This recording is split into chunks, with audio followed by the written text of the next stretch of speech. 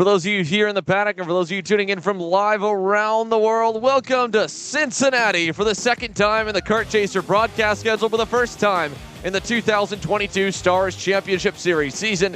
It is championship weekend, the final of 4 rounds in the season, and we are kicking things off here with qualifying in a frosty Saturday morning here in Batavia, Ohio. Joining me alongside in the booth, my name's Xander Clements, is Taylor Burris. Taylor, you're with me back in New Jersey. And yeah, weather there was a little bit left some to be desired. Same thing here this weekend in Cincinnati. Yeah, well, the good news is at least it is a little bit more dry here compared to New Jersey. But, of course, a lot trickier conditions that these drivers are going to have to be facing here today, Xander. Cooler temperatures. It's going to be difficult for those tires to get up to temperature as quickly as possible, as well as also just the different handling that these drivers are going to have to face when they get themselves set up for these qualifying runs and the races throughout the week. It's super slick out. They already ran one warm-up practice session. Everybody was slipping and sliding here. As you can see on your screen, there's Harvier Doss in the MPG Motorsports Will Power Cart, and everyone, even in the low horsepower 206 Stars classes, are a little bit on edge on this opening lap, just trying to make it around the circuit and get to the apexes. While we get set for the this session to slowly come on in, we do have Emery Lida down on the grid as our live pit reporter. We're going to send it down to him with a bit of a trackside report and give us an update of where we stand so far here today. Emery? All right, we are live here at the Motorsport Country Club of Cincinnati for round 4 in the final round of the Stars Championship Series. It's a cool but chilly morning here at the Cincinnati Country Club here. Temperature is about 43 degrees. We actually delayed start for an hour just to allow those temperatures to get warmed up. And so as we head into qualifying now for the final session, again, this is a critical session for a lot of people. We're seeing right now out on the track, you have the 206 Stars category. Again, championship battles all throughout here. It's going to be critical to get good qualifying in. The tire temperatures might be pretty cool. We've seen on the grid drivers making sure to go high on pressure, making sure the fuel doesn't get mixed up with the oil and the oil doesn't get separated. That's one of the things with the cooler temperature. So there's a lot at play here, but qualifying in this insane 15 corner, 7/10 of a mile track is going to be critical here. And we're already seeing some good laps being put down, but already it's going to be an exciting weekend as we get set to go for the final round of the championship.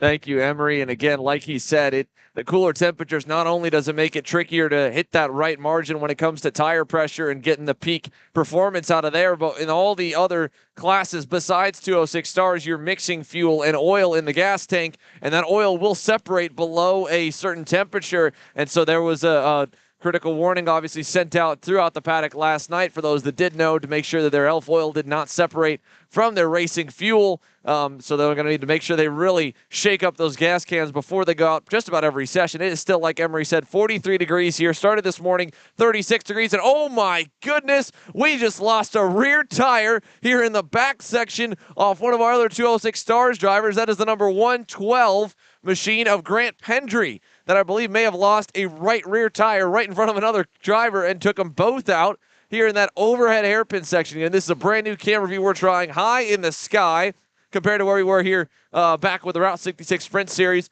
Super cool partnership with the Stars Championship Series group that we've got, where they were able to get us a little bit higher in the air for that brand new section of racetrack.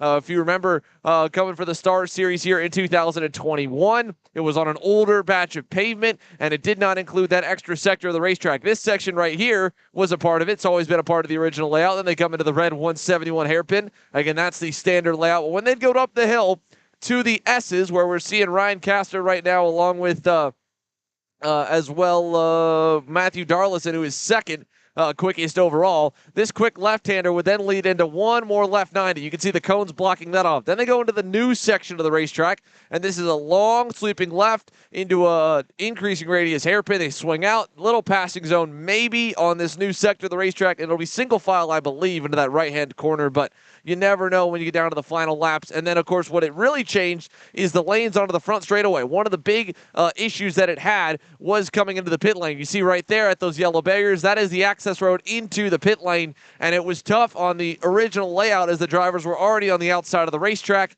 and had to slow down to get onto that access road. This right-hand kink that sends them on the front stretch shoots them off to the inside of the circuit. They slowly work their way back to the outside. It made a much safer pit entry for them to leave the racetrack. at full song. Now, give you an update of where we are lap time wise. Matthew Darlison is still your quickest. Here's Harbier Doss. He was on top of the boards the opening couple laps. The two of them on your screen. Doss in the 149, Darlison in the 163. They're trailing a couple of drivers as they go up the hill. Jack Sukina, most notably in third. He's the leader of that trio aboard the 106 comp card. And of course, this is a championship event here. We're going to be seeing a lot of championships going up for grabs throughout the series. Currently, we're watching, of course, the 206 stars. Hunter Perry is your current points leader going into the event. He holds on by just about anywhere between, just a little bit under 100 points right now. So anything could be possible given the facts with Derek Sokol right there behind him in second position. Ryan Kastner rounding out your top three for this championship. So this is going to be a little bit of interesting. We do have some points up for grab for this 206 category, Xander, that we could see some changes, but we know how Hunter Perry has been all season long with the Stars Championship Series. He's been solid, but again, 100 points is only about a third of the total points you can accrue in a single race weekend. Also to factor in, everybody does get one drop round. So with that in mind, again, you're able to make up for one bad round of the opening three if you have a really good finale here in Cincinnati. And on the flip side, if you've got 3 solid rounds to start the season, it means there's only so many points the other drivers can make up on you, because you could score 0 this weekend and still sit fine. So 3 out of 4 rounds count in the championship. 100 points, again, that's not a big margin. It's not exactly a small one either. So it's relatively close because you have points for qualifying, points for the heat aggregate, points for the pre-final, and of course 200 points to the winner of the main event. As they go in the back sector here, that new section of the racetrack, final couple turns, we will exit onto the front stretch to come across the line. 6 laps complete, right coming to the final few seconds, and I believe the checkers will fly. Indeed, it will, right at the marker, checkered in the air. So we're going to hit the time limit, and there they go across the stripe into turn number 1. Any changes inside that group, it will not happen. All 4 drivers inside the top 4 stay the same. Harbier Doss with a good 5th lap still holds the top spot. Darlis at 15 thousandths back. Sukina 3rd. Big time gap back to Deanna Wasdike in 4th, and Logan Frank is 5th. Ryan Kastner is 6th. Cruz Labrie. Jake Phillips, quickest in final practice. He's 8th.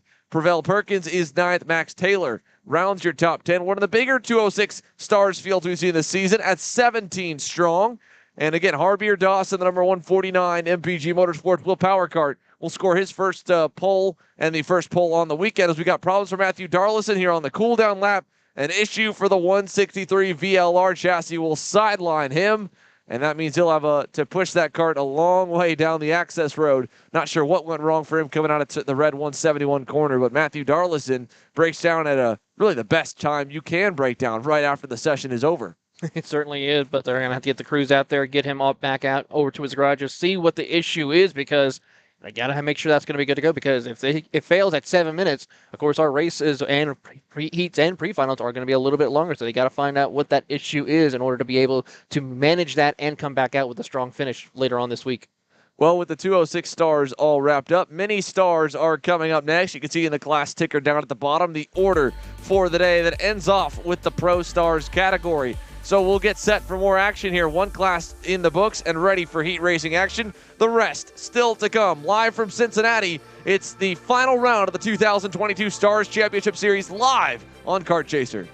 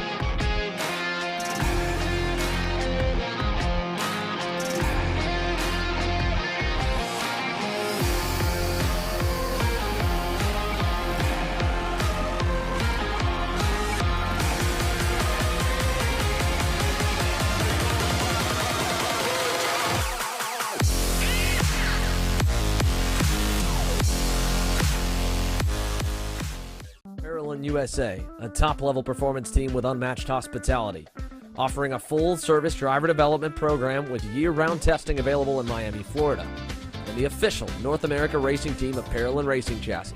Chassis and parts available at ParolinUSA.com.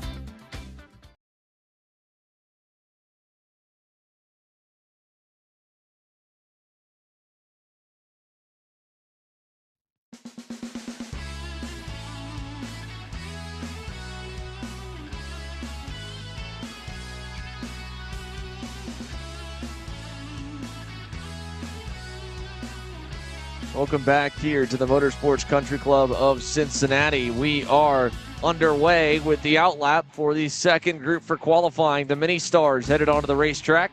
16 total drivers in the season finale for this one, with a points championship coming in here that you've got the full lineup on, Taylor.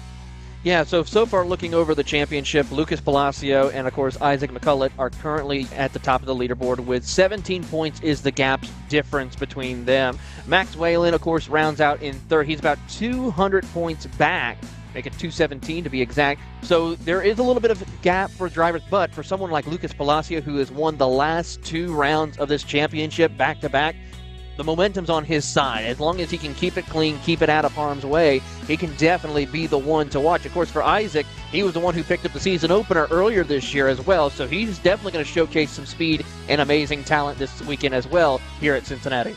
And we've got some other top national talents that have joined the field here this weekend beyond Lucas Palacio and Isaac Malcutt. On your screen, you were watching Jack and Ethan Tovo, the Tovo twins, rejoin the Stars Championship Series after taking a couple of rounds off aboard their Nitro karts and the DNJ Motorsports machines.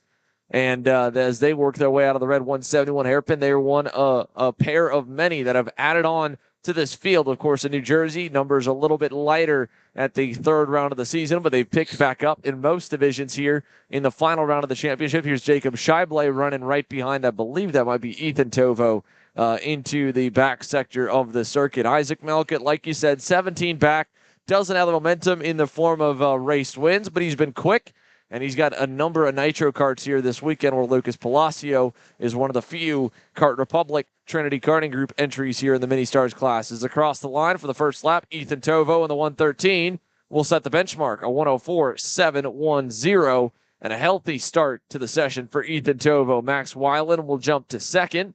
Jacob Scheible third. Tristan Murphy's number 111 Nitro kart sits fourth, right behind them all. And then Jackson Tovo down in fifth. And here come your championship contenders, Isaac Malcutt, Lucas Palacio, to the top of the boards here early on in this session as they're working towards the back sector of the circuit. Just got through turns 2 and 3. Scheible and his group with Jackson Tovo exiting the red 171 hairpin. How about Malcutt getting that 103.73? Absolutely a blistering pace in these cooler conditions here. And these cars are really going to start to sing when they continue to get up to speed here. Of course, they usually can run about 4 to 5 laps here in these qualifying sessions, so this is going to be critical for drivers to try to find that run here. And as the sun begins to rise a little bit even further as we get later in the day, those temperatures on the track conditions will begin to pick up a little bit more, so that will provide a little extra grip. Not much right now because of the cooler weather, but it's still going to provide a little bit of grip that they can make adjustments to when they come back from this qualifying session, as Malcutt improves upon his time once again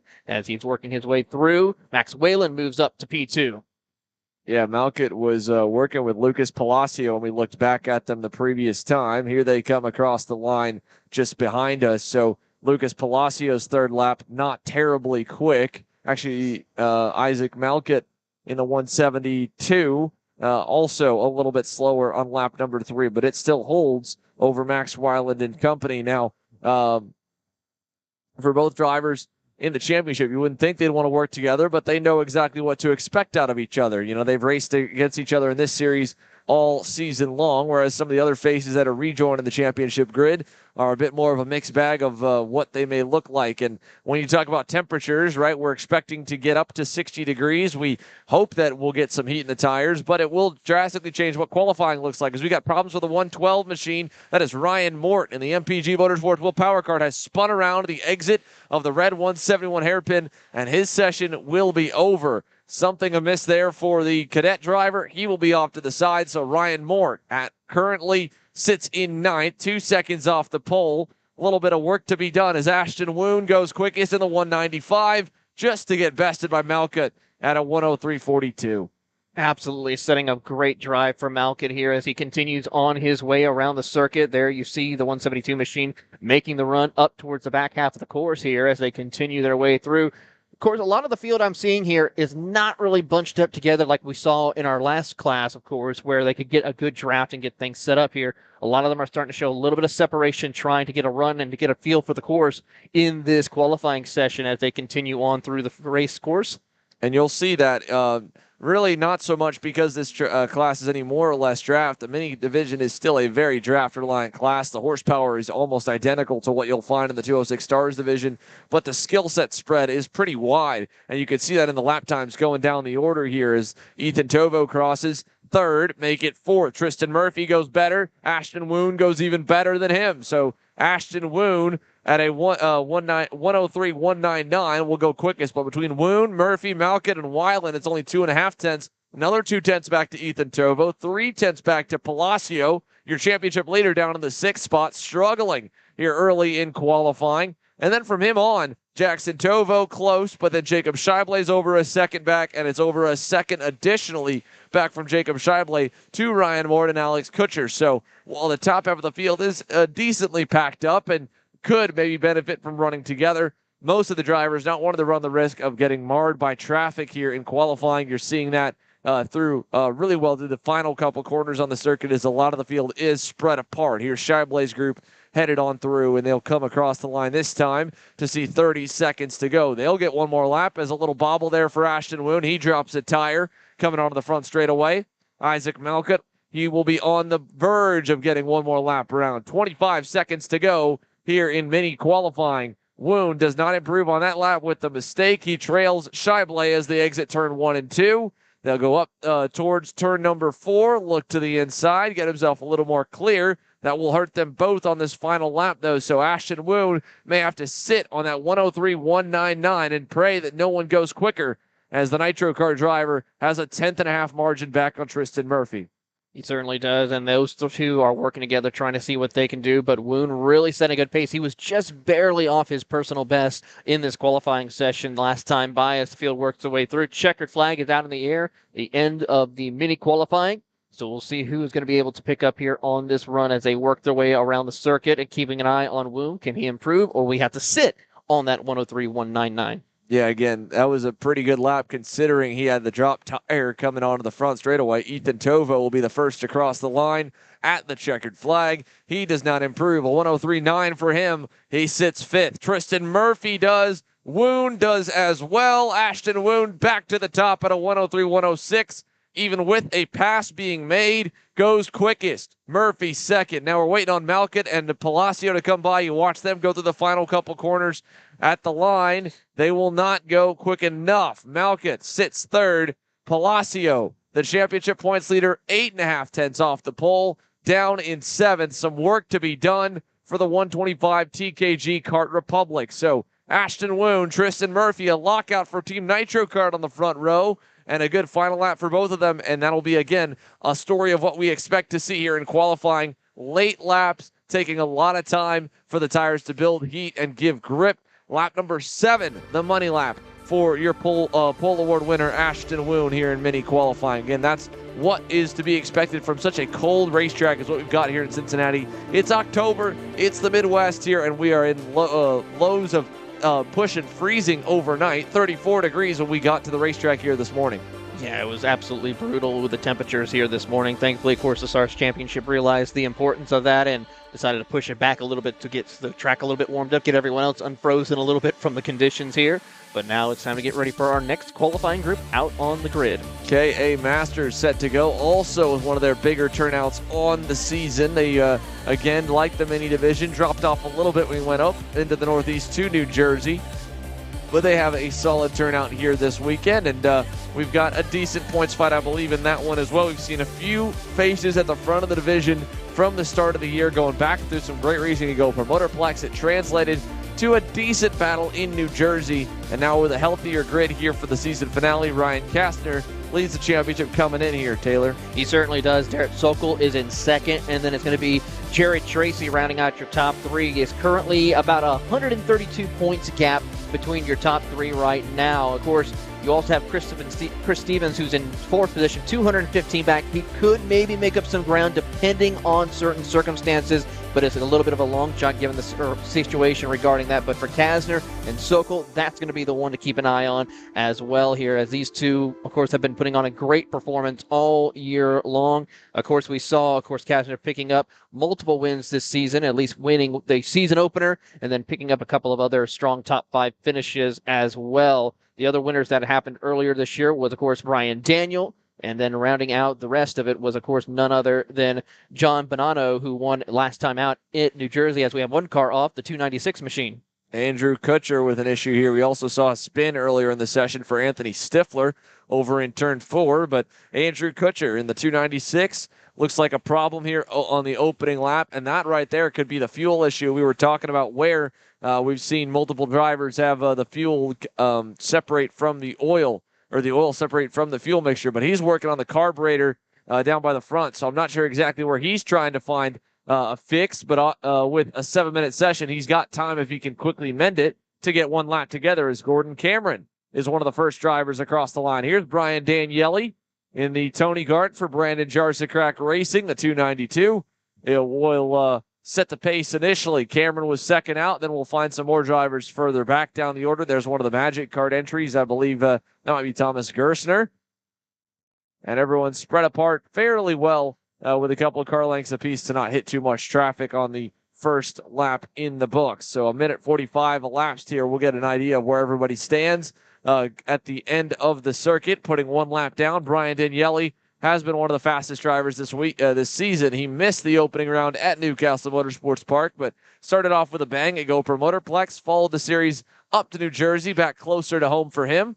And now across the line, where does Daniele set the pace initially? Well, it will be a 1:02.359. It will hold for the first couple. Chris Horan and Gordon Cameron, Tyler Prestel, Jared Tracy, all cannot go quicker. Daniele, a 7/10 margin as we wait for more to jump across the line. The main championship contenders looking to get up to him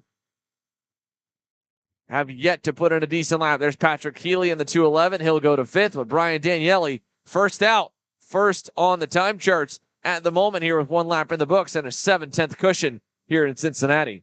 It certainly is a great opportunity for him as we wait for the rest of the field to get themselves warmed up as they set the fastest lap so far. Daniele really trying to set the pace here. 7/10 of a second, as you pointed out, with a gap over Chris Horan. And then, of course, over a second for Gordon Cameron to round out your top three as the field works their way around the circuit, heading towards the back half of those two tight hairpins that they have to negotiate out of the final corner. Let's see if they're going to be able to improve or if anyone's going to be able to find their way up to the top of the front row. And Daniele goes once again faster, a 1:01.302. So Brian Daniele continues to turn some laps here. While he does that, let's send it down trackside. Our Emery Lida has caught up with one driver who is very, very busy this weekend. Gavin Bailiff is down with Emery on pit lane. Emery? All right, standing here on the grid for the KA Stars class, I've got Gavin Bailiff with me. Gavin, you're about 12 points short in the championship right now, but you've got a home track advantage here. You've looked fast all day on Friday. What's your mindset coming into this qualifying? I'm obviously going to try and get the points. I know it's a really, really close points battle with Connor Ferris and Chase Jones. So I'd love to get the points of the pole position. I'm going to try and go out there. It seems like the draft helps a little bit. So I'm going to try and go out there, get a slight tow, but I can always put down laps here, being my home track without a draft. So I'd like to get a tow, but we'll see. Yeah, and so far, obviously, we've seen the draft play a big factor. Obviously, the track has been extended in the last year. That's allowed for kind of more of a draft effect. As you look at the changes of this track, and it's gone to 15 corners, what do you think has been the biggest difference from this year compared to last year, what we've seen?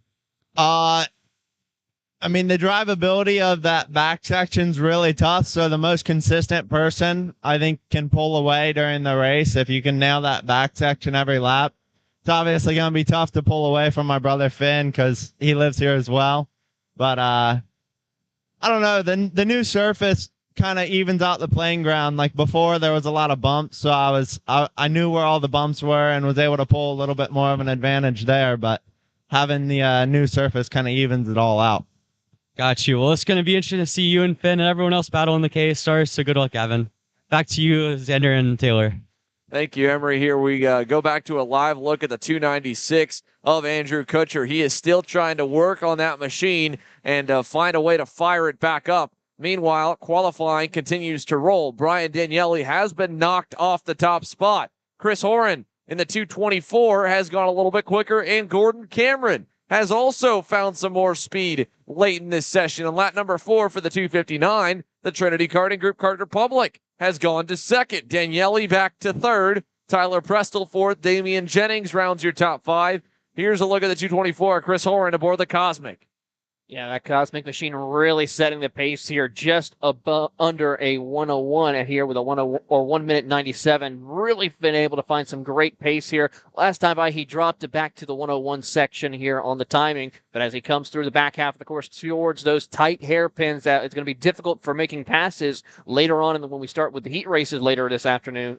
It's going to provide a little bit of difficulty, but also some great opportunity for excitement heading into those when we get later on through the weekend, especially for the finals. Interesting to hear Gavin Bailiff talking about that section being, tricky to be consistent in, and that being adding a little more technical parts to this racetrack.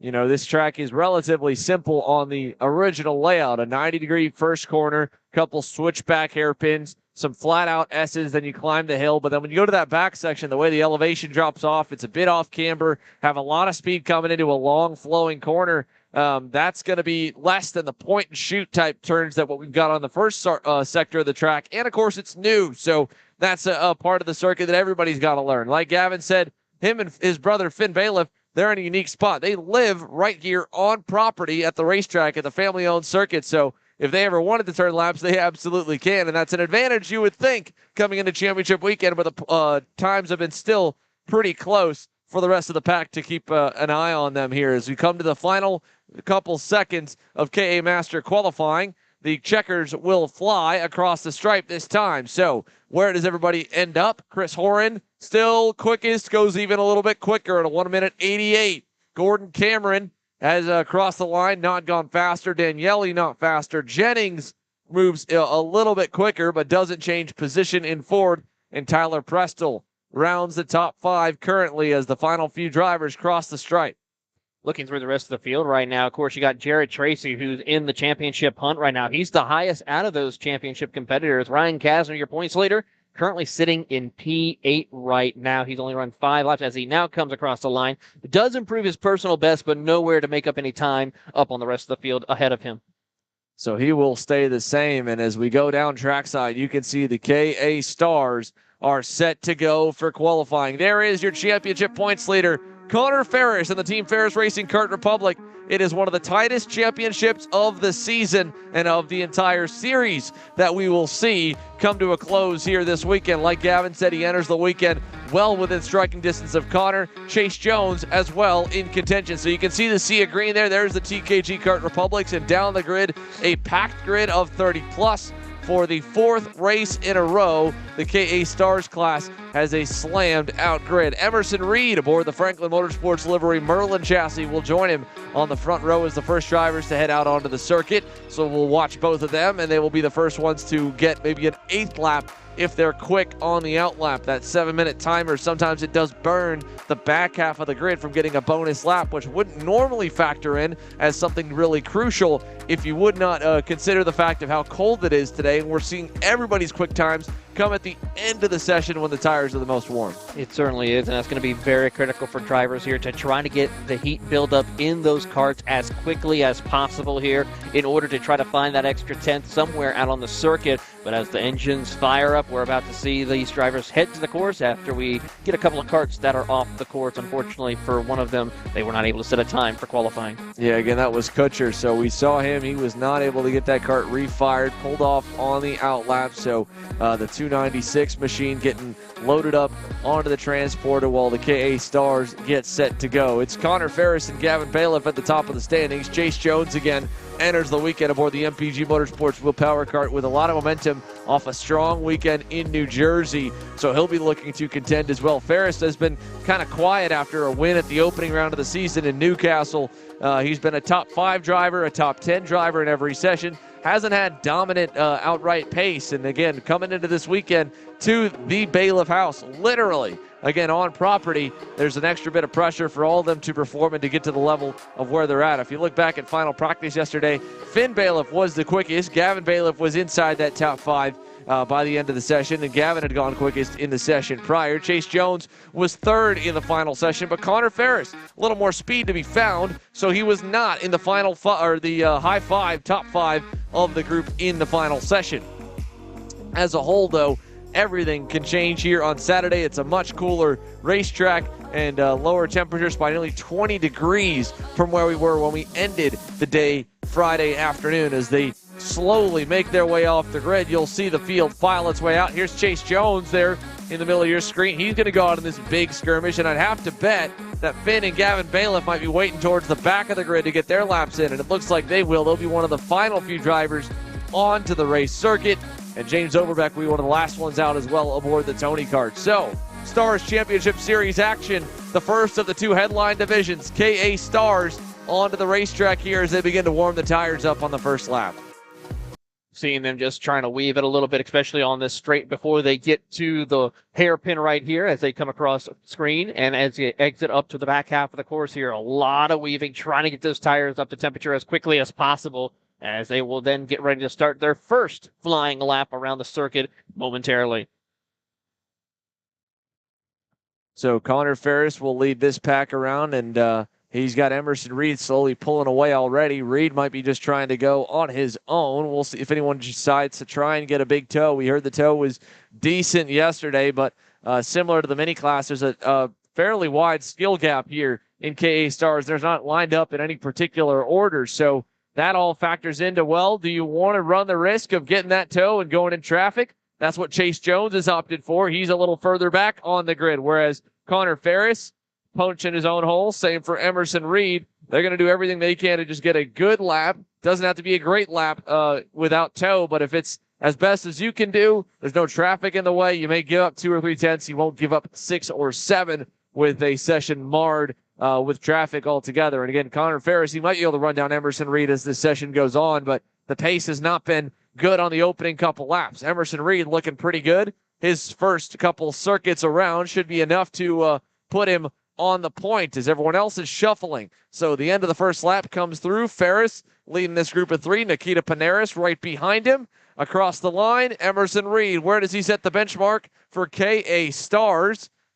Across the stripe, a 1:79, the first lap for the 9:89 of Emerson Reed. Great start to kick this qualifying session off here as the field works their way around the circuit and gets themselves going here a little later on, as we see here, as we have one car off the 907 machine in the Tony Kart. So that is issues for Brandon Adkins. He is off. That was the driver that was 4th in final practice yesterday, and the Adkins Speed Lab driver, he's on the side of the circuit here. Had been aboard a Red Speed most of this year. The Tony Kart driver now off to the side in qualifying. Bad news for Brandon Adkins, who could have been one of the sleeper contenders here this weekend, but he will not be in contention, at least to start here on Saturday, having to go to the tail of the field. So that'll be a storyline to watch as they are, again, 30-plus deep here in KA Stars. A lot of work to be done for the number 907. As for the rest of the field, though, Gavin Bailiff, a 59.87, puts him quickest at the end of the first lap. Here's the second lap coming through. They'll shuffle around. Henry Wheeler's looking pretty racy early on. He's got a good couple laps as he's slowly working the back bumper of Nikita Panaris, and we've got a big group further back down the order. So here's Henry Wheeler aboard that aboard the MPG Motorsports Kart Republic, headed over to turn number 5. There's Keegan Bosch leading the pack as well with Harvier Doss in line, Hunter Perry in line. Here's Finn Bailiff in the 949, quickest in final practice yesterday. He goes to the top of the boards, tailing this group. So Finnegan Bailiff, 59.14 to Logan Mueller, his teammate in second. Chase Jones third. Gavin Bailiff fourth. Connor Ferris into the top 5, but without a tow, he is 4.5 tenths off the lead. And it's going to be critical for him to try to find a dancing partner in order for him to find that extra 10th or two to go and try to challenge. But for the bailiffs, that's what they need to. They found their drafting partners. They're going to try to work their way through as they come down. Of course, we see a couple of the other charts come across the line. Finnegan Bailiff once again improves upon his time. Chase Jones also will be able to not pick up any time the last time around as they continue through on their way. Now Gavin Bailiff goes to the top of the board at 59.093. And that all really is not even for them strategically getting dancing partners to have someone work together with them. What they're doing is they are backing up and giving themselves a tow from a bigger pack. Now, Connor Ferris, surprising to see that move from him there, as we saw Nikita Panaris dive him into the red 171 hairpin. He crossed him back over.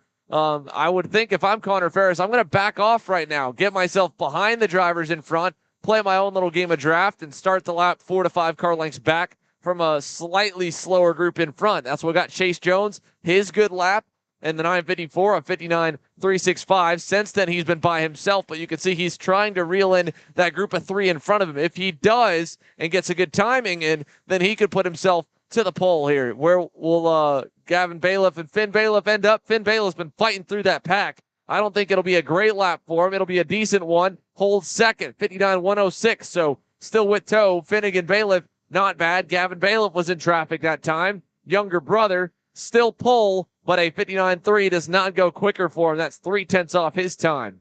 Yeah, he's got to find a little bit of room, try to get that back up a little bit, back up a little bit up from the draft, as we pointed out, and try to get a good tow from the competitors here. I mean, I'm seeing some drivers trying to make passes, especially over here at this first hairpin that they make their way into, and it's really amazing that they're doing that during the qualifying session, trying to set themselves up to get a good run. Some of them backing off and letting people by, but some of them are just going for that pass to pick up some space and time as one car is slow towards the back half of the course, I can see.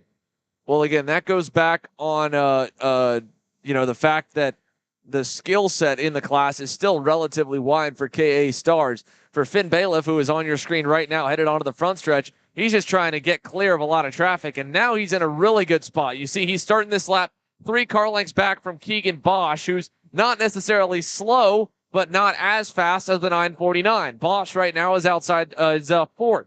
So if Finn Bailiff can get a good run on him, it could be a really good lap for Finnegan. Now, I see that Connor Ferris has dropped back. Chase Jones has caught up to him, so Jones could be in a spot for a good lap this time by as well, catching up to Ferris. And both of them, with a good tow, might get a next lap, but I think they're going to run out of time. 15 seconds to go. They'll be right on the bubble of whether or not they will get a 6th or a 7th lap as Jones goes for the pass on Ferris. That won't really hurt Jones too much, but it will definitely hurt Connor Ferris's attempt to get the pole. And your points leader now has it bumped all the way outside the top 10. Connor Ferris is down in 12th here in qualifying, and across the line, checkers will fly. He will not get another chance at it. Jones with the pass to the pole. Perfectly timed final lap of 59.078 for Chase Jones. Gavin Bailiff does not improve. Finnegan Bailiff does not improve. Mueller does not either. James Overbeck, final shot for anyone to go quicker. He's by himself. There he goes across the line. Fifth, no better. Chase Jones, final lap hero, gets the pass done on the points leader. And that, again, bonus points puts Chase Jones even closer into the championship conversation. Greatly timed final circuit for Chase Jones. I mean, Chase Jones, a nationally renowned driver when it comes to karting, knows how to get this handled. Of course, he is going to be one to watch for this championship run here at the Cincinnati Country Club here. And, of course, it's going to be great to see the drivers make their way through when we get started for our heat races. But for Chase Jones, he has the opportunity to lead them to the field for heat race number 1. And again, Chase Jones at one end, Brandon Adkins will be all the way down at the other in 29th. Got one lap done. We'll have to start from the rear of the field. So not a great start to the day for the Adkins Speed Lab driver. One of the top 5 from final practice yesterday to the rear. The other one just one spot ahead of him. He's now 28 spots ahead of him. Chase Jones, your pole award winner here in KA Stars qualifying. We'll be right back with the Micros here live from Cincinnati.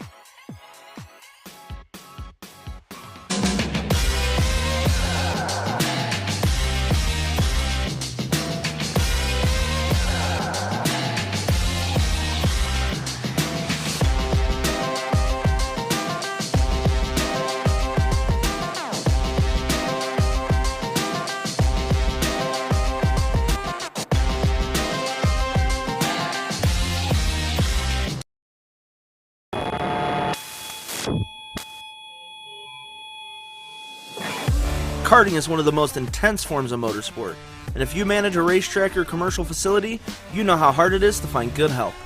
Let us introduce to you our newest track safety product, the 4-flag light system from Pixelcom. Pixelcom products are incredibly affordable, and our plug-and-play system makes the only requirements lights and a wireless remote. The ability to upgrade your system with intuitive software and additional products makes this the perfect system for tracks of all sizes. Communicating with drivers on track will make your program run more smoothly and, most importantly, increase safety dramatically once deployed. Find us online today at tracksystemsna.com and let us elevate your motorsport.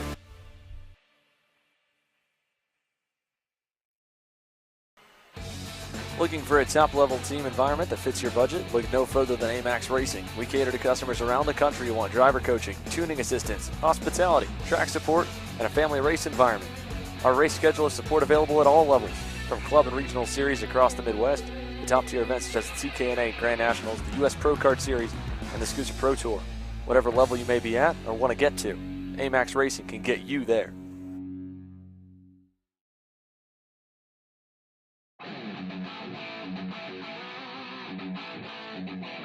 The 2023 season is just around the corner, and if you're looking to buy, sell, connect, or learn, make plans to attend the 37th Annual OVK Go-Kart Swap Meet, February 4th, 2023.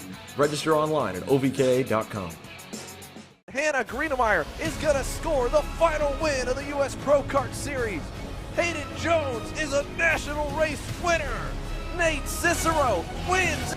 Four-time champion Ryan Norberg winning Super Nationals 24. Winner, winner, winner.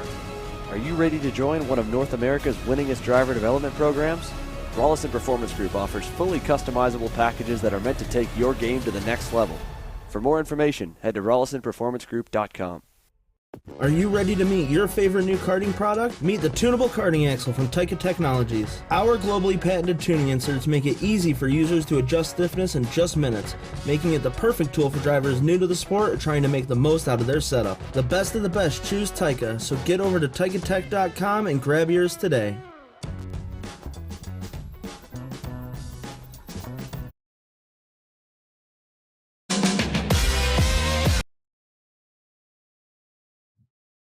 Welcome back here to the Motorsports Country Club of Cincinnati as the Micros make their way down the front stretch to start lap number 1. The outlap just getting completed, and we've got our live ticker up on the side of the screen so you guys can see as the youngest stars on the Stars Championship Series class structure make their way around Batavia, Ohio's 15-turn circuit. And we got one in the wall on the front straightaway right down here in front of us. Hard impact on the outside retaining wall for one of the OTK drivers. And looks like the driver is okay and up and out of the cart really quickly, but that will end their qualifying session on the first lap. We talked about how slippery it is. 43 degrees air temperatures here. Track temperatures not much warmer than that. So a slippery qualifying session on brand new rubber has already taken one out here in micro qualifying. It certainly has. Of course, the micro championship is looking pretty much clear and dry. Marco Samet currently has a 200-point lead over Kai Mars, and then you, of course, have another 400 points back just about for Danny O'Gara, who is a little bit further in third position to round it out. But for Marco Samet, he's just had to make sure he has a clean race this weekend. Well, that's the interesting part. Samet is not here. He's over at the Rotax U.S. Trophy Final at Newcastle Motorsports Park this weekend. He'll be falling back on a drop. With that 200 points, that's a safe margin that is not in the clear, so it's not clinched. If someone has a dominant weekend here in micro, they could pass him. Certainly is, and that one is going to possibly be, if we see here, is Kai Mars in the field this weekend, as we wait for checking over timing and scoring right now. We'll go back while Taylor takes a look at that, and we'll send it down trackside to our pole award winner here in KA Stars qualifying. Emery Lida is caught up here with Chase Jones. Emery?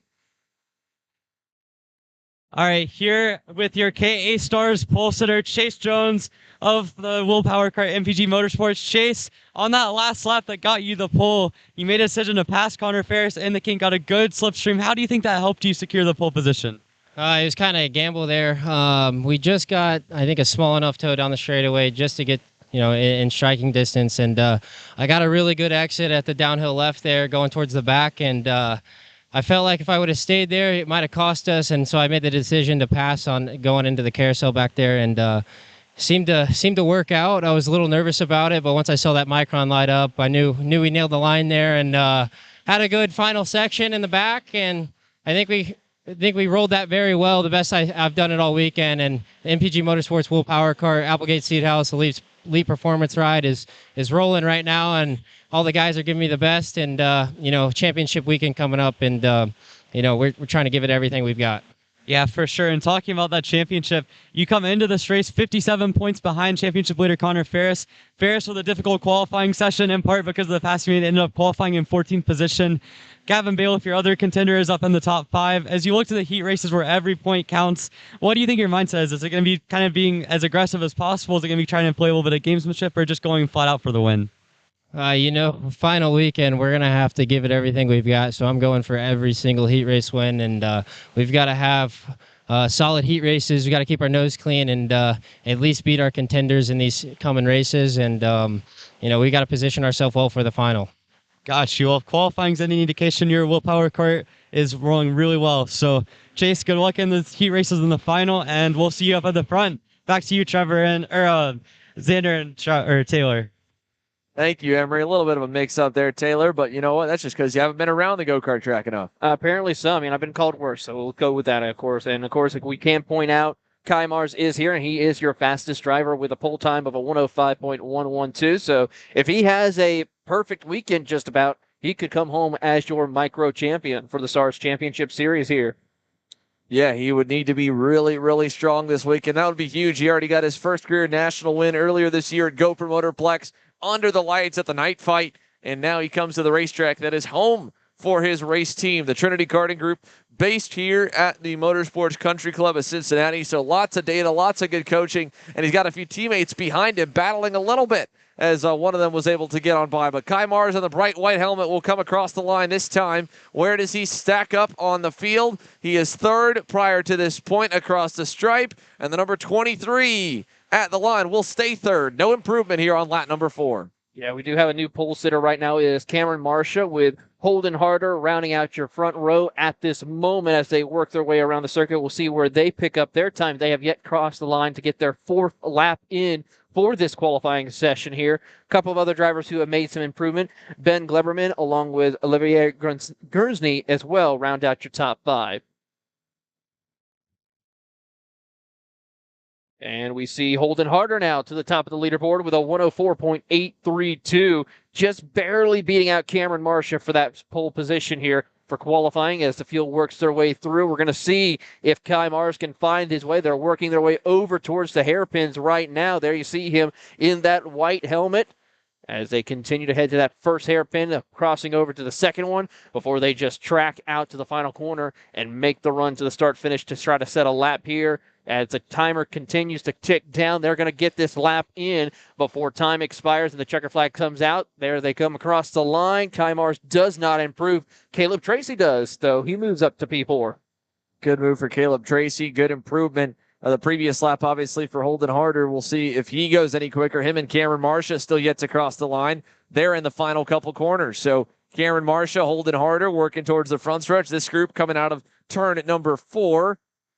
And across the line, where will they go here as the checkered flag will wave, working together, Harder and Marcia improve. Marcia gets the better of the two, and 7 thousandths of a second to the better for Cameron Marcia to the pole. Hold it Harder back to second. Kai Mars 7.5 tenths back by running on his own and not really working together. So that was a perfectly put together 2-car tandem of Cameron Marcia and Holden Harder. It works out nicely. Cameron Marcia and the Marcia Motorsports number 14 is your pole sitter provisionally here in micro. We'll wait to see if anyone can knock him off. Final time across the line for the rest of the pack.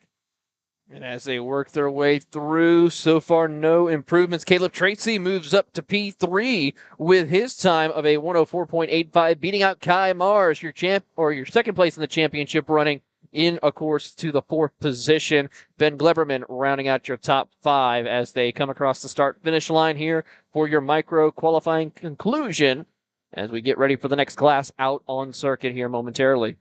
It's about time to go gearbox racing, or at least gearbox qualifying, with the micros wrapping up. Cameron Marcia, Holden Harder will be your front row, and they'll get set to work together once again as they go into the scale line. Again, Caleb Tracy, Kai Mars, Ben Gleberman, your top 5, Jake Manalio, a podium finisher. First time podium for Jake Manolio back at New Jersey. He's 6th. Oliver Guernsey, Gage Harden, Enzo De Janeiro, and Danny O'Gara round out the top 10 in the number 51. 1.6 seconds to find. But the KZ Masters are set to go green here, and we've got plenty of action for them. One of their bigger turnouts as well. A number of classes hitting highs here at the end of the season. It's all to play for here in Cincinnati. We'll be back with more action right after this. For those of you tuning in, again, my name's Xander Clemens. Alongside me, Taylor Burris. We can't wait to bring you more KZ Masters coming up next here from the MCC.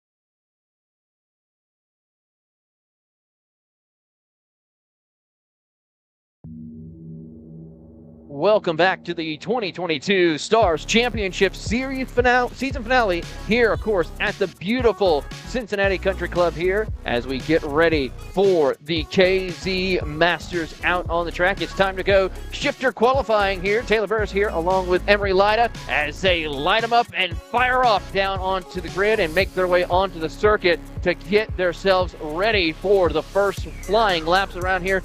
Emery, it's always great to see shifter cars out on the track and in action here at the Stars Championship Series. A lot of great drivers coming out here. One of the biggest fields we've had since the early season opener, of course, this season. Yeah, I mean, you look at what KZ Masters has been this season for Stars. We've seen some kind of mixed up fields. This time we have 17 entries here, which is a really good entry for the Masters class. And certainly when you're looking at this field, it's got one that has quite a bit of talent. You've got guys like Larry Pegram kind of stepping into the KZ Masters category for the first time this year. He was fastest in final practice yesterday, or in warm-up today, by 7/10 of a second. So a really good thing for Pegrams. We already see someone off the track early, but certainly a really good field for KZ Masters. This is one of the most important categories here at the Stars Championship Series, a unique category for them, and certainly we're already seeing a tight field so far this weekend, but Pegram has to hold up things as we come down to complete this warm-up lap and get going for lap 1 of qualifying. And the first one across the line is going to be the driver who picked up the win last time we were out at New Jersey, Mike Rivera, in that 522 machine, as he'll work his way to step the first flying lap. But of course, for Pegram, we pointed out a couple of great things. I mean, not only is he our kart racer, but also an AMA Superbike driver, which is amazing to see him from 2 wheels to 4 wheels. He is going to be one to watch here this weekend in Cincinnati. Yeah, I mean, I'm someone that grew up watching Larry Pegram a little bit and the AMA stuff, and he's an absolute legend.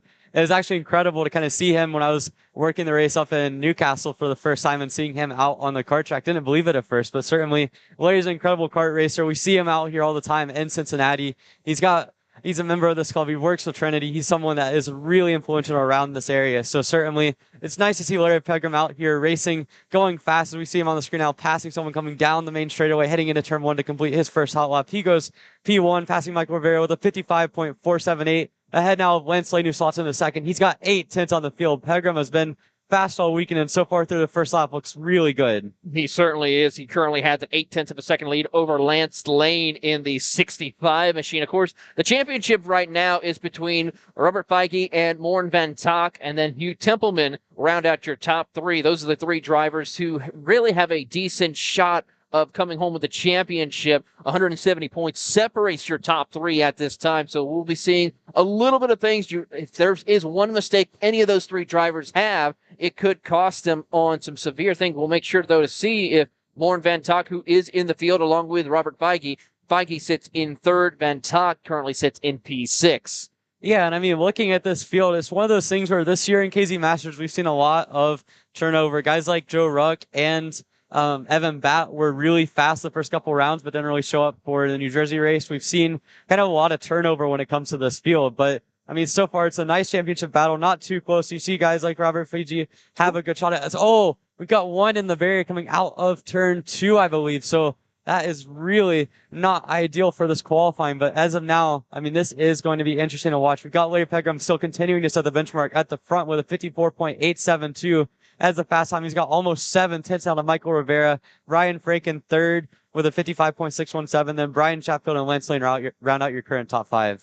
Yeah, Mike Rivera, when we saw him at New Jersey last time out, he just put on a masterful performance and leading just about every lap of the race. And, of course, it's been a while since he got behind, and that was his only start this season in the Stars Championship Series. So he put on a great performance here, as we'll see him continue to try to do so, going up against Larry Pegram for this possibility of a strong finish here this weekend as the field continues to work their way through. 3 minutes left to go in qualifying for your KZ Rock Masters qualifying session, as a couple of drivers did improve. Robert Feige moving up to P8, improving on his time, as we see a couple of other drivers come across the line here and see Steve Liberetto moving up to P7, Joe Ruck up to P6 as they work their way around the circuit. Pegram just relying heavily on that 54.872 qualifying time, as he has not improved on his last lap. Yeah, I mean, Pegram's still, though, keeping a pace that's half a second clear of the field even on that last lap. So, I mean, Larry Pegram's been dominant. We've seen him up front in the K Masters category of points this season as well. I mean, this guy is incredible in a kart. You've seen what he can do on 2 wheels. Now you're seeing what he can do on 4 wheels. Larry Pegram's just doing it all. And to be honest with you, the rest of this field kind of looks like it's struggling to stay consistent. You see now Joe Ruck pops himself up to P4 now. We've seen him have good pace at times this season as well. But for Pegram, I mean, this is home track. He's got the home track advantage over a lot of guys in this field. We've seen him be fast wherever he goes, but certainly here having that advantage. Also working on his daughter Riley's kart. She had one of her best qualifying efforts of the season in K Senior earlier, or in K Stars earlier. So for Larry, it's all coming together so far in qualifying. Change in position right now. We just saw Lance Lane move up into P2, getting ahead of Mike Rivera just by a little bit, a 55.39 to a 55.569 right now is the separation in second place, but still half a second separates your pole sitter of Larry Pegram from Lance Lane, as a couple of other drivers move up. Joe Ruck moves up to P3, and Morn Van Tak and Brian Chatfield move up a couple of spots, improving on their lap times. Chatfield, though, has taken it behind the wall, as we see here across the line. Mike Rivera. Larry Pegram pulling in there after only 4 laps, so he clearly thinks that no one's going to be able to beat his time. You can see him now going up to the scale line, visors up. He's clearly called it a day here with about a minute left in qualifying, but Ryan Frank on that last lap got to second position, only half a second off of Pegram. There's still a long ways to go. You see Joe Ruck continuing to improve his position, stays in 4th position. Michael Rivera has fallen down to 5th. So really the top 5 outside of Pegram has been close together and mixing it up. But Larry Pegram just has had the mix on the field, and he's clearly felt confident in that car. He didn't improve on his last 2 laps and then just pulled in, but it's going to take a lot to beat that 54.8 that he did on his second lap. Yeah, Pegram just feels very confident here this weekend as we are closing in. 30 seconds left to go here for your KZ Rock Masters qualifying session as the field works their way around. Of course, one of the things I've always appreciated with these cars is just how much they slide through the corner. What's the benefit of trying to make sure you don't have too much sliding going in there, Emery, with these cars around a circuit such as this, especially in the cooler temperatures that we're having to face? Yeah, it's interesting. I was actually talking to Dalton Haynes, who's working the camera this weekend. Shout out to him. But one of the things that we were talking about is in these cold conditions, the differences between driving a shifter versus an X30 or a KA or a Briggs. And with a shifter, it's really just about attacking the braking zones, getting the most you can into the corner, and then kind of diamonding it off any good exit. And in these karts, with the cold temperatures, having that lack of grip because of the temperatures, it's going to be critical to be able to find yourself and find ways to get grip into the braking zone. So for these guys, it's really just about confidence, being able to see as much as they can get into the corner, even if it means they slide a little bit, just being able to put themselves in the best position to get to the apex and immediately kind of dart out of the corner. So for the shifter, I think it's really critical just being confident, being late on the brakes, even with the conditions, just trusting that the kart's going to be there for you. It certainly is. And of course, that is the end of qualifying here. No one really has been able to come close to the time of Larry Pegram with a 54.872. Ryan Frank, Lance Lane, Hugh Templeman moves up to P4. Then it's Joe Rutt rounding out your top 5 here, as they have come to a conclusion for the KZ Rock Masters qualifying session here at the Motorsports Country Club in Cincinnati. As this is the season finale for the Stars Championship Series. We are crowning champions this weekend, and it's a bunch of tight battles for this championship here as we get ready. We're going to take a quick commercial break, but when we come back, it is, of course, the next qualifying session out on track as we continue on with shifter kart action here, once again, on Kart Chasers.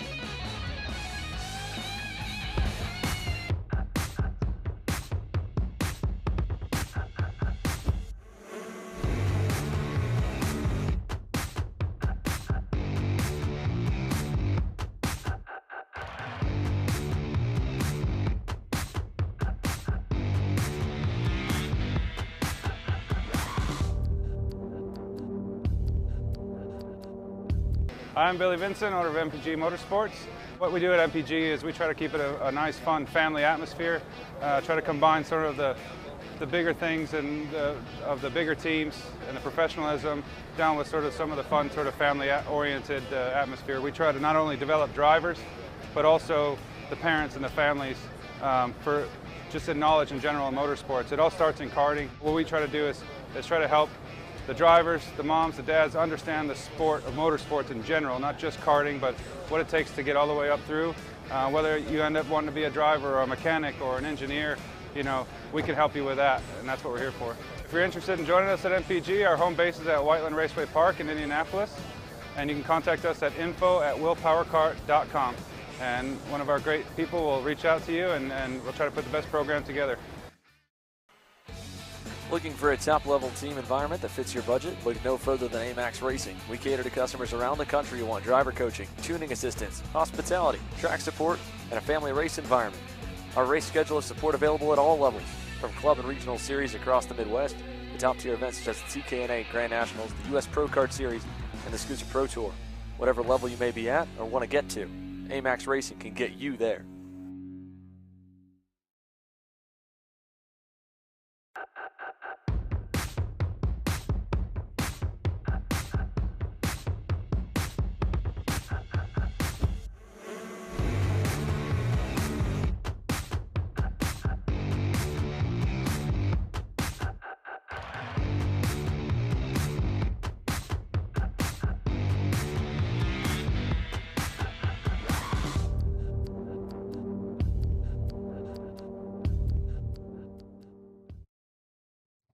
Welcome back to Kart Chaser coverage of the 2022 Stars Championship Series finale. Of course, here at the Motorsports Country Club of Cincinnati. Taylor Burr is here along with Emery Lida as we are bringing you the KA 100 Junior category out on the track for their first qualifying session as they get themselves situated. We'll go ahead and give a quick look of the point standings right now. Max Taylor, Austin Old, and Anthony Rivera are your top 3, separated by quite a difference, though. Of course, it's about 240 points. It's separating Austin Olds from Max Taylor. He could maybe find a way, but Max Taylor just has to have a smooth, consistent weekend to really come out on top with the championship here for this category as they are out on track to set their first flying laps. Luke Power, the first one to head out on the circuit in the 855 machine.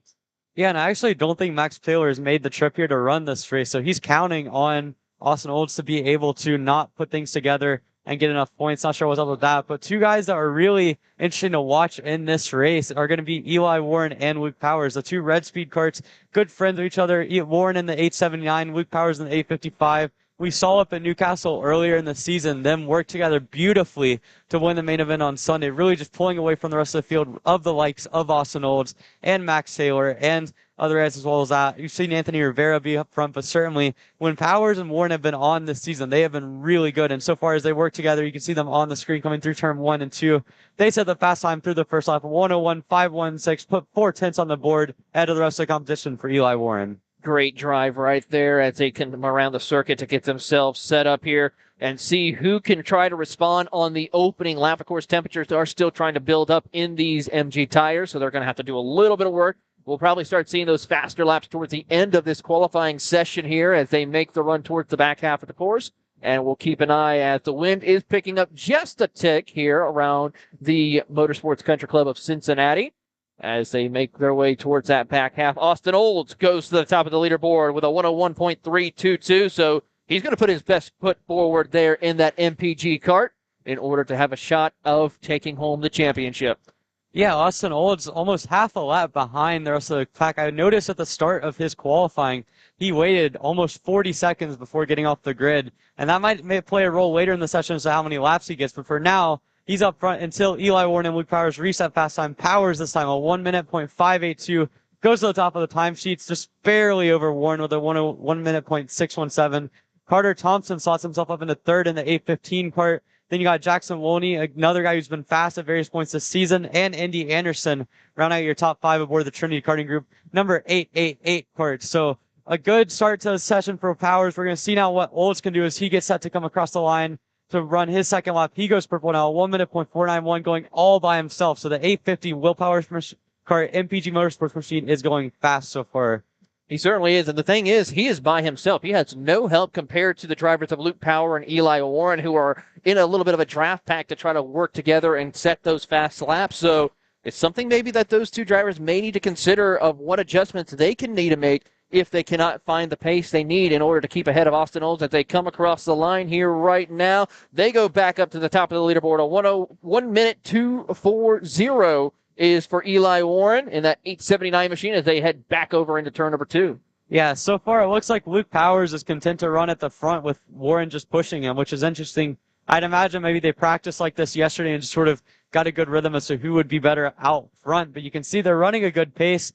I mean, they're clear of the rest of the field. It's really just what can Olds do by himself. You can see those two on the screen now as Warren backs off just a little bit coming out of turn 7, as now Olds cannot improve on his third lap. So for the first time this session, Warren and Powers have set a lap that has not been matched or beaten by Austin Olds. And now as they come back through the backside, coming up towards turn 11 through turn 12 now, up towards turn 12, you're seeing them work together. You're seeing Warren give a little bit of a gap for him personally, maybe a little bit of a self-reflective, self-absorbed moment to try to get himself a little bit of an advantage when it comes to the draft coming on this lap.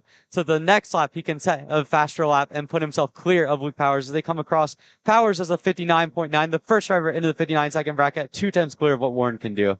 Under 1 minute, or just under 2 minutes left to go in qualifying, but for Luke Powers, a sub 1 minute lap time here around that circuit. This circuit absolutely flying when it comes to your KA 100 junior category as the field works their way through. Sam Avrutsky moves up to P2. Indy Anderson P4. That moves Austin Olds back to the 5th position during this. We're still waiting on Olds to come around to set his 4th lap, which he does, moving him up to P4, improving on his lap time, but not by much. He's still about almost half a second back from Luke Power.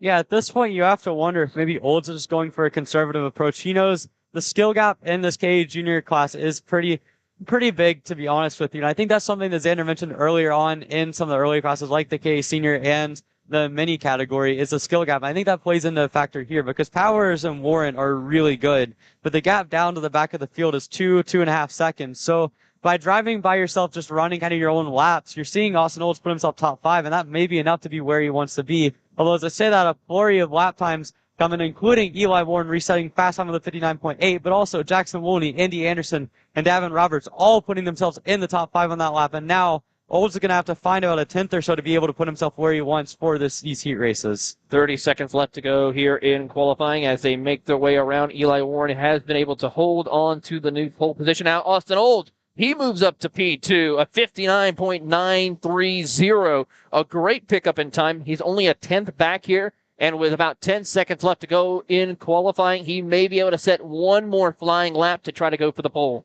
Yeah, that was a really good lap there from Austin Olds. We'd seen for a couple laps him kind of stagnate, but then picked up half a second on that 5th lap. And now what we're waiting to see, can Warren and Powers get anything better? We've seen Warren already on pole, coming to the line now to complete his final lap. He cannot improve. Luke Powers, though, re-jumps Austin Olds with a 59.888. So now it's a 1-2 for the Red Speeds, pending what anyone else can do. Indy Anderson, a 59.905, slots himself into 3rd. They're all setting new best laps now as we wait to see what Austin Olds can do on his 6th and final lap. So going out all by himself, he looks to be the main last contender, but it has been so close between those top 4 or 5 cars. Only a 10th separate your top 4.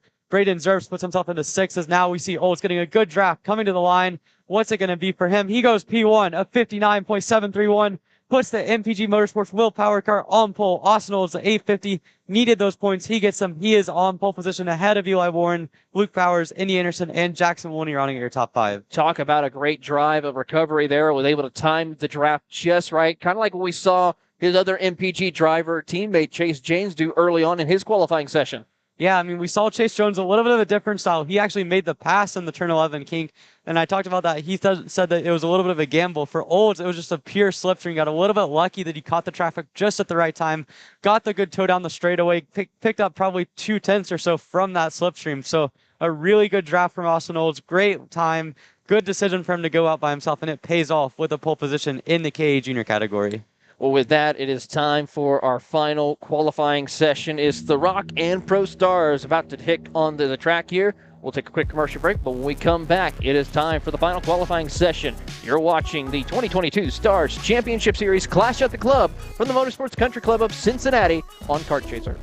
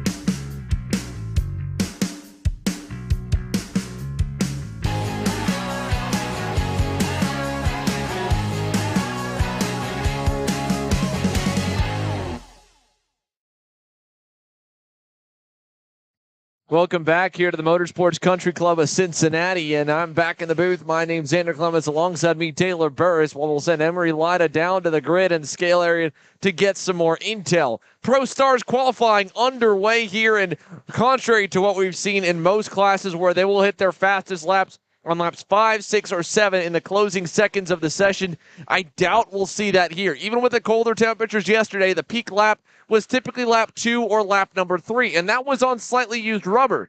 Now, we've seen already a few drivers like AJ Myers in that shot there with his Magic Kart teammates of Andrew Bajoso and more lined up going slow on the outlap. They might be shooting for that first or second lap to be the money lap here when they can really hammer down, but we'll get a good idea of all that when they first come by the stripe next time by. Championship leader championship contender and leader Vincenzo Saraceno is the first one out, or one of the first ones onto the circuit, so he will be the first one to come across the line and set a lap time here as we see a few coming into that red 171 hairpin. Here's Bajoso going down in turn number 1 with Jonathan Ocasio behind him, Gavin Bailiff and more. They've all went extremely slow on their outlaps, so they're nearly an entire lap behind. But again, I don't imagine that'll matter much, as everyone's going to probably hit their peak around lap number 3. Is Saraceno, first lap, 54.529, just better than Josh Conker. Of course, Conker was the winner last time out at New Jersey Motorsports Park. We were racing out there in the wet conditions, so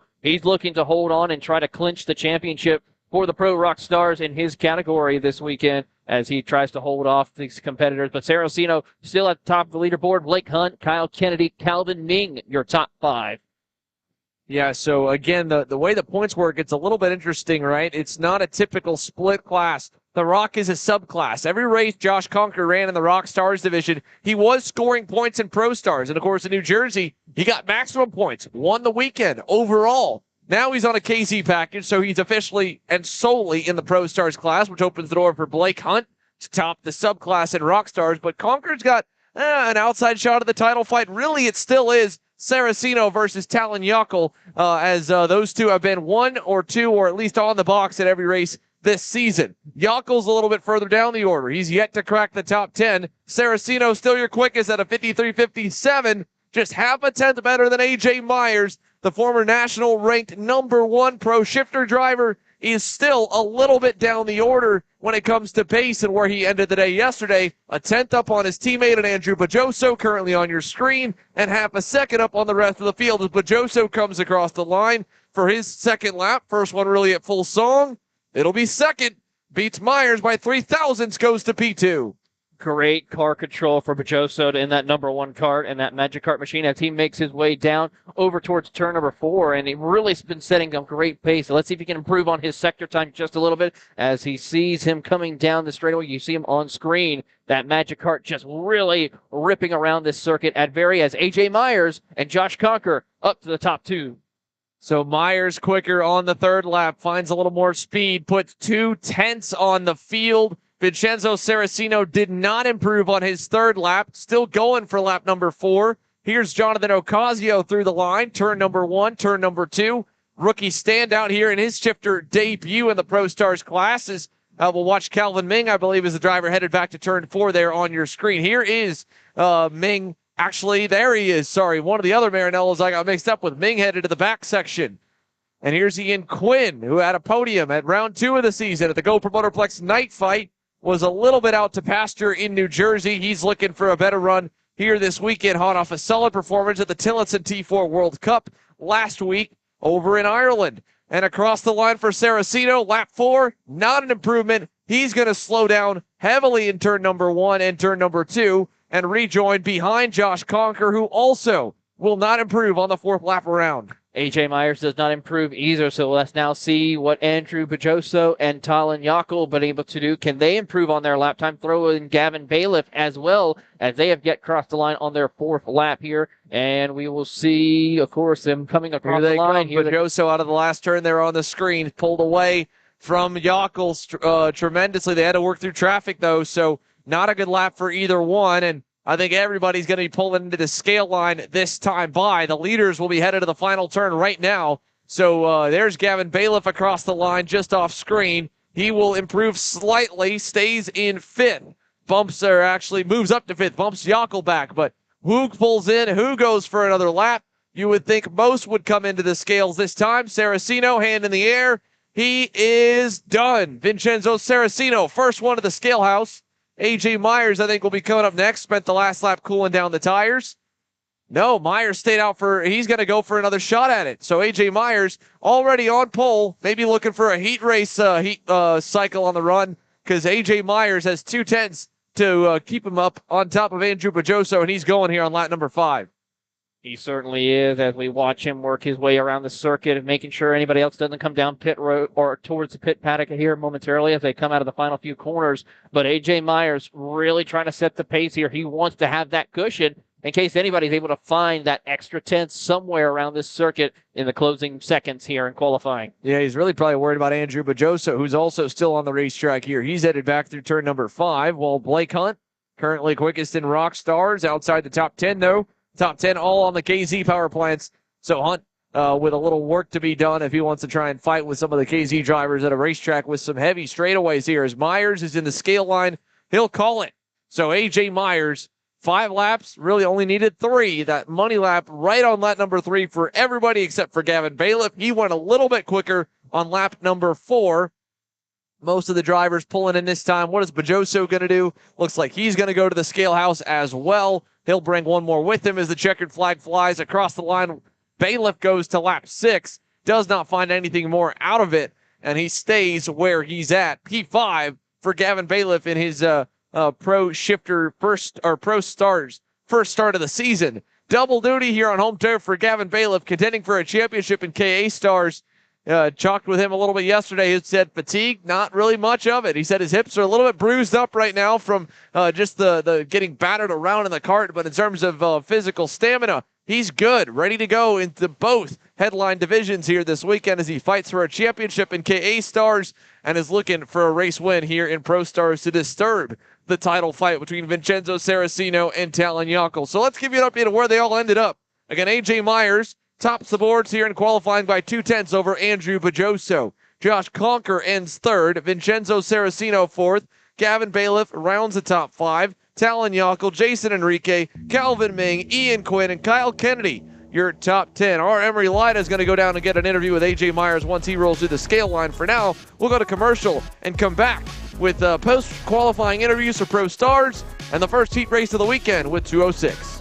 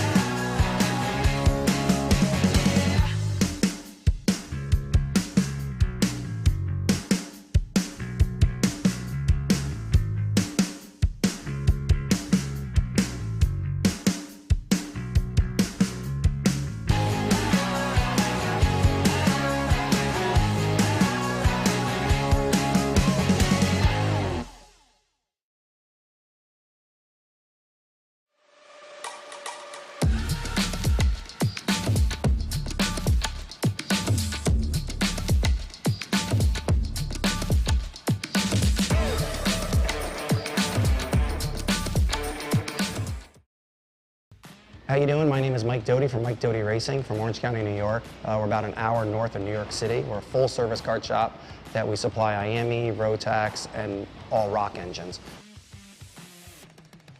We sell OTK parts and all the tires for all the different series. We support USPKS, SCUSA, Rotax, which is the Stars and Stripes, and the Rock Winter Tour. What we do is we try to get the drivers better by data, driver coaching, and setup. We have a lot of good drivers that come through our program. We have a lot of experience. I've been doing it for almost 35 years, and we just try to translate that to all our customers. For more info about Mike Doty Racing, you can contact us at mikedotyracing@gmail.com or call us at 845-551-0572.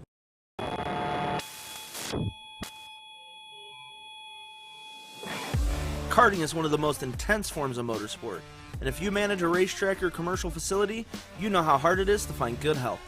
Let us introduce to you our newest track safety product, the 4-flag light system from Pixelcom. Pixelcom products are incredibly affordable, and our plug-and-play system makes the only requirements lights and a wireless remote. The ability to upgrade your system with intuitive software and additional products makes this the perfect system for tracks of all sizes. Communicating with drivers on track will make your program run more smoothly and, most importantly, increase safety dramatically once deployed. Find us online today at tracksystemsna.com and let us elevate your motorsport.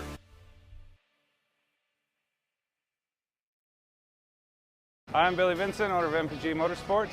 What we do at MPG is we try to keep it a nice, fun family atmosphere, try to combine sort of the bigger things and of the bigger teams and the professionalism down with sort of some of the fun sort of family-oriented atmosphere. We try to not only develop drivers, but also the parents and the families for just in knowledge in general in motorsports. It all starts in karting. What we try to do is try to help the drivers, the moms, the dads understand the sport of motorsports in general, not just karting, but what it takes to get all the way up through.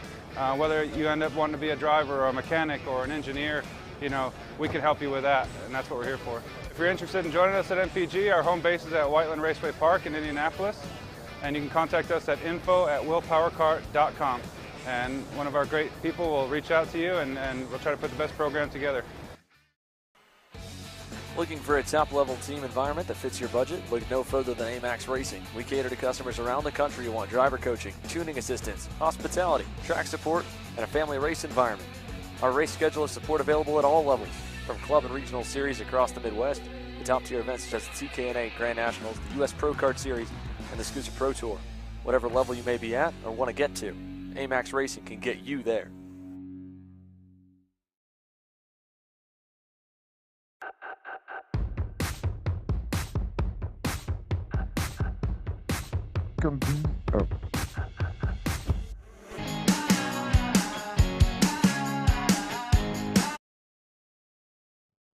Welcome back here to the Motorsports Country Club of Cincinnati. And as you can see, the sun continuing to shine. Temperatures slowly coming up here. Qualifying is all wrapped and completed. And we've got Emery Lada down on the grid with the pole award winner here in Pro Stars, AJ Myers, his first Stars Championship Series start of the season, and a comfortable pole position by 2/10. Emery?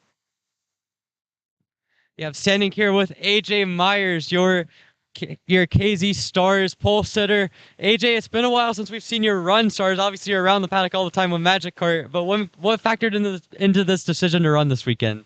Yeah, I mean, I've been, I think, to every Stars race for the most part. Just helping with Magic. This weekend, just wanted to get in the seat more so for Supernats and the big rock race coming up in Vegas, and be in my best shape and lead the Magic guys as well as I can. Yeah, and you were telling me as we were walking up here that there's a first gear corner which factors into what you do in Vegas. Talk me through the new section that we've seen this weekend in Cincinnati and how you like it, how you think it races in shifter, and what you're looking forward to in the race. The track's really fun to drive. It's a little tight for the shifter. It's going to be tough to pass come race time. The new section in the back, like I said, yeah, has that first gear corner. And yeah, every year in Vegas, there's always a first gear corner, and you always just got to manhandle, and it's always a pain in the butt, but so it's good practice. Got you. Well, it's great to see you behind the wheel of a shifter at a Stars race, AJ, and I look forward to seeing what you can do in the heat races. Good luck, man. Back to you, Xander and Taylor. All right, big thanks to a very happy AJ Myers, ready to get going here. Like he said, he's been around the paddock, he's been ready, and now he's just trying to make sure that he's in shape, and he looks as good as ever. So we're excited to get things started here. The championship weekend racing is about to get underway. Heat racing coming our way, and again, the Stars Championship Series has visited this racetrack before, but that new layout AJ's talking about adds a whole new dynamic to the circuit. We talked to Gavin Bailiff earlier today. He said that's a pretty technical part of the racetrack, even for some of the lower horsepower classes like KA, like Mini, like Micro, and like 206 Stars, which is set to go. The drivers can break away a little bit just for the extra driver aspect in that new section of the circuit that AJ has to get down into first gear for. Yeah, it certainly is, and it's going to provide a lot of great opportunities for some interesting things, some strategy calls, maybe for drivers trying to set themselves up when they come out of those hairpins and make the run down on the front straightaway here. So Xander's going to provide a little bit of fun to see these drivers out here, and of course, we're all talking about the weather condition. I think that's been kind of the factor for the past two rounds of the Stars Championship Series. One, of course, being wet weather conditions. Here, cooler temperatures, dealing with a lot of grip issues, trying to find that extra grip out on the circuit with these cool temperatures. But it looks like our first group is about to head out onto the track to get started for heat race number 1 for the 206 Stars. Yeah, weather was good at round 1 at Newcastle Motorsports Park. Was awesome for the GoPro Motorplex Night Fight. A little bit warm during the day, but that's the reason we ran it under the lights. And then, of course, the crazy lightning strikes that delayed a lot of the action over in New Jersey, shortened the weekend there. This one, it's a bit of a longer day, as, of course, we've got the cold weather in the morning that's backed us up from an 8 a.m. start with morning practice and a 9:30 start for the first session to go on the broadcast. Now to have a 9 a.m. start and a 10:30 a.m. local time and Eastern Standard Time start of the stream. But in either case here, we're excited to get things going. You can see the 206 Stars are ready as well. Harbier Doss and Matthew Darlison are set and ready to rock as the 206 Stars opening heat race is all but lined up, and a beautiful looking grid here at the very Virginia International Raceway-esque country club look with the wooden picket fencing around the racetrack. So many improvements have been made to this circuit, even just a few months since we visited here with the Route 66 Sprint Series. And to give us a bit of an update on all that is Emery Lida. He'll be joining us here in the booth.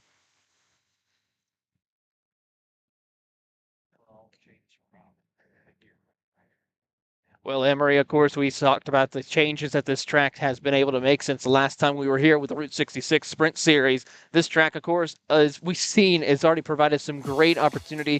We're going to see some great racing for our first heat race with the 206s as they get themselves ready to go and join out on the track. But What are some of the ththings now that we've seen from qualifying that drivers could have made adjustments for going into this first heat race? Yeah, I mean, I think there's a lot to look at. First off, when we were last year covering the Route 66 Sprint Series, it was 90 degrees in Cincinnati. It was the middle of August, obviously a lot of heat on the track.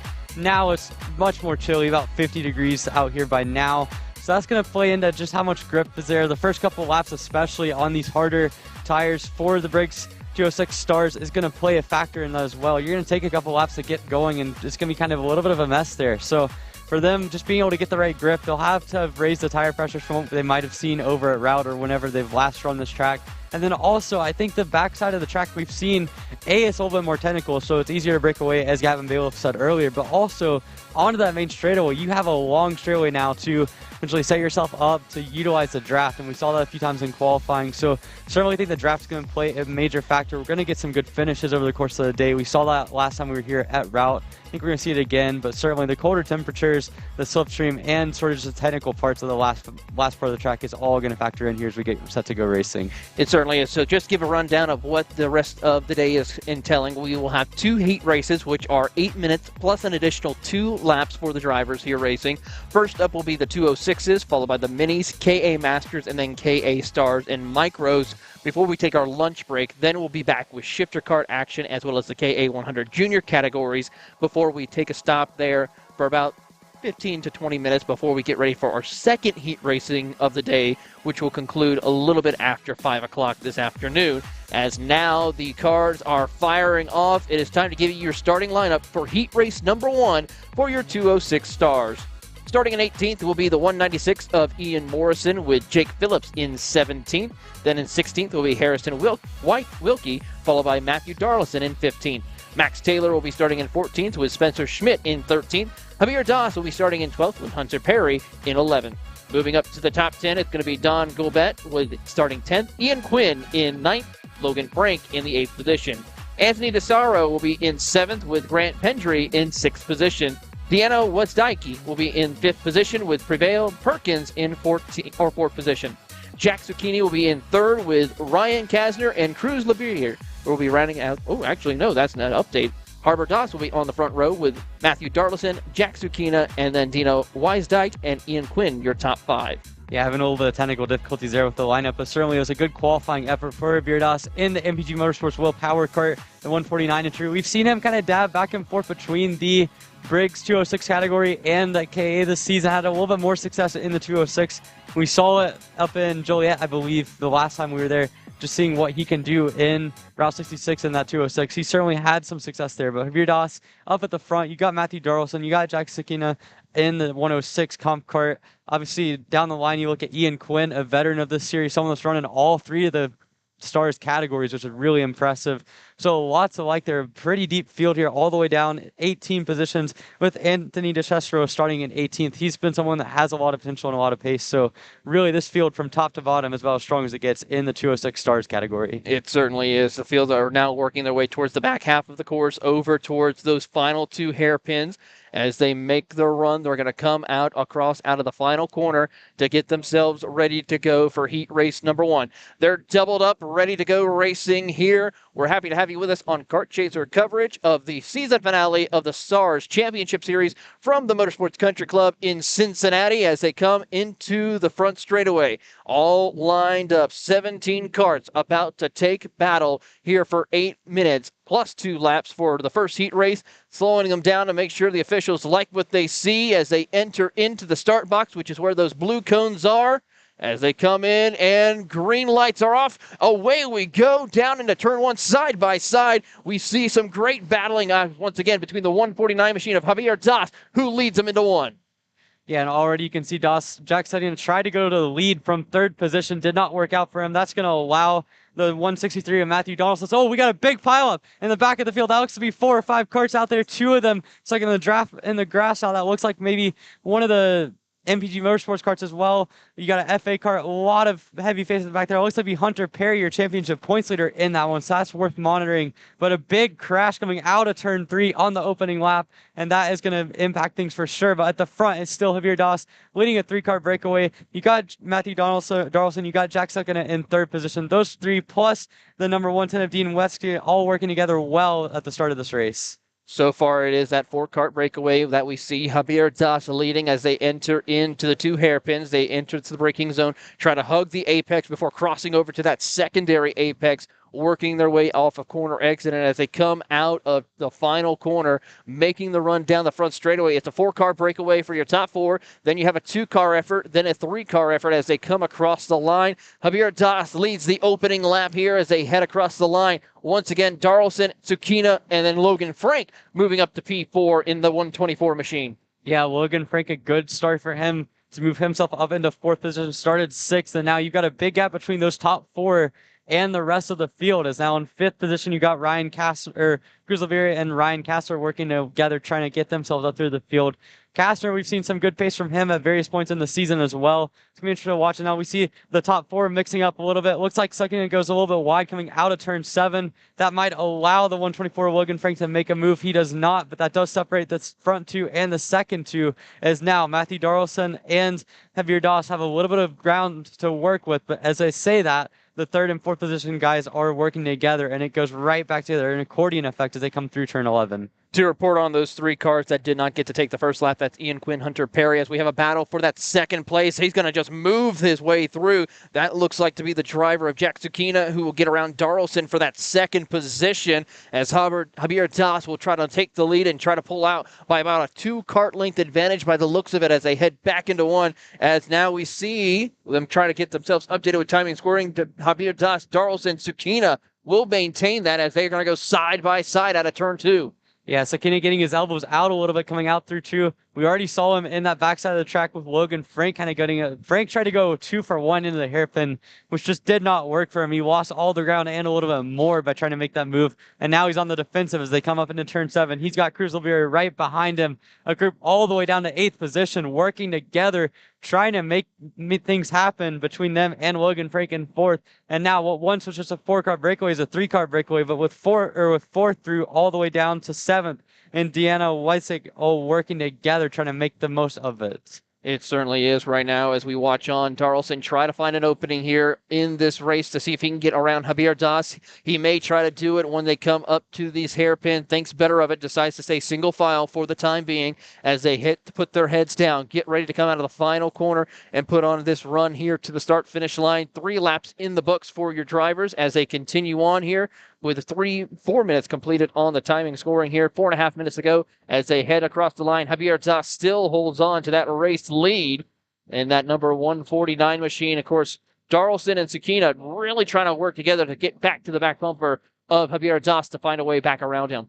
Yeah, so Javier Das has continued to lead. He's really probably got no idea of all the kind of shenanigans that have gone on behind him as they come into turn 7 now. But he's got a big train of cars. He's not been the fastest per se, but he's running a stable line. Is now Sakina, again, a slight mistake there, moves him from 3rd to 4th position. As that allows Logan Frank to get by. Sakina had just gone purple on that last lap of 108.8, but a mistake in turn 7 allows the 124 Logan Frank to get through. And now you have a big line of go-karts all the way down to 6th position. And I believe that is the 105 of Ryan Castner in 6th position. All 6 of them working together. We'll have to see if Darlson's going to try to make a move now or if he's just content to stay in line. But you can see that now as they come through turn 13. No moves in the train, but all the way down to 6th position, all right there together. And as they come down the main straight, I would have to imagine we're going to see at least some kind of action as they head down to complete another lap. Lap number 4 now coming in the books. Of course, Ryan Castner, you pointed out, is in that group of 6 cars. He is one of your championship competitors. A big shunt right there. The 124 of Logan Frank forces his way to the inside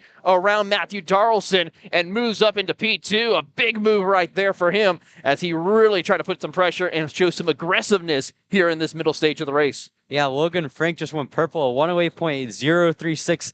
8/10ths faster than what Javier Das has done in the lead. So Frank is catching Javier Das really rapidly. You saw into turn 1 a really aggressive move there. We've seen him maybe at times be a little bit over-aggressive so far. We saw a move that did not pay out for him, but certainly he is on the attack. And as they now come through turn 10, that gap that he had opened up because of the move he made is now almost completely gone. And by the time they get into turn 12 with a good push, he will be right on the bumper of Javier Das. You can see now through the kink. Look at the confidence he has now coming up towards the hairpin.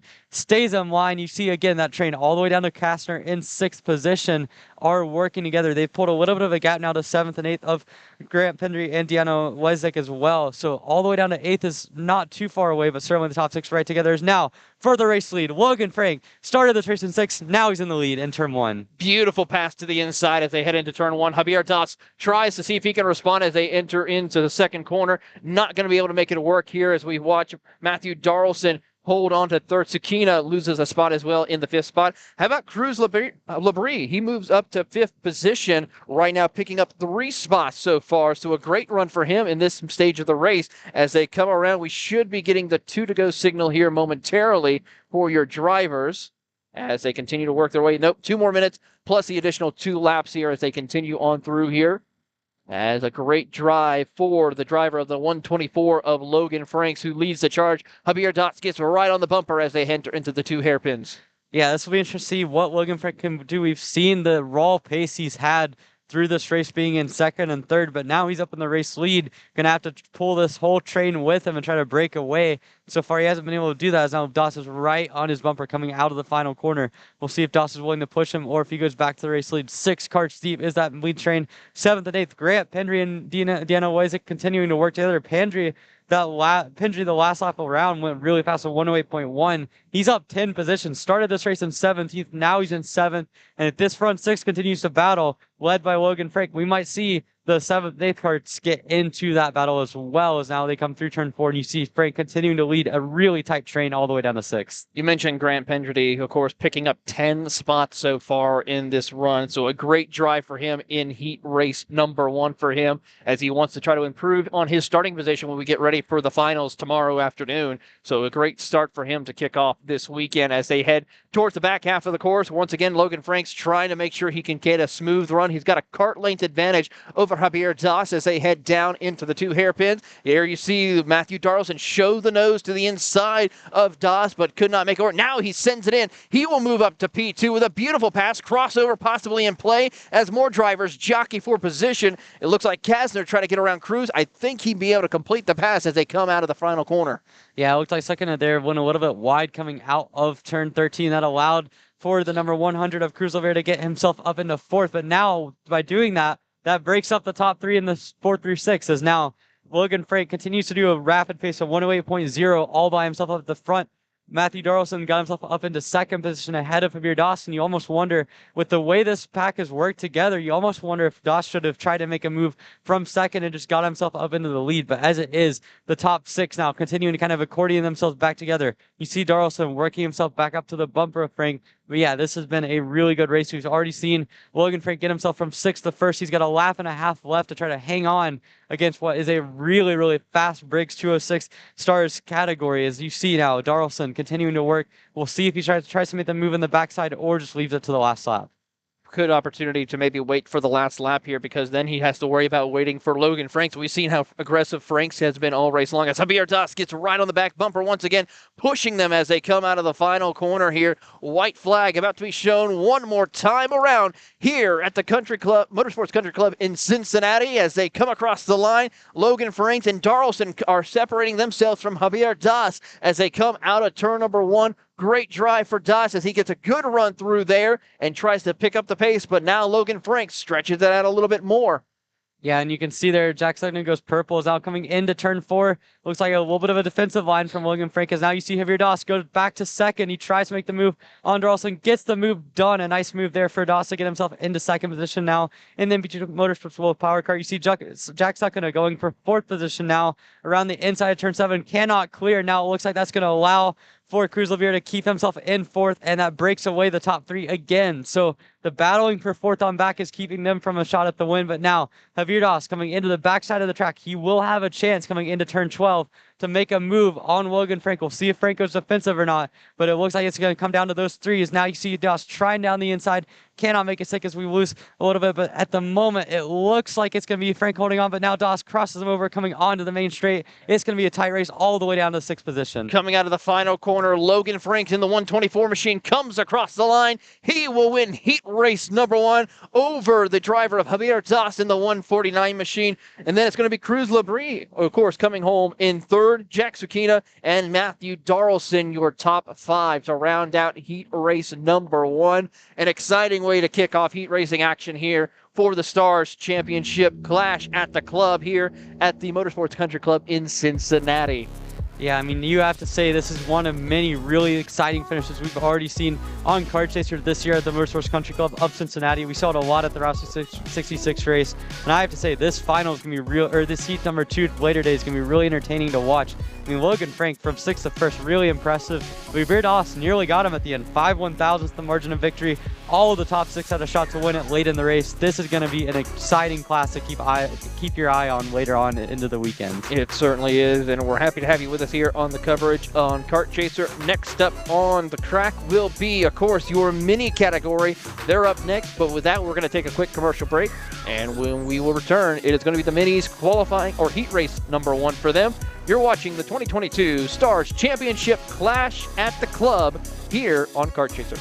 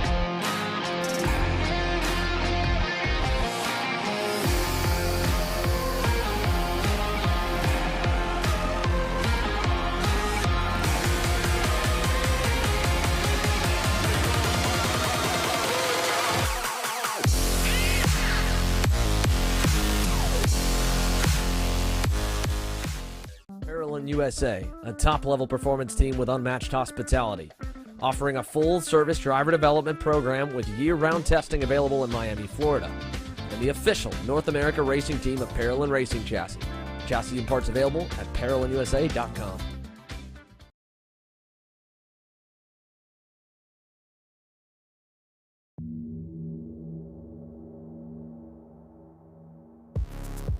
Here's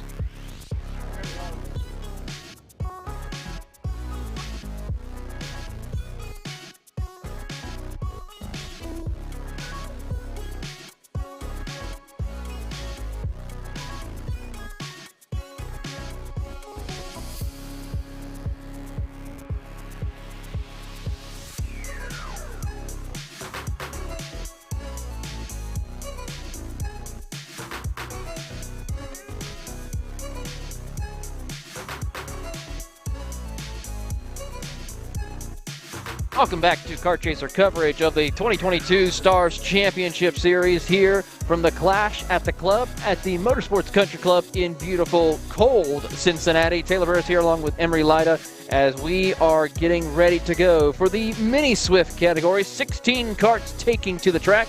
We'll go ahead and give you your starting lineup. Starting 16th will be Roman McCurdy with Jordan Polpicek. Polchek in the 15th position. Rick Davis in 14th with Nicholas Lestier in 13th. Charlie Myers will be starting in 12th with Caleb Lanter in 11th position. Alex Kutcher will be in 10th position. Ryan Mort in the 9th position. Jacob Chablis in the 8th position with Lucas Palacio in 7th position.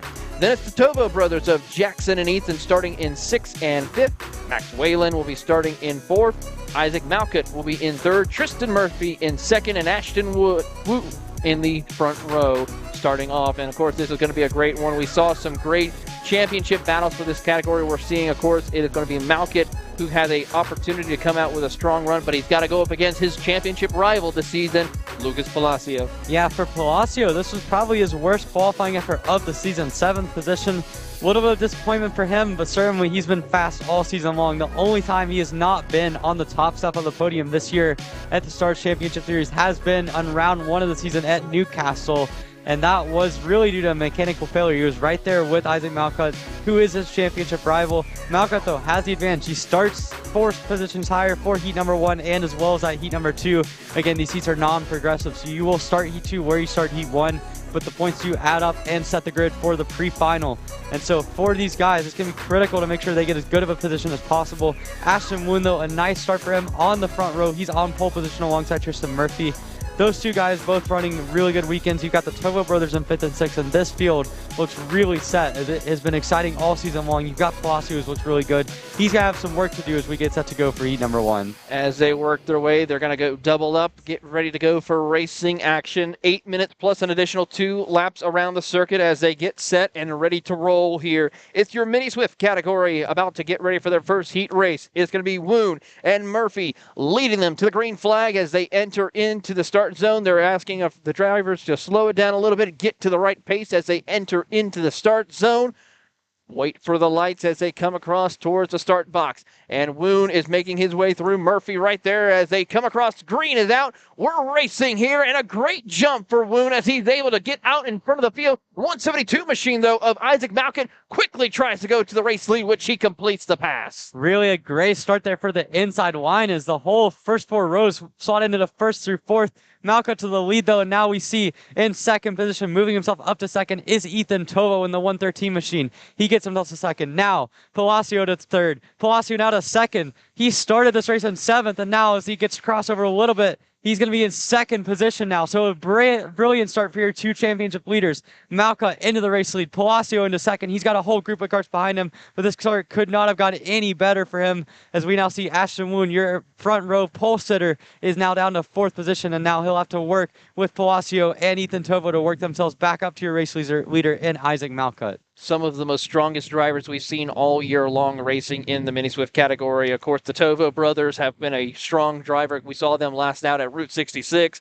And, of course, Malcutt, as well as also the driver of none other than Palacio, having strong runs all season long here as they come across the line. It is Malcutt, Palacio, Ethan Tovo, your top 3. Palacio picking up 5 spots. How about Roman McCurdy picking up 8 spots after starting towards the tail end of the field? Yeah, McCurdy had to start shotgun on the field in 16th position. Already has half of that made up in 1 lap. The young driver has done a really good job developing this season. We've seen him get closer and closer to that front-running pace. Now it seems to be all coming together now as they come through turn 7. You can see a good gap for Malcutt, but it is coming down. Palacio is bringing that 2nd group up to your race leader in Malcutt. And now as you look through, as you see Palacio coming through the turn 10 bend, really some good racing now going on as him and Ethan Tovo have separated themselves from the rest of that group that involves Ashton Woon, Tristan Murphy, Max Weiland, and Jackson Tovo. All 4 of them kind of struggling to keep up with the pace that Palacio is running as he is running down Isaac Malcutt, and we'll get a gap as he comes across the line to complete lap number 2. But it looks to be in the neighborhood of something like 2 or 3 tenths, which is a lot less than it was when he made the pass for 2nd on turn 7 of lap number 1. Across the line they will go, and it's going to be Malcutt who sets one of the fastest laps, but Palacio responds by about 2/10 of a second. He's 4/10 back from your race leader as they come across the line and continue on their way through, working their way out of turn number 3 and 4. And watching Woon, of course, he is trying to be very aggressive to get around Tovo.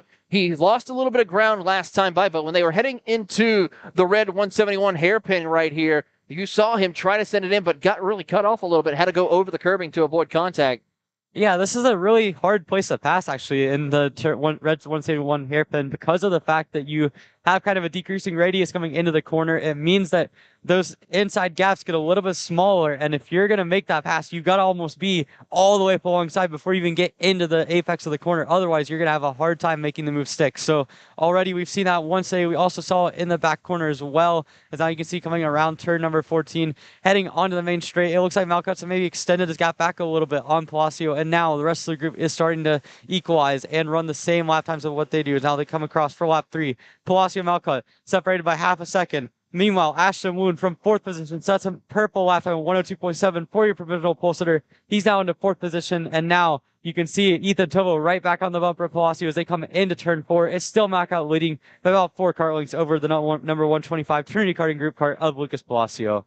That Trinity kart of Palacio really having a good run as he tries to close the gap on the driver of none other than Isaac Malcutt, who leads the charge here today as they make their way towards the back half of the course. A good run for him as he stretches it out to about 4 to 5 kart lengths over Lucas Palacio as they continue to run over towards the back half of the course to the double hairpins and make the run here in a great drive for Tovo, who's now putting the pressure on Palacio. He'll try to show the nose, not close enough to make it stick, but you see right there behind the driver of Ashton Woon really being aggressive, trying to get back around Tovo. Yeah, Palacio looks like he's kind of squaring up the exits of, or the entrances to each of turn 13 and 14. And while I think that's gaining him a little bit down the straightaway, he's losing a good 2 kart lengths on entry to what Ethan Tovo was able to do. And I feel like that's something that he's going to have to fix over the course of the weekend because it's cost him a lot of time. He's lost 2 tenths that last lap to Isaac Malcutt, and you can see visibly them get closer. It's now Ethan Tovo right on his bumper coming into turn 4. And really that 3 kart group, although make it 4 kart group down to Tristan Murphy in 5th, has been running similar lap times to Malcutt, but unless they can get the pace up, that is going to give Malcutt the win unless something crazy happens. But Palacio, for him, this has already been a great start to get himself up to 2nd from 7th on the grid, but he's going to need a little bit more pace to hold off this group from 3rd on back and be able to assert himself in 2nd and not lose too many points to what Malcutt's doing. He certainly is going to have to try to do that here as quickly as possible. We do want to report that one driver who had the issue on the start of the race. That's Nicholas Lestier, who, of course, did not get to take the green flag, had a trouble coming onto the start. The car just completely died on him when he took that green flag run. Yeah, it looks like Tovo there made a little bit of a mistake coming through turn number 13. Ran wide, missed the apex, and that's stacked up 3rd through 5th and given Palacio a little bit of breathing room now on the rest of that pack as he loses another 4 tenths on that lap to Isaac Malcutt. But now he's got half a second back to the rest of the field. As you can see, a pass now for 3rd position now. As you see, that looks to be Tristan Murphy getting himself up into 3rd. Actually, that's Ethan Tovo as well. As now Ashton Woon puts himself in position to get 4th. And those all stacked up, and that's allowed Palacio about 5 car lengths of breathing room in 2nd position now. So what once was him being really under fire from 2nd on back is now him kind of all by himself, but he's not picking up anything to Isaac Malcutt. Malcutt continues to stretch that gap, and Palacio, again, is going to have to find some kind of crazy pace to get himself into the lead gap, or at worst, just kind of focus on finishing in 2nd position. Try to capitalize, stop the bleeding effect in a sense to make sure he can have enough points going into the pre-heat race number 2 and the pre-final and final races tomorrow to make sure he has a shot of winning the championship for your Mini Swift category as they make their way through. Currently, 2 minutes left to go, plus an additional 2 laps as they come out of the final corner. Malcutt still improves on his time as he comes across the start-finish line here. And he will not improve on his fastest lap right here, as he does actually a 102.765. Palacio has fallen back another 2 tenths of a second to your race leader. Tristan Murphy moves up to P3. Woon Tovu now falls back to P5 after those 3 have been battling. This is going to bring in Max Whalen and Jackson Tovo into the mix as well, and that's about to be a 5-kart battle for the final step of this 3rd position. Yeah, it just seems to be that Lucas Palacio does not have the pace that anyone else around him has. I don't know what the issue is there, if it's maybe just kind of him struggling to find this track a little bit, or if it's just something with the setup. But certainly Palacio's going to have to find some pace. But in the meantime, Ashton Woon and Ethan Tovo and Tristan Murphy have been fighting a lot, and it's allowed Palacio a little bit of breathing room that might last him all the way to the end of the race. It's going to be interesting to watch that for sure. But for Woon, this is good experience for him. We've seen him on the micro level running USPKS and running SCUSA, but now we saw him earlier in the season at GoPro Motorplex running the Stars Mini category, and now we're seeing it again here up at the Motorsports Country Club of Cincinnati. This is all good experience against a little bit older competition. Same thing goes for Palacio. He's run the whole season as an 8-year-old, and we've seen a lot of raw pace, a little bit of learning moments too, but certainly Palacio's coming to his own as now they come down to what's probably going to end up being three laps to go effectively. As the next time by will be 2 to go as they hit 8 minutes, and Malka continues to extend his lead. This will bring the championship back within 3 points. So as we start the next heat race, and again, you start in the same spot, Palacio now is going to have to face the threat of not leading the championship if things don't go his way in heat number 2. It certainly is, and he's going to have to find that way of what he can do to try to come out on top with this and find a way to get around Malkit. One of the things we have to ask is they come around here coming up as we see Palacio dropped a wheel on the outside of turn 11 there. He certainly did, and that's going to be a big change here as he tries to now fall back. He's going to lose that spot to Ashton Woon, possibly, as he's going to still maintain that second position here and have a great run out of the final corner as we see the flagmen show the popsicle sticks in the air. 2 laps to go here around Cincinnati.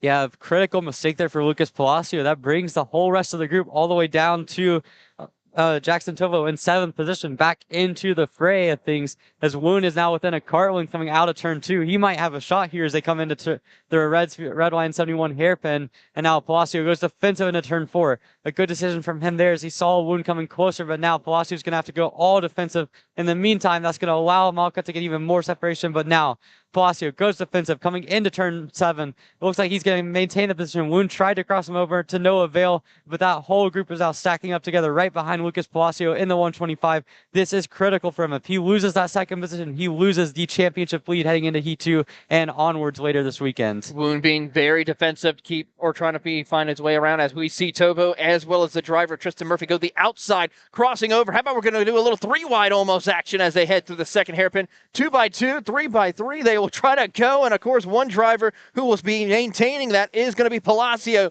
White flag in the air though for Isaac Malkit. He is set on cruise control. Meanwhile, the rest of the field though, it is absolute battle and chaos as they slide their way into turn number 1 as the Tovo brothers try to work their way back up to the top steps. Yeah, we saw a little bit of Nitro Kart cannibalism there. As 5th through 7th now, the 2 Tovo brothers and Ashton Woon all not working well together, as that's all Max Wyland up in the 4th. But in the meantime, Palacio's already gotten caught by Tristan Murphy and Wyland. So Palacio really struggling here now. Coming into turn 7, he does not defend, and that group of 3 has separated themselves from the 3 Nitro Karts, and that is going to allow a little bit of separation. But as they come up through towards turn 8, 9, and 10, you can see Palacio continuing to run a little bit of a defensive line, not going to have much passing opportunity here. But as they come through the King, this is where it went wrong from a couple laps ago. Now it looks like Wyland's going to try and move on Tristan Murphy. Does not make it stick at all coming through turn 11, and now Palacio might be a little bit safe here as they come up through turn 12 and 13. He looks to be safe now for the meantime, but Murphy down the inside of the hairpin as he gets positioned. Palacio is going to cut him over, and now we see a lot of racing down to the finish line. And across the start-finish line, Isaac Malkit will pick up heat race number 1.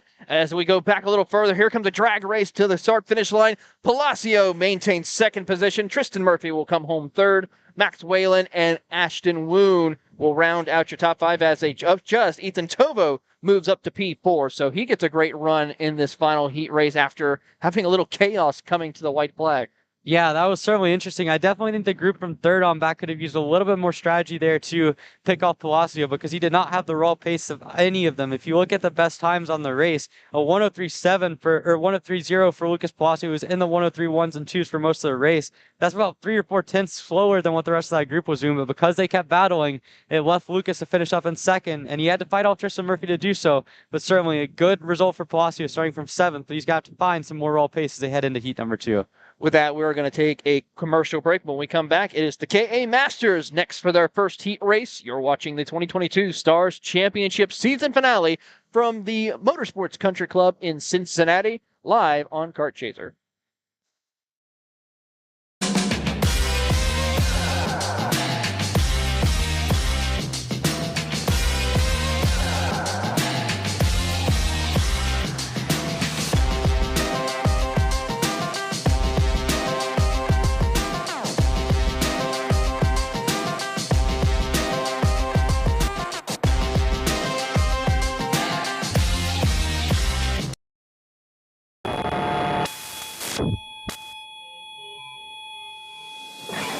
Karting is one of the most intense forms of motorsport, and if you manage a racetrack or commercial facility, you know how hard it is to find good help. Let us introduce to you our newest track safety product, the 4-flag light system from Pixel Count. Pixelcom products are incredibly affordable, and our plug-and-play system makes the only requirements lights and a wireless remote. The ability to upgrade your system with intuitive software and additional products makes this the perfect system for tracks of all sizes. Communicating with drivers on track will make your program run more smoothly and, most importantly, increase safety dramatically once deployed. Find us online today at tracksystemsna.com and let us elevate your motorsport.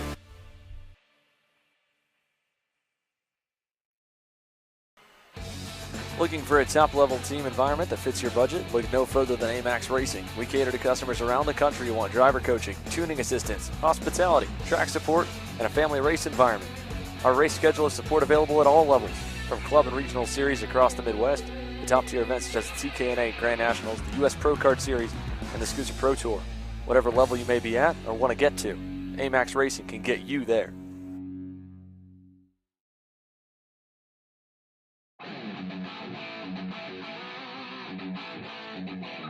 The 2023 season is just around the corner, and if you're looking to buy, sell, connect, or learn, make plans to attend the 37th Annual OVK Go-Kart Swap Meet, February 4th, 2023.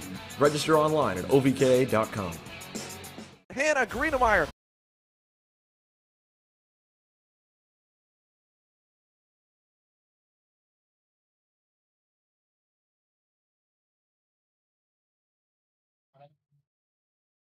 Welcome back here to the Motorsports Country Club of Cincinnati for the Stars Championship Series clash at the club.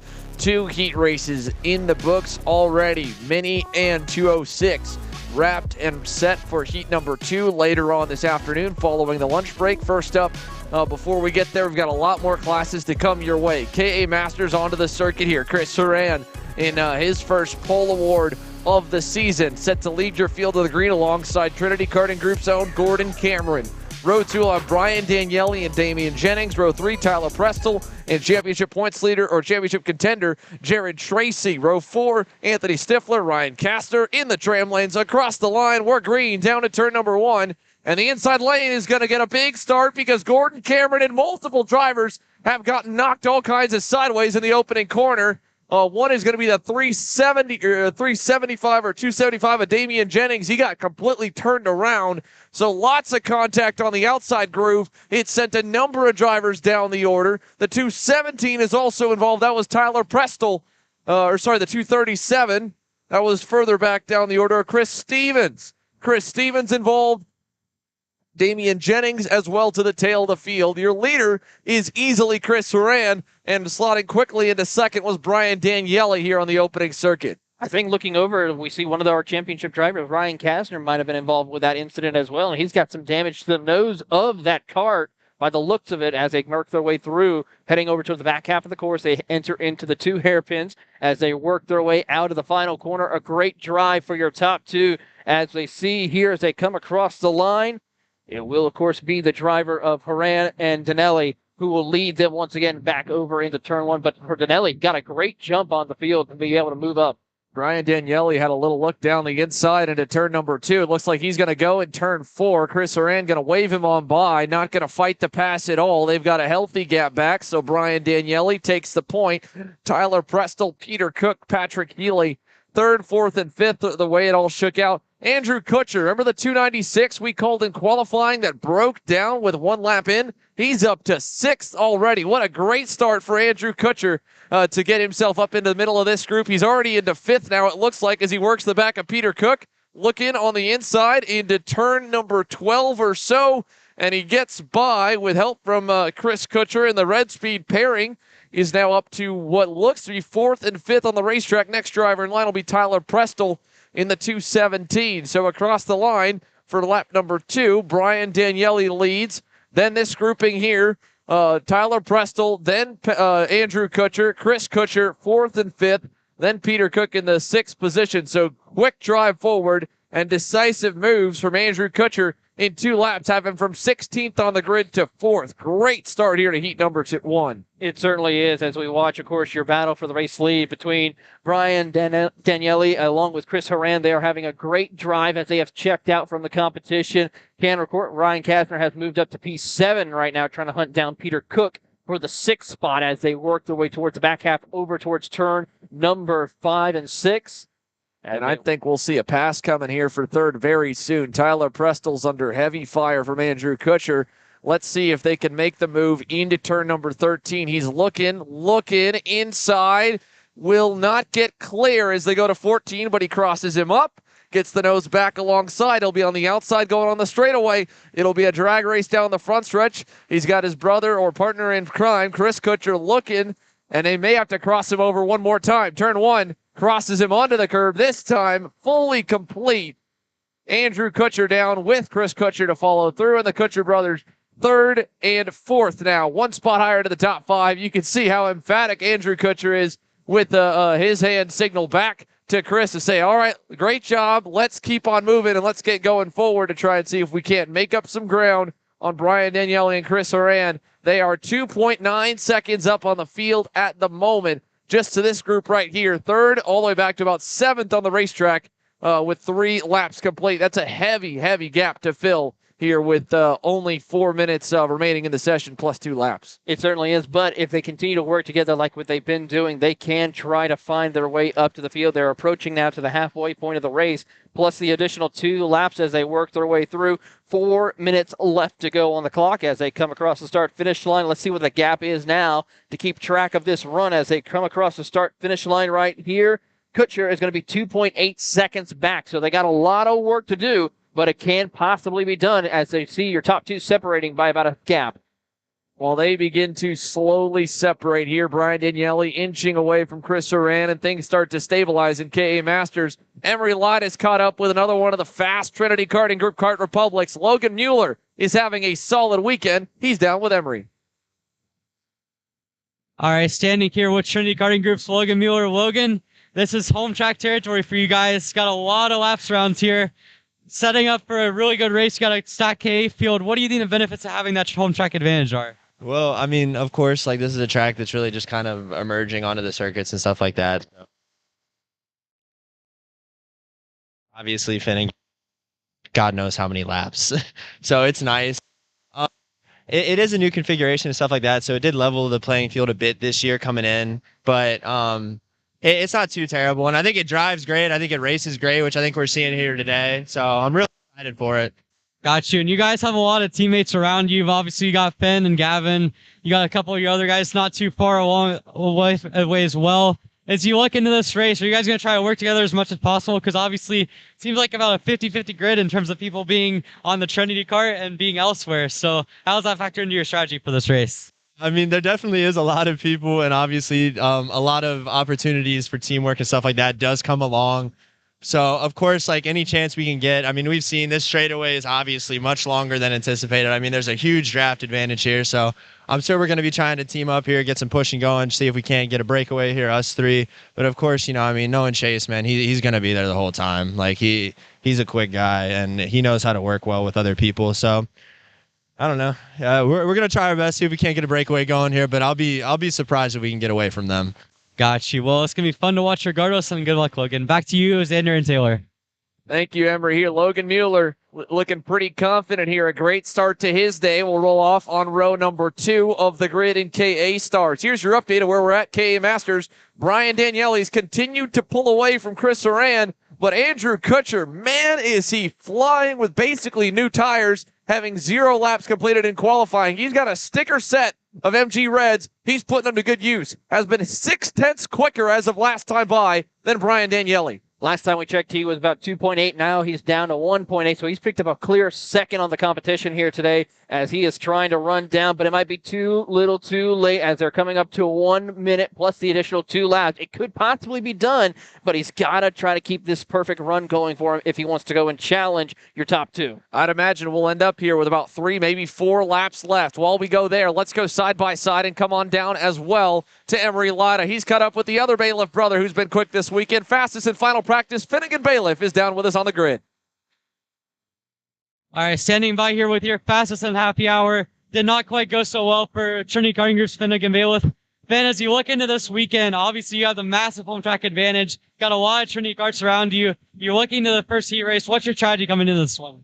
Yeah, hopefully I can just be consistent, get the win, get some more points for the championship. Obviously, it's my home. I live here. I'm fast, and I just got to be consistent. Got you. I'm looking at some of the racecraft here. Obviously, the new layouts maybe changed a little bit of things. What do you think the biggest difference between the layout now and before was when it comes to races like this one, a quick heat race? Yeah, so it's a lot longer and a lot tighter. Before it was just a quick left-hander at the end of the straightaway, and it was a long straight. And now it's even longer of a straight, really tight. So we got to figure out gearing, and that's most important. Got you. Well, it's gonna be fun to watch the heat races here. Finn, good luck, man.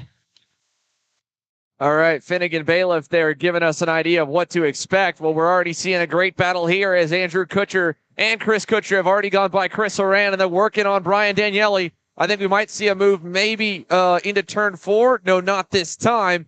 We are at the time limit. Next time by, actually this time by has been 2 to go, so the white flag will wave next time around. Andrew Kutcher has gone from last to second. He's 1 car length away from first with a lap and a quarter to go. He works his way over towards the back half of the course, gets a great run, tries to stay tucked up as they climb the hill once again, heading towards the 2 double hairpins. This could be an opportunity. He'll go to the outside, try to cross over. Big push right there from his brother as they enter into the braking zone. He'll look to the inside. Now you see his brother, of course, the driver, none other of Chris Kutcher, trying to see if he can work his way through. You see, of course, Daniele track out a little bit wide as they come out of the final corner. White flag in the air. Brian Daniele doing some light defending, kind of staying in the center of the racetrack or being late to move out to the outside lane. He's keeping them pinned behind. A little bit narrow into turn number 2 as well. He's got a half car length. This will be a big run, big passing zone coming up. Turn 4, final time. Chris Kutcher not going to send it.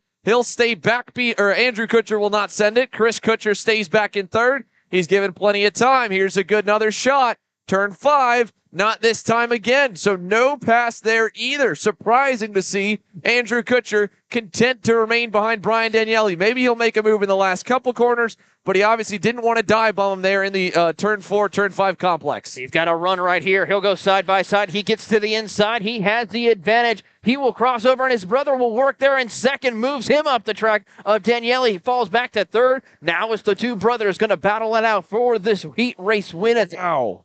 Beautiful racing right here. What a pass there by Andrew Kutcher. I thought it was about all done and over. Instead, it's a Kutcher 1-2 across the line. Andrew Kutcher from last to first. What a drive, and he is pumped up about it here as he comes across the line. Andrew Kutcher from dead last after breaking down in qualifying and a 3-second gap. Hunts down Brian Daniele and gets him with 4 corners to go here in heat number 1. And Chris Kutcher follows him the whole way, gets into second. Brian Daniele ends in third. Chris Horan fourth. Ryan Kastner, championship contender, makes up a couple spots. He at least gets past Jared Tracy and company into the top 5. Tyler Prestel 6th. Gordon Cameron rebounds all the way back to 7th. Remember, he started P2, got knocked sideways on the start. Peter Cook, Patrick Healy, Jared Tracy, the top 10. Man, that was a high bar set here for KA Masters, a class that's normally pretty tame. That was a really, really cool race to watch Andrew Kutcher come from the back all the way to the lead in the win on the very final lap. I kind of want to see him do it again. Yeah, well, he's going to have to. It's a static grid here at the Stars Championship Series. He'll have to start from the tail for heat number 2 as well. So there's no change in the grid order from heat 1 to heat 2. You stay in the same order. It gets re-racked then for the pre-final. That means, again, for KA Stars, Mr. Chase Jones gets not 1 but 2 chances to lead the field to the green here of 30+.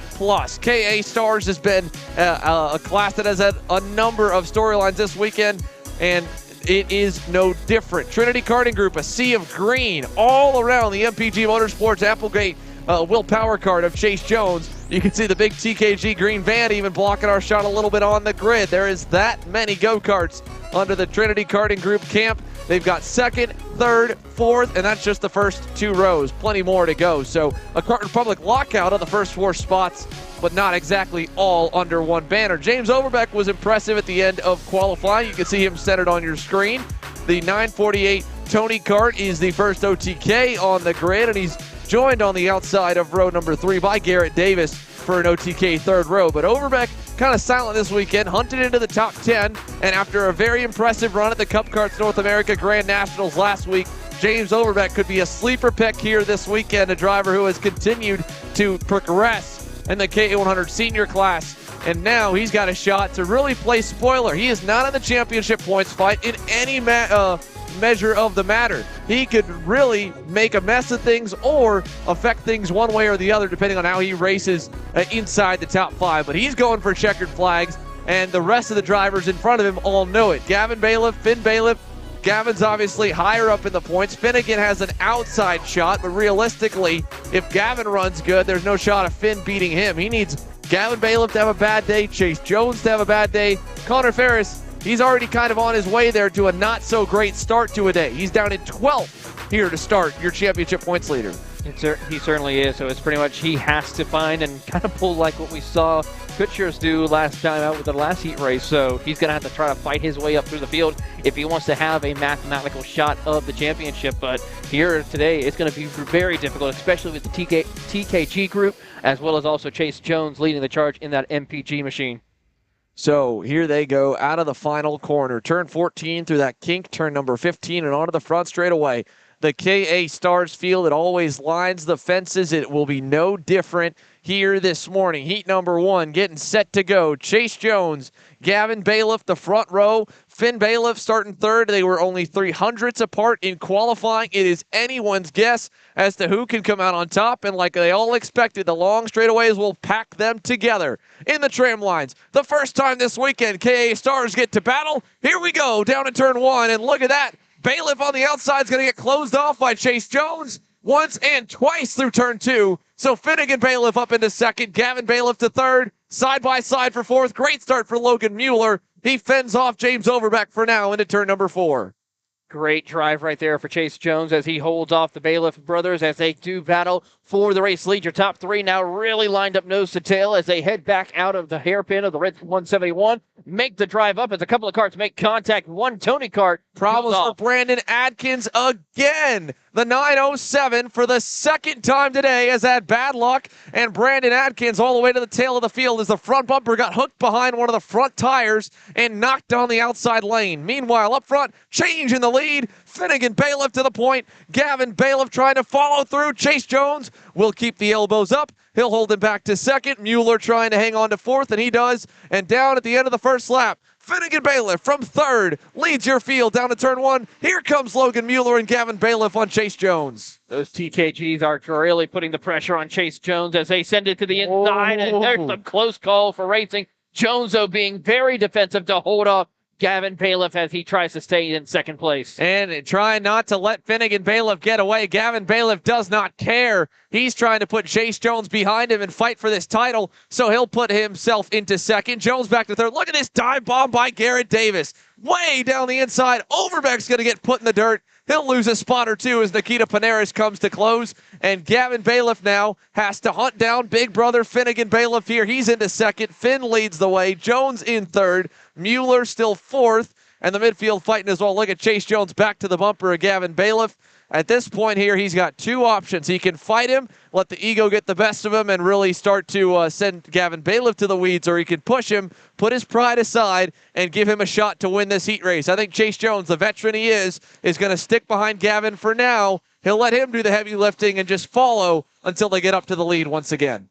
They got a little bit of work to do. Currently, it's about just under a second separating your Gavin from Finnegan as they make the run down to turn number 4. You see these drivers of Chase Jones and Gavin Bailiff just trying to hammer their way and make up that time that they lost to Finnegan as they make the run over to the red 171 hairpin. Look at this battle back behind the top 5. James Overbeck is going at it, and that was with Connor Ferris coming through as well. Your points leader has made up a number of spots already. Started all the way back in 14th. I thought he was 12th. He actually got bumped even further back. He's made up some ground. Now look at this. Chase Jones going for second on Gavin Bailiff. He will get by. Logan Mueller follows. No answer back yet. And now Chase Jones becomes the leader of the charge towards Finnegan Bailiff. At the line last time you mentioned 9/10. What will the gap look like? Will they push the Will Power Kart driver? For now, Gavin Bailiff will give him a shove. It's 1.5 seconds here at the end of lap number 2. Great start for Finnegan Bailiff.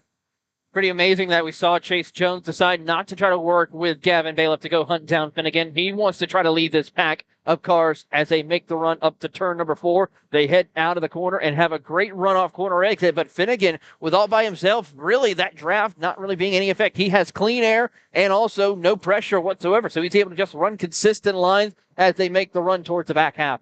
Well, that was Chase Jones given one lap of opportunity for Gavin Bailiff. You can see the gap already starting to open up from the 954 back to the 964. Jones was like, okay, you want to lead, let's go. And obviously Gavin Bailiff made no headway in one lap. So that was his window of opportunity. After that, he said, okay, if you're not going to be fast enough to lead, I'm going to go and I have to go by you, because pushing only does so much when it comes to road course racing. There is a pack and draft factor in most classes, but you still have to be quick on your own. Now, Gavin Bailiff, obviously, he thinks he's quicker back out in front, so he'll go back by Chase Jones. Jones goes to block into turn number 2, and this, again, will open the gap up to battle some more. So he could have pushed him on the front stretch. They might have been a little bit closer, but Finn Bailiff was still 0.2 better with Jones leading the way. So I don't know if it matters either way who leads. I don't know if anyone has the pace right now to run down the 949.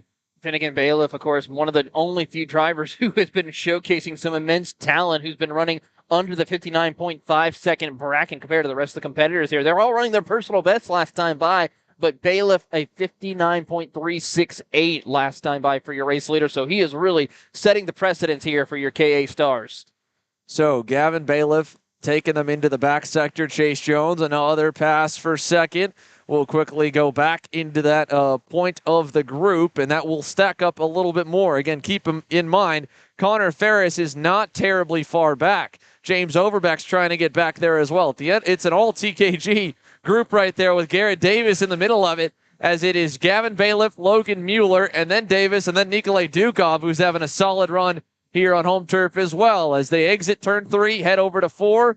Jones with a comfortable margin, doesn't have to worry about Gavin Bailiff there, but they're 2.5 back now from Finnegan Bailiff with all the passing in some less opportune areas. We've seen how tight and twisty that final few corners are from turn 12 to turn number 14. I think making passes in that section as slow as you get, as bogged down as you get, you might lose as much as half a second. We saw them give up 7/10 last time by to the race leader. It could be even more if Gavin Bailiff wants to answer the call and go back on Chase Jones here, but he's not close enough, so Jones will continue to show the way in this second group. And this time by, not a lot of time left. 2 minutes plus 2 laps to go. Chase Jones second, Gavin Bailiff to the bumper. Big run down the front straightaway.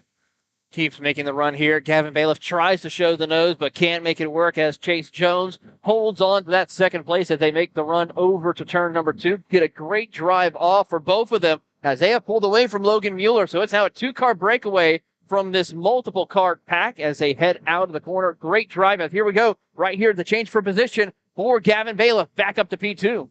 So Gavin Bailiff there up to second. Chase Jones back to third. He got close enough, pushed him, went on by him here. Hard to tell if either one is really better than the other. I think they're both pretty evenly matched. Same chassis, similar, obviously spec motors with a different engine builder, but I'd imagine a very similar chassis setup and probably gear ratio as well here, as Gavin Bailiff is already going to start defending this early, and that opens the door for his teammate Logan Mueller to stuff it down the inside on Chase Jones, and that's exactly what Gavin wanted to happen. Shuffle him further and further down the pack, make him go to work, give himself a little gap. Jones going to quickly answer on Mueller. Looking inside, back for third. Garrett Davis will follow, shoves him a little bit wide into turn 1, and they nearly crash there through the first corner. And they're still nearly crashing as Dukov, trying to stay off Mueller and be nice to him, lets him in line, but nearly clobbers the left rear tire of the 977. Now he's going to go by him just off camera. Nikolai Dukov up into the top 5. Overbeck, for the second time, might get hung out to dry on the outside lane, and he will. Look at Emerson Reed down the inside on Overbeck. He'll get through. And the battling between Dukov and Mueller will let Bailiff and Jones get away as this fight for fourth rages on. Great battling here in this third group that's forming here. Emerson Reed having a great run as well, breaking into the top 8 once again after starting outside the top 10 as one cart goes around over at the red 171 hairpin. As he continues on, though, we are going to keep an eye and watching Finnegan and Gavin Bailiff make the run out of this corner, and 2 more laps for your race leader. Emerson Reed, great move around the outside here. He's made up a number of spots, climbed his way into the top 10. He's now by James Overbeck, move Emerson Reed to 7th. as Overbeck's going to go by on Henry Wheeler for the 8th spot. He'll bring one more with him. That will be Nikita Panaris into the spot higher inside the top 10. Garrett Davis with the biggest gift of it all. Again, he's able to ride with Chase Jones and Gavin Bailiff about a second up the road, but he's long gone from this group. Look at Mueller. He'll go all the way down to the inside. Dukov looking to follow. Now Dukov loses the 6th spot to Reed. Another spot gain for Emerson Reed. The last time we saw Emerson Reed having a drive like this, he picked up over 30 spots just a couple of hours down the road at Newcastle, Indiana. And now he is on the verge of a top 5 run in Heat 1. Here he comes. There he goes. Not enough to get by. Mueller hangs tough. This time, though, he'll complete the pass in turn 13, gets by turn 14. Mueller getting a little bit of help from behind in the form of, I believe, Nikita Panaris, who's got his way all the way up to 7th. There you see them come across the line. 2 laps to go for these drivers as you see these 3 TKG machines trying to get back up to Emerson Reed as they head down into the corner. Reed having a strong run as they work their way through. Those TKG machines have got to start finding a way to work together if they want to go have a chance to hunt down Emerson Reed for that top 5. Yeah, Emerson Reed slipping away. Garrett Davis and Chase Jones, they are long gone here. That's why we're looking at this battle right now while Finnegan Bailiff continues to lead. Here's Dukov versus Overbeck. Dukov wins out on the spot, holds him at bay. And in the middle of that group, again, your championship points leader in the danger zone right now, I would say Connor Ferris. That is an angry hornet's nest that has been fighting for the last 5 laps, and he is just around the edge of the top 10. So Connor Ferris, 11th across the line last time by, might be as far back as 12th as he loses another spot there into 13 and 14 with more passing in front of him as well. Mueller hangs on over Panaris, and that'll give a big gap here to Reed with the white flag waving this time. Panaris being very aggressive with his teammate, trying to find an opening to get around as they slide their way through. There you see the 917 or 977 machine of Logan Mueller trying to hold on to that 6th position ahead of his teammate as they make the run to turn 4. You just saw through the screen here, Finn Bailiff long gone out front. Here's more passing. James Overbeck on Panaris trying to get by. Stays side by side. Now he's going to have to worry about maybe blocking. Not this time.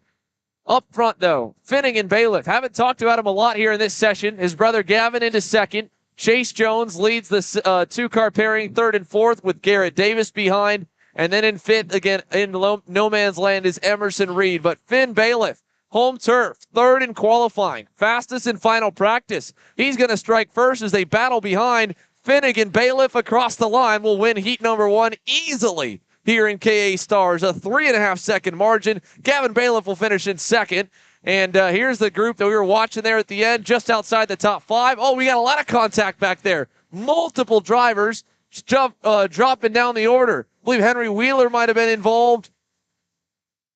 It was including, oh my goodness, Giovanni, all the way down. Let's see if we lost anyone there. Hard to tell. I think we might be all right. So looked like there were going to be a little bit of contact there. I think Logan Mueller ended up okay. Of course, he crossed the line 6th. Overbeck 7th. Dukov 8th. Panaris 9th. Wheeler 10th. Dazelski 11th. Connor Ferris, your championship points leader, 12th in heat number 1, while his championship rivals go 1, 2, 3. Finnegan Bailiff, Gavin Bailiff, and Chase Jones. So not a great start here for Saturday for Connor Ferris, the least experienced driver at this circuit. Jones was here a year ago, and of course the Bailiff brothers, well, they're about 100 feet away from their beds here at the Motorsports Country Club of Cincinnati, and proving that they will not get bested on home turf. Gavin Bailiff 2nd, Finnegan Bailiff, your Heat 1 winner here in KA Stars. Some cleanup to be done, and we've got more racing coming your way here as the micros are set to come next with Cameron Marcia and Holden Harder, your front row.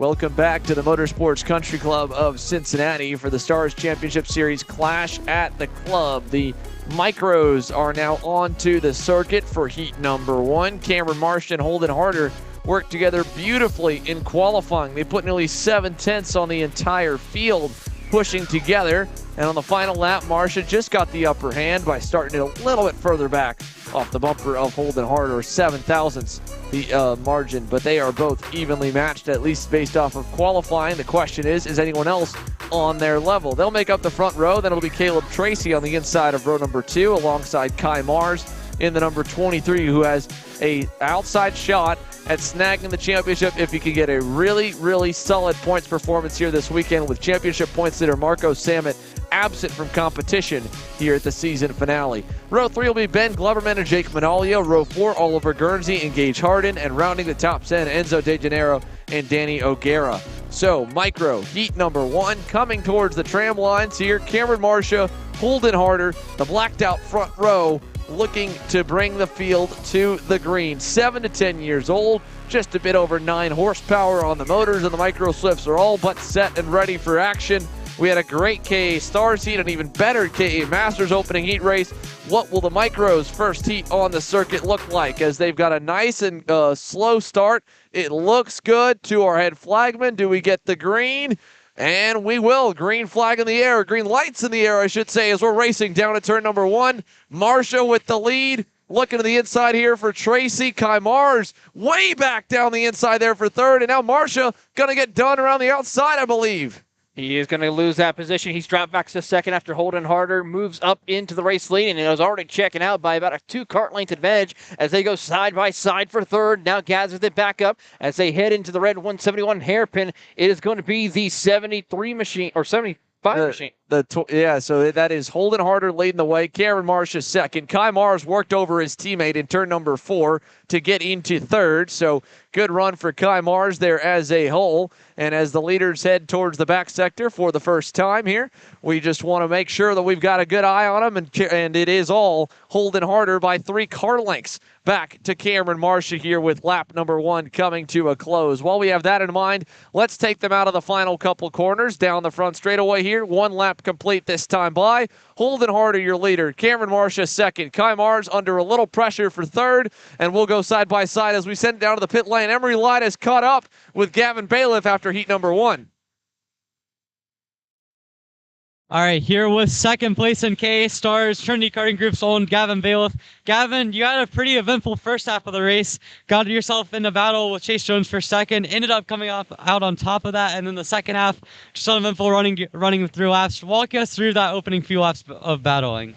Oh man, Finn was able to get the lead right off the bat, so it just let down to me and Chase battling it out. He was able to pull the gap. He had good speed, so I think I've got something for him in the next heat. Just got to stay clean on those first couple laps. But, man, me and Chase, we were going at it, pass after pass, just learning how each other drive, obviously going for a championship battle. So we're kind of going for each other's necks a little bit, but it's all good.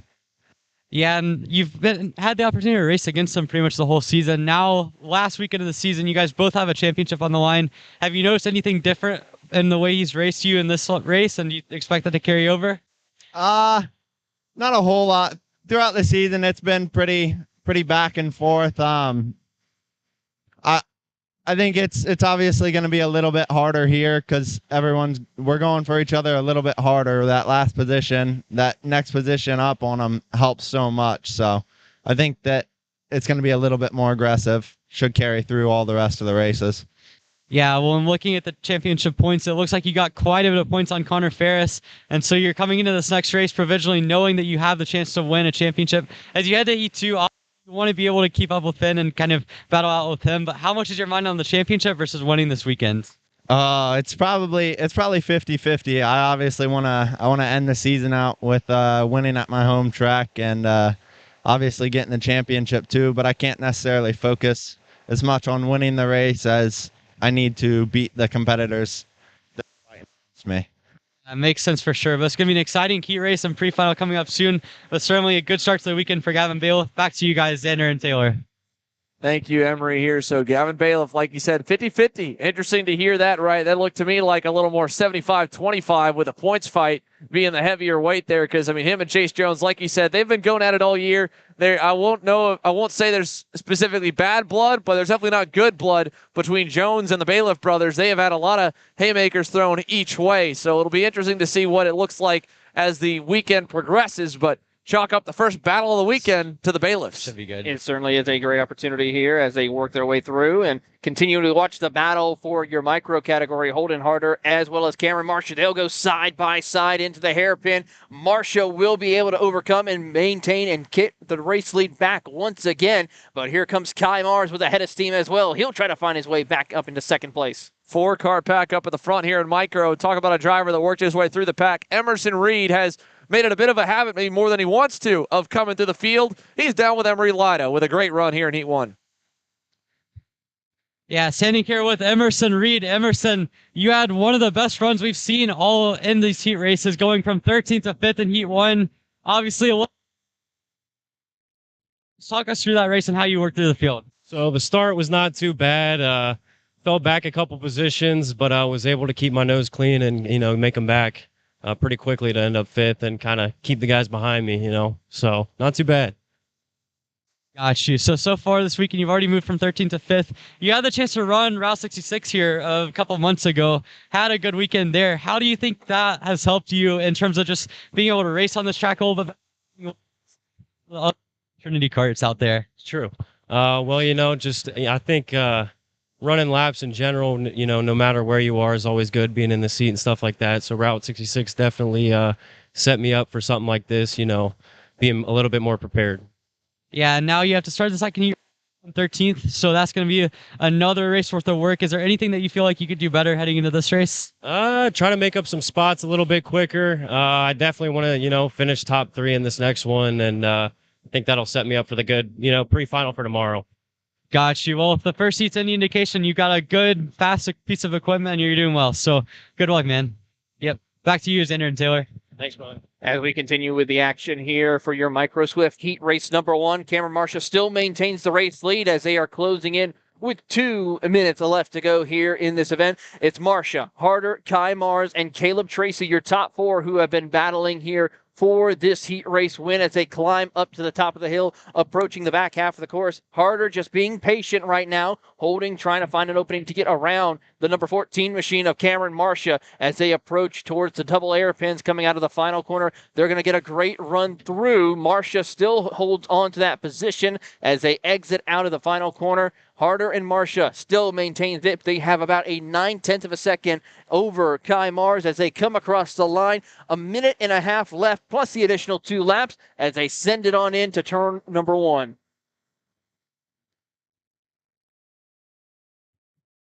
Working down the short chute over to turn 4, you see the drivers, Marcia and Harder, trying to just work their way, try to separate themselves from Kai Mars and Caleb Tracy as they continue their run over to the red 171 hairpin. Marcia tries to just be a little defensive, keeping Harder behind him. Mars just trying to find any way he can in order to pick up the pace and try to hunt down your top 2. Approaching over towards the back half, and they approach the uphill climb. They will begin to make the ascent up to the top of the hill. Marcia still maintaining that race lead. Harder just poking and prodding, trying to find an opening to see if he can find his way back up to the front of the field as they work their way through the double hairpins. So we have a couple of carts pulling off the racing circuit here. Their days are done. Out of the final corner, 30 seconds left to go. So it's going to be 3 laps left for your race leader of Cameron Marcia. Holden Harder still going to hold on to those top 2 spots as they head into 1. Emery, a great battling here between your top 2 right now. But for Kai Mars and Caleb Tracy, they're running out of time to go hunt them down. Yeah, I mean, certainly you see Marcia and Harder working well together. The last time through, they're able to pick up another couple tenths. And for Kai Mars, I mean, we've seen him back a little bit of pace this weekend, and he's been kind of on his own. We saw in qualifying Marcia and Harder working well together. We've seen that carry through in the race through 7 laps already. Coming up, this is going to be basically 2 laps to go this time by. So Marcia already has the lead. We'll see if Harder continues to stay patient as they come up through turns 8, 9, and 10. Marcia, again, someone with a lot of experience this year running up at the front of the microfield, whether that be in Route 66, at the Stars level, or anywhere really. He has been up at the front, and as they come up through turn 11, coming up towards turn 12, Marcia continues to lead. Harder continues to stay right in line. They've got about a second gap back to Kai Mars in third position and the 23 Trinity Karting Group position. So obviously those front two continue to work together as they now come down the main straight, heading on to 2 laps to go. We'll see what Marcia does. He's in the lead. Harder's not going to make a move coming into turn 1. He stays in second, and those two continue to pull a little bit more each lap out to third in Kai Mars. They currently have a 1.3 second lead over Kai Mars as they got the popsicle sticks in the air. 2 laps to go. It's going to be a 2-lap dash here between Marcia and Harder. Marcia just looking over the shoulder, seeing where Holden Harder makes his run as they approach the red 171 hairpin. A great run as they make their way through. No changes, no major runs for position here as they track their way off the corner exit, approaching towards the back half of the course. You see these drivers just being careful, not really wanting to make the move yet. We've seen, of course, Harder make the pass early on. Marcia also was able to do that later in the going to retaliate and get back up to the front of the field. He has also, though, got to be careful that in case for Marcia, he tries to do it again in this last lap. Yeah, at this point, they've both had a little bit of an opportunity to kind of feel each other out racing-wise, so that's going to be interesting to watch. But now, as you can see now coming onto the main straight, Marcia has the track position. Harder has been really patient the last half of the race to be able to keep himself in second position. Marcia, quick look back, sees Harder obviously right behind him. It's a 2-car race now as they come into turn 2. Harder looked like he tried to make a little bit of a move, but a good defensive driving there by Marcia kept the door closed. And now as they come up through turn 4, Marcia not going to do defensive. That seems like a mistake as now Holden Harder to the race lead coming through turn 4. Marcia tries to cross him over, nothing doing there. And now Holden Harder back to your race lead, goes defensive into the red 171 hairpin and maintains the lead coming out of it. Harder and Marcia going at it for the win on the final lap of this heat race. Great racing action here for your Micro Swift category here as they continue to do battle. Harder tries to push the limits of his kart to see if he can maintain and hold on. But here comes Cameron Marcia with a big run entering towards the back half of the double hairpins as they work their way through and seeing if these drivers are going to be able to continue to fight their way side by side, or as they come out of the final corner, it looks like going to be Holden Harder in that 75. It's going to be a drag race as they come out of the final corner side by side as they cross the line. Who gets the win? It looks like to be Marcia with the victory in the number 14 machine. Man, what can you say about this track? Another close finish in the heat race as Cameron Marcia barely hangs on against Holden Harder. That was an exciting end to the race. We've seen those two work together all the way up until the last lap. A good move by Harder, but in the end, Marcia with the crossover in the last part of the track, able to get the position, able to get the heat number 1 win over Holden Harder. He'll win the race. We'll have to see if Kai Mars in the second heat can do enough to keep that position going on, but certainly it looks to be Cameron Marcia and Holden Harder, the class of the field in heat 1 here for Micro Swift. Kai Mars, Caleb Tracy, and Ben Gleberman round out your top 5 for today's first half of heat racing number 1. With that, we are now at the lunch break period. We will be back with racing action a little bit later on this afternoon. Currently, it is set to start at 2 o'clock with your KZ Rock Masters for their heat race at number 1. So we will be back later on at 2 o'clock for coverage of the 2022 Stars Championship Series, and it is the Clash at the Club at the Motorsports Country Club in Cincinnati. I'm Taylor Burris, he's Emery Lida, and of course Xander Clement and our entire Kart Chaser crew. We will be back after lunch.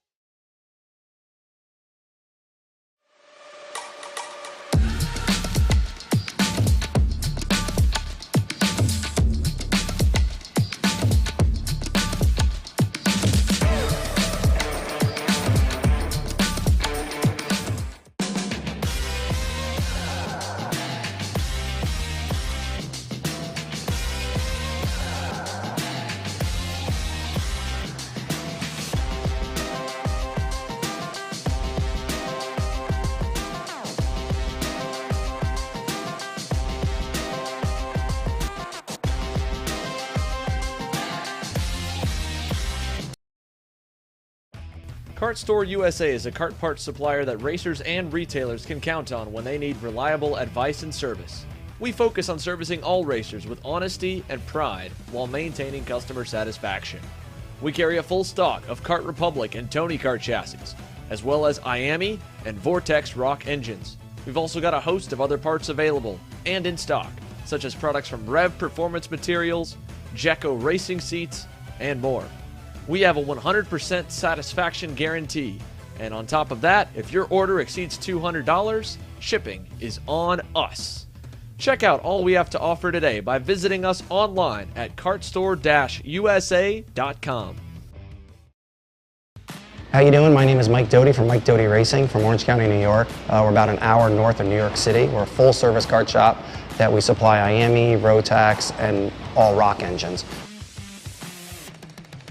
We sell OTK parts and all the tires for all the different series. We support USBKS, SCUSA, Rotax, which is the Stars and Stripes, and the Rock Winter Tour. What we do is we try to get the drivers better by data, driver coaching, and setup. We have a lot of good drivers that come through our program. We have a lot of experience. I've been doing it for almost 35 years, and we just try to translate that to all our customers. For more info about Mike Doty Racing, you can contact us at mikedoty@gmail.com or call us at 845-551-0572. I'm Billy Vincent, owner of MPG Motorsports. What we do at MPG is we try to keep it a nice, fun family atmosphere, try to combine sort of the bigger things and of the bigger teams and the professionalism down with sort of some of the fun, sort of family-oriented atmosphere. We try to not only develop drivers, but also the parents and the families for just in knowledge in general in motorsports. It all starts in karting. What we try to do is try to help the drivers, the moms, the dads understand the sport of motorsports in general, not just karting, but what it takes to get all the way up through. Whether you end up wanting to be a driver or a mechanic or an engineer, you know, we can help you with that, and that's what we're here for. If you're interested in joining us at MPG, our home base is at Whiteland Raceway Park in Indianapolis, and you can contact us at info@willpowerkart.com. And one of our great people will reach out to you, and we'll try to put the best program together. Looking for a top-level team environment that fits your budget? Look no further than AMAX Racing. We cater to customers around the country who want driver coaching, tuning assistance, hospitality, track support, and a family race environment. Our race schedule is support available at all levels, from club and regional series across the Midwest to top-tier events such as the TKNA Grand Nationals, the U.S. Pro Kart Series, and the SCUSA Pro Tour. Whatever level you may be at or want to get to, AMAX Racing can get you there.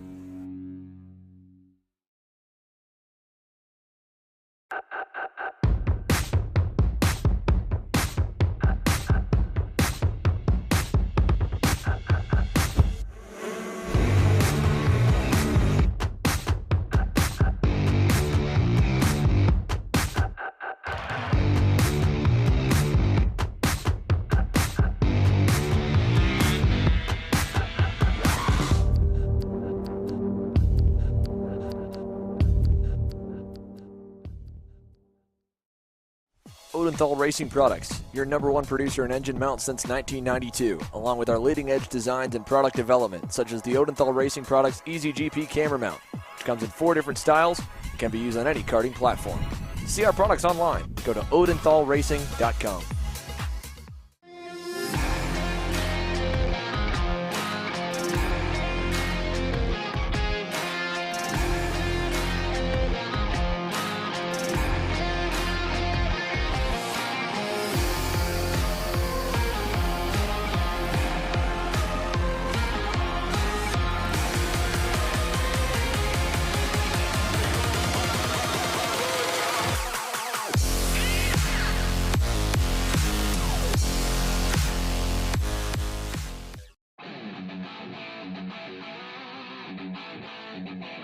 The 2023 season is just around the corner, and if you're looking to buy, sell, connect, or learn, make plans to attend the 37th annual OVK Go-Kart Swap Meet, February 4th, 2023. Register online at ovk.com.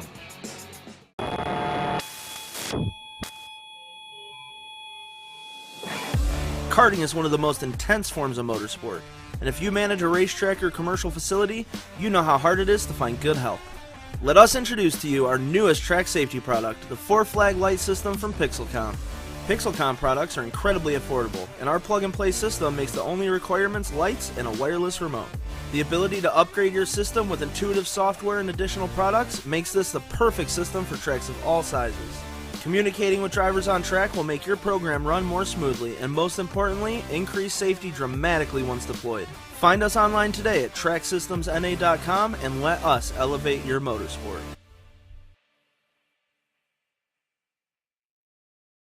Parallel USA, a top-level performance team with unmatched hospitality, offering a full-service driver development program with year-round testing available in Miami, Florida, and the official North America racing team of Parallel Racing Chassis. Chassis and parts available at ParalleLUSA.com. If you're looking for top-grade equipment, look no further than Rev Performance Materials, engine mounts, sprockets, and arcade chains. Available online now at RevPerformanceMaterials.com and through a dealer near you. The highest quality material, built to the highest quality standards. Rev Performance Materials. Hannah Greenemeyer is going to score the final win of the U.S. Pro Kart Series. Hayden Jones is a national race winner. Nate Cicero wins. Four-time champion Ryan Norberg winning Super Nationals 24. Winner, winner, winner. Are you ready to join one of North America's winningest driver development programs? Rollison Performance Group offers fully customizable packages that are meant to take your game to the next level. For more information, head to RollisonPerformanceGroup.com. Are you ready to meet your favorite new karting product? Meet the tunable karting axle from Taika Technologies. Our globally patented tuning inserts make it easy for users to adjust stiffness in just minutes, making it the perfect tool for drivers new to the sport or trying to make the most out of their setup. The best of the best choose Taika, so get over to TaikaTech.com and grab yours today.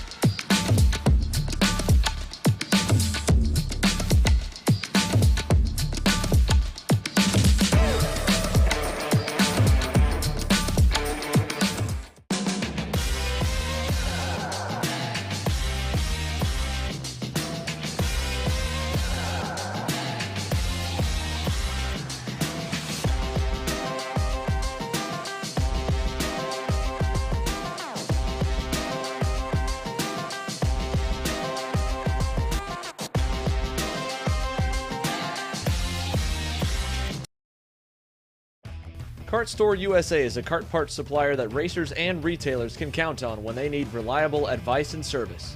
We focus on servicing all racers with honesty and pride while maintaining customer satisfaction. We carry a full stock of Kart Republic and Tony Kart chassis, as well as IAMI and Vortex Rock engines. We've also got a host of other parts available and in stock, such as products from Rev Performance Materials, Jecco Racing Seats, and more. We have a 100% satisfaction guarantee, and on top of that, if your order exceeds $200, shipping is on us. Check out all we have to offer today by visiting us online at kartstore-usa.com. How you doing? My name is Mike Doty from Mike Doty Racing from Orange County, New York. We're about an hour north of New York City. We're a full-service kart shop that we supply IAMI, Rotax, and all rock engines. We sell OTK parts and all the tires for all the different series. We support USBKS, SCUSA, Rotax, which is the Stars and Stripes, and the Rock Winter Tour. What we do is we try to get the drivers better by data, driver coaching, and setup. We have a lot of good drivers that come through our program. We have a lot of experience. I've been doing it for almost 35 years, and we just try to translate that to all our customers. For more info about Mike Doty Racing, you can contact us at mikedotyracing@gmail.com or call us at 845-551-0572. I'm Billy Vincent, owner of MPG Motorsports. What we do at MPG is we try to keep it a nice, fun family atmosphere, try to combine sort of the bigger things and of the bigger teams and the professionalism down with sort of some of the fun sort of family-oriented atmosphere. We try to not only develop drivers, but also the parents and the families for just in knowledge in general in motorsports. It all starts in karting. What we try to do is try to help the drivers, the moms, the dads understand the sport of motorsports in general, not just karting, but what it takes to get all the way up through. Whether you end up wanting to be a driver or a mechanic or an engineer, you know, we can help you with that, and that's what we're here for. If you're interested in joining us at MPG, our home base is at Whiteland Raceway Park in Indianapolis, and you can contact us at info@willpowerkart.com. And one of our great people will reach out to you, and we'll try to put the best program together. Looking for a top-level team environment that fits your budget? Look no further than AMAX Racing. We cater to customers around the country who want driver coaching, tuning assistance, hospitality, track support, and a family race environment. Our race schedule is support available at all levels, from club and regional series across the Midwest to top-tier events such as the TKNA Grand Nationals, the U.S. Pro Kart Series, and the Scooter Pro Tour. Whatever level you may be at or want to get to, AMAX Racing can get you there.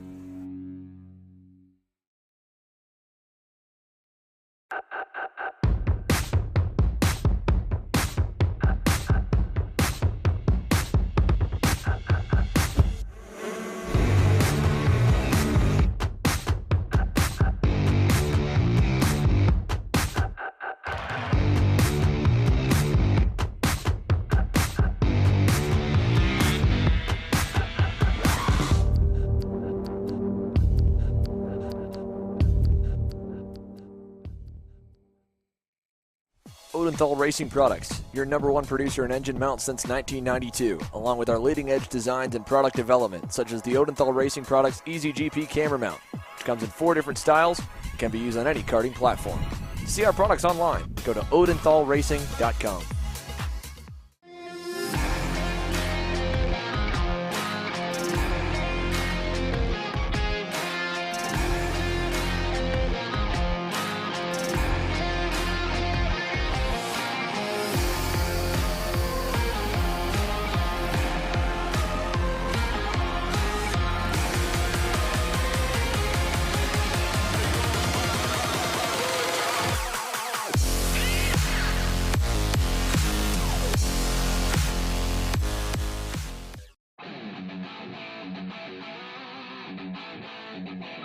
The 2023 season is just around the corner, and if you're looking to buy, sell, connect, or learn, make plans to attend the 37th Annual OVK Go-Kart Swap Meet, February 4th, 2023. Register online at ovk.com.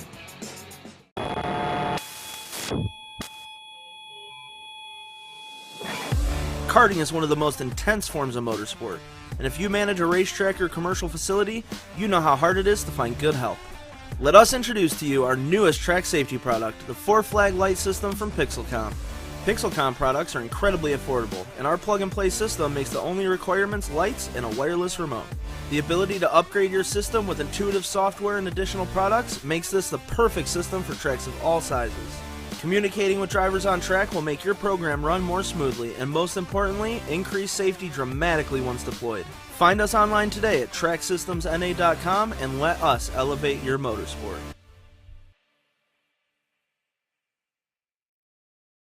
Parallel USA, a top-level performance team with unmatched hospitality, offering a full-service driver development program with year-round testing available in Miami, Florida, and the official North America racing team of Parallel Racing Chassis.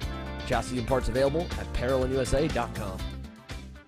If you're looking for top-grade equipment, look no further than Rev Performance Materials engine mounts, sprockets, and arcade chains. Available online now at RevPerformanceMaterials.com and through a dealer near you. The highest quality material, built to the highest quality standards. Rev Performance Materials. Hannah Greenemeyer is going to score the final win of the U.S. Pro Kart Series.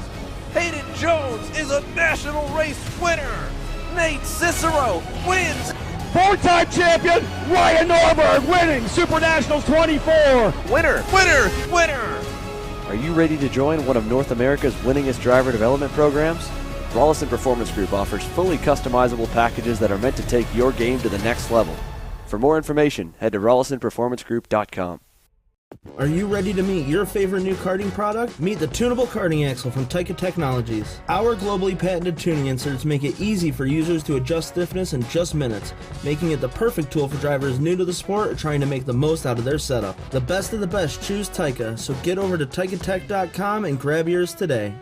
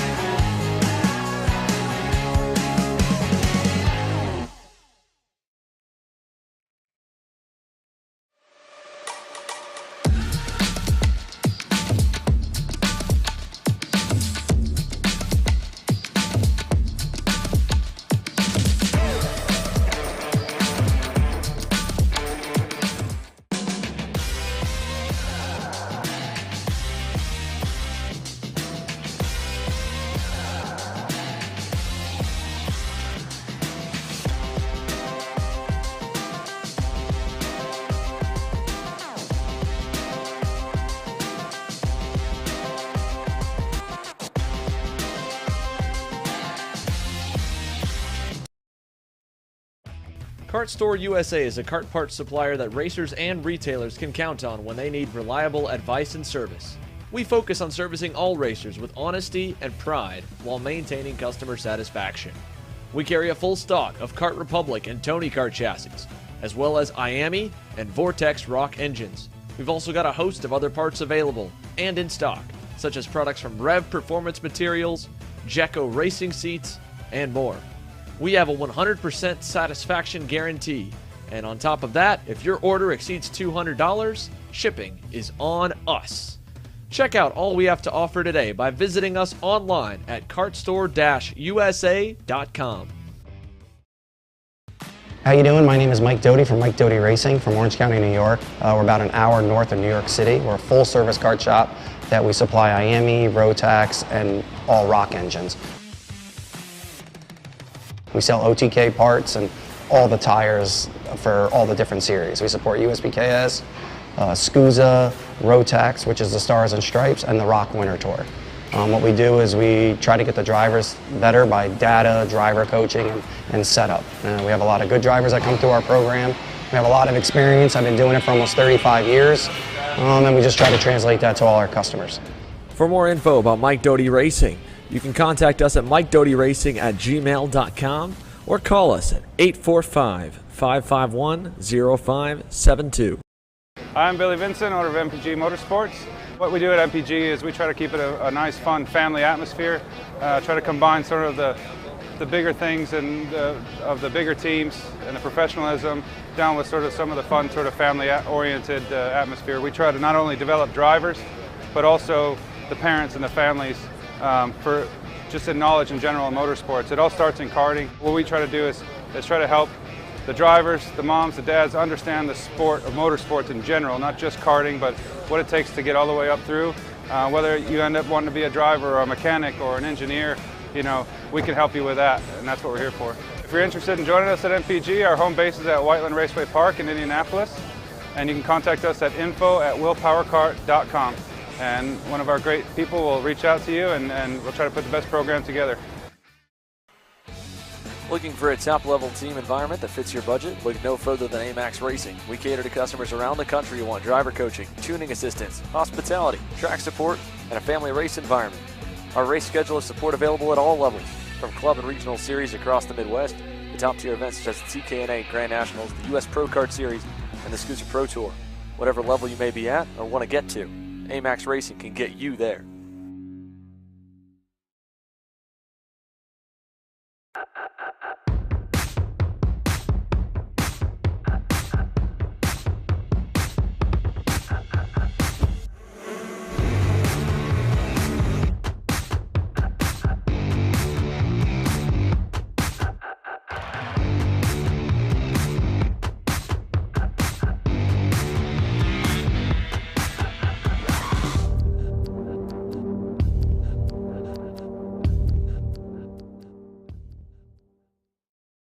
Odenthal Racing Products, your #1 producer in engine mounts since 1992, along with our leading-edge designs and product development, such as the Odenthal Racing Products EasyGP camera mount, which comes in 4 different styles and can be used on any karting platform. See our products online. Go to odenthalracing.com.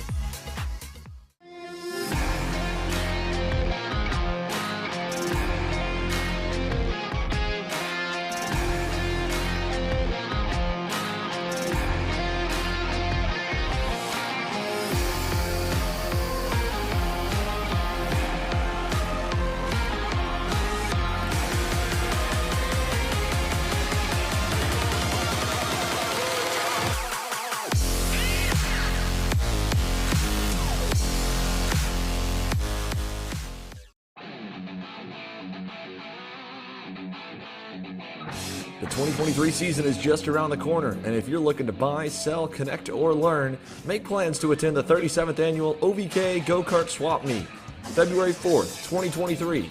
Register online at ovk.com.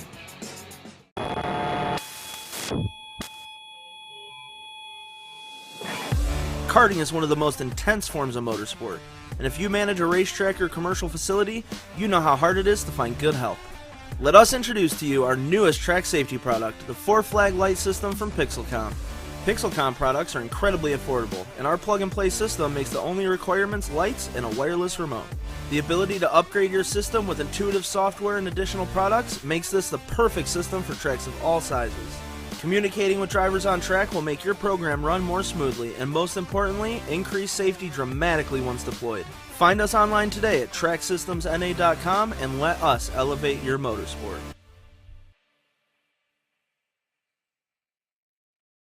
Parallel USA, a top-level performance team with unmatched hospitality, offering a full-service driver development program with year-round testing available in Miami, Florida, and the official North America racing team of Parallel Racing Chassis. Chassis and parts available at ParalleLUSA.com. If you're looking for top-grade equipment, look no further than Rev Performance Materials engine mounts, sprockets, and arcade chains. Available online now at RevPerformanceMaterials.com and through a dealer near you. The highest quality material, built to the highest quality standards. Rev Performance Materials. Hannah Greenemeyer is going to score the final win of the U.S. Pro Kart Series. Hayden Jones is a national race winner. Nate Cicero wins. 4-time champion Ryan Norberg winning Super Nationals 24. Winner, winner, winner. Are you ready to join one of North America's winningest driver development programs? Rollison Performance Group offers fully customizable packages that are meant to take your game to the next level. For more information, head to RollisonPerformanceGroup.com. Are you ready to meet your favorite new karting product? Meet the tunable karting axle from Taika Technologies. Our globally patented tuning inserts make it easy for users to adjust stiffness in just minutes, making it the perfect tool for drivers new to the sport or trying to make the most out of their setup. The best of the best choose Taika, so get over to TaikaTech.com and grab yours today.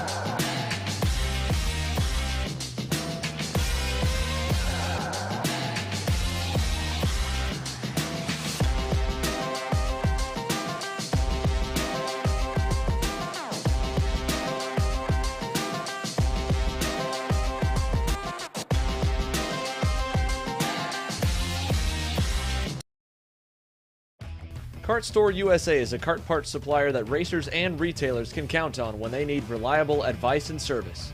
We focus on servicing all racers with honesty and pride while maintaining customer satisfaction. We carry a full stock of Kart Republic and Tony Kart chassis, as well as IAMI and Vortex Rock engines.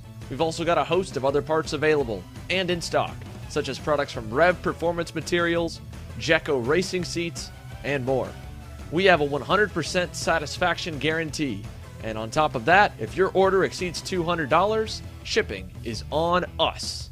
Check out all we have to offer today by visiting us online at kartstore-usa.com. How you doing? My name is Mike Doty from Mike Doty Racing from Orange County, New York. We're about an hour north of New York City. We're a full-service kart shop that we supply IAMI, Rotax, and all rock engines. We sell OTK parts and all the tires for all the different series. We support USPKS, SCUSA, Rotax, which is the Stars and Stripes, and the Rock Winter Tour.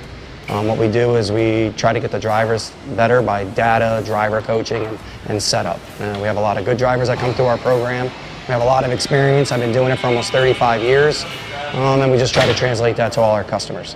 For more info about Mike Doty Racing, you can contact us at mikedotyracing@gmail.com or call us at 845-551-0572.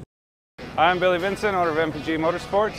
What we do at MPG is we try to keep it a nice, fun family atmosphere, try to combine sort of the bigger things and of the bigger teams and the professionalism down with sort of some of the fun, sort of family-oriented atmosphere. We try to not only develop drivers, but also the parents and the families for just in knowledge in general in motorsports. It all starts in karting. What we try to do is try to help the drivers, the moms, the dads understand the sport of motorsports in general, not just karting, but what it takes to get all the way up through.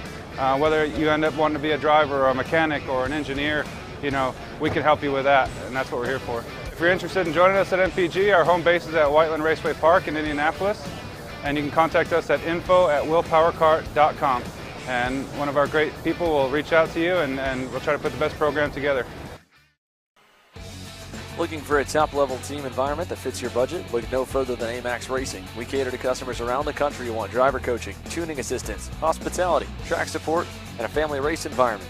Our race schedule is support available at all levels, from club and regional series across the Midwest to top-tier events such as the TKNA Grand Nationals, the U.S. Pro Kart Series, and the SCUSA Pro Tour. Whatever level you may be at or want to get to, AMAX Racing can get you there.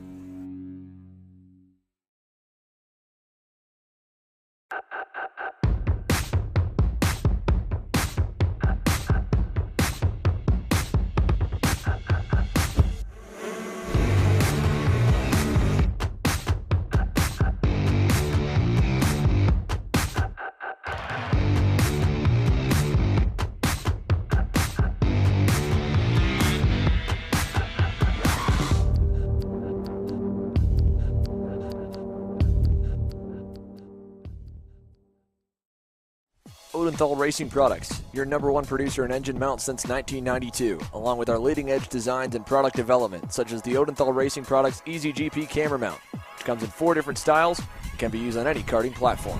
See our products online. Go to odenthalracing.com.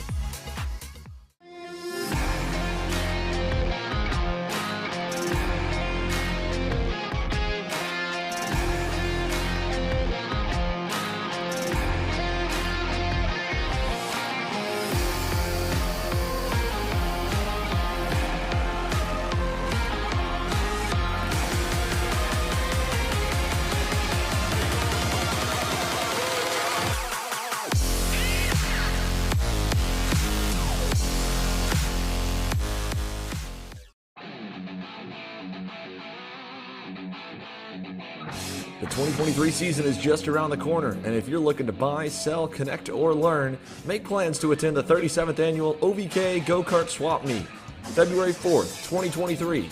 Register online at ovka.com.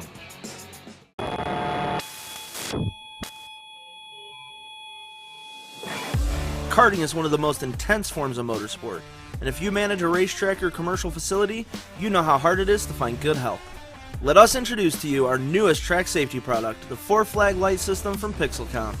Pixelcom products are incredibly affordable, and our plug-and-play system makes the only requirements lights and a wireless remote. The ability to upgrade your system with intuitive software and additional products makes this the perfect system for tracks of all sizes. Communicating with drivers on track will make your program run more smoothly and, most importantly, increase safety dramatically once deployed. Find us online today at tracksystemsna.com and let us elevate your motorsport.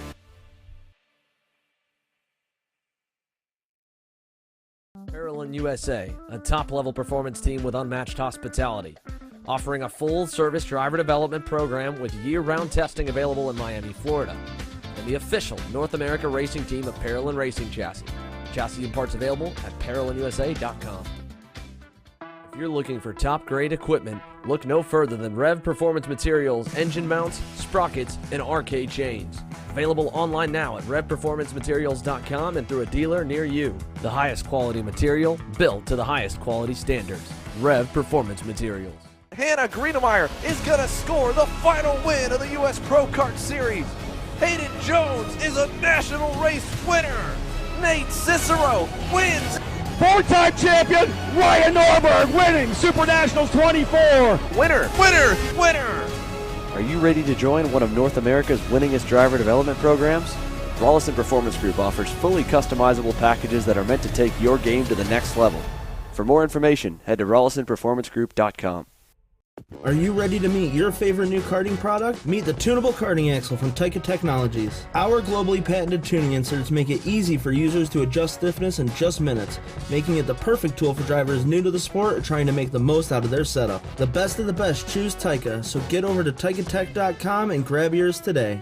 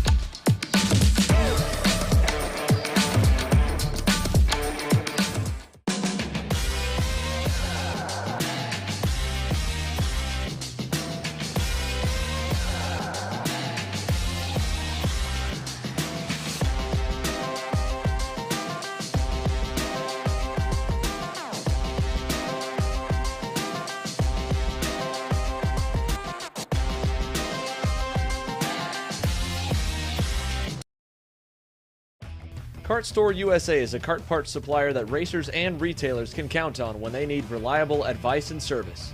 We focus on servicing all racers with honesty and pride while maintaining customer satisfaction. We carry a full stock of Kart Republic and Tony Kart chassis, as well as IAMI and Vortex Rock engines. We've also got a host of other parts available and in stock, such as products from Rev Performance Materials, Jecco Racing Seats, and more.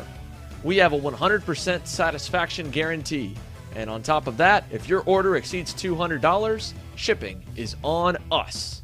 Check out all we have to offer today by visiting us online at kartstore-usa.com.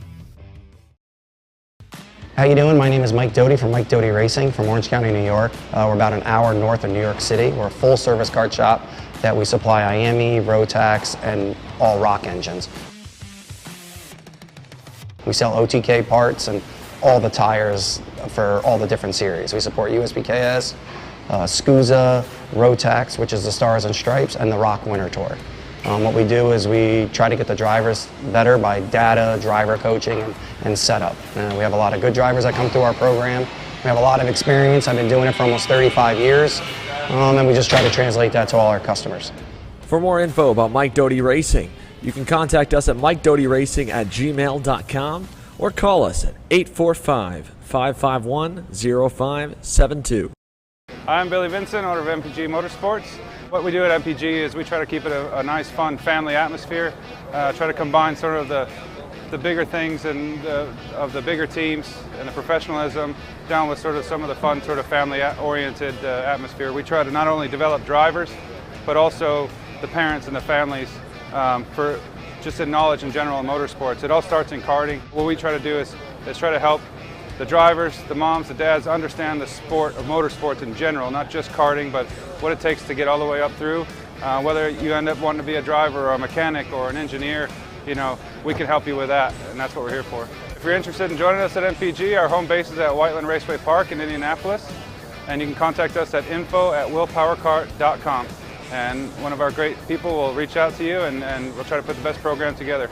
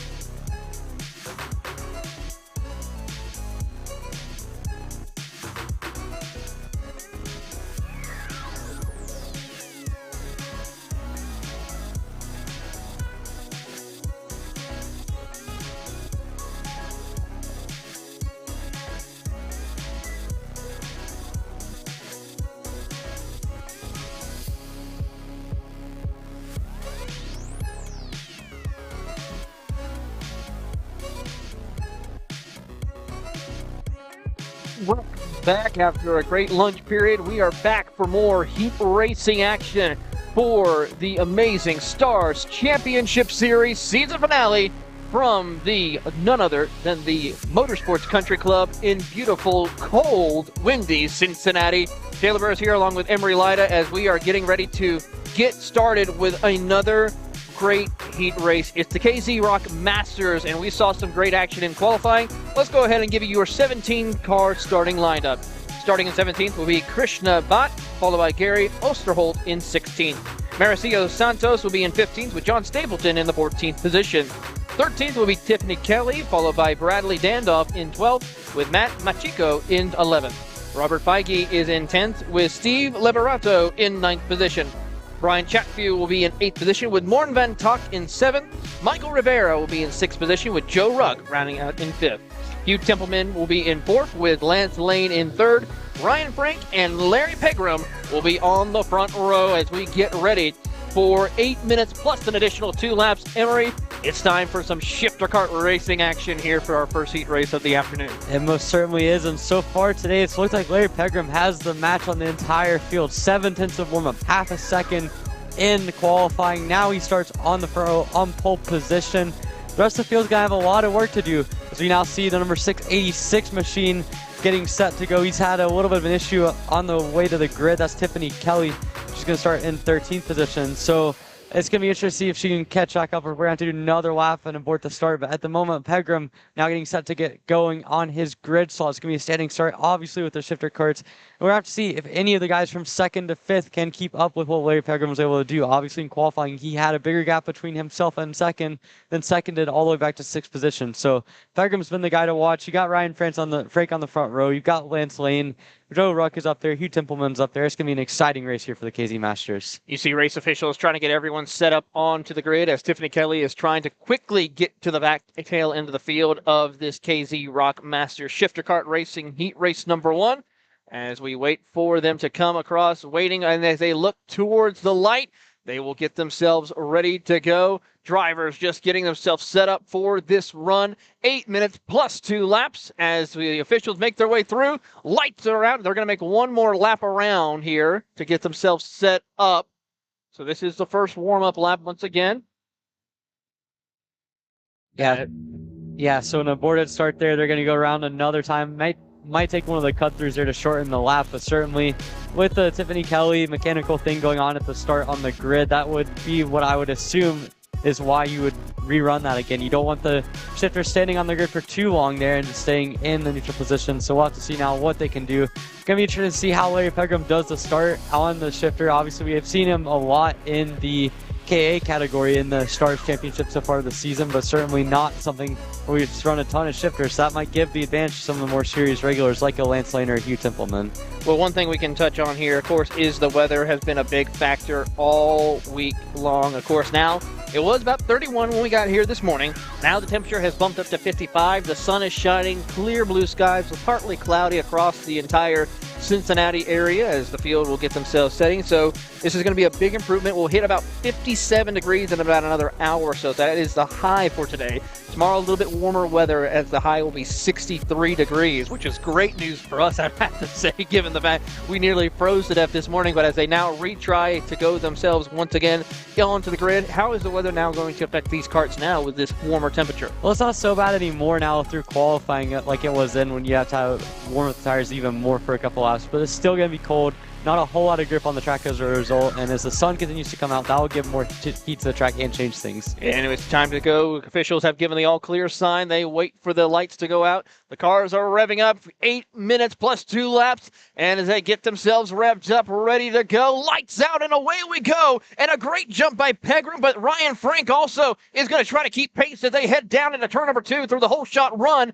and continue on. Everyone makes it through the corner, beating and banging their way through as they head to the short chute over at turn 4. Yeah, give the whole shot to Ryan Frank, but already Larry Pegram going down the inside, trying for the move in the hairpin. He's got it. They go side by side, bump tires a little bit there, and Pegram's going to have to settle into second place. So like I mentioned, on the way to the grid, Larry Pegram disadvantaged a little bit off the start. He did not get the whole shot, and now Ryan Frank's going to have to hang on for dear life against a guy who has been really fast all weekend long in Larry Pegram. Those two have already built up a big gap now as we see Pegram down the inside in the King. It looks like he's got the move done, so move Larry Pegram up into the race lead on lap 1. Did not take long at all for him to make amends after the whole shot went to Ryan Frank on the opening couple corners. Coming out of the final corner to get started with lap number 1, it is going to be driver of the 605. No, to make it actually Larry Pegram leading the charge here as he now retakes the race lead once again over Ryan Frank with that beautiful drive now as they make the run through the corner.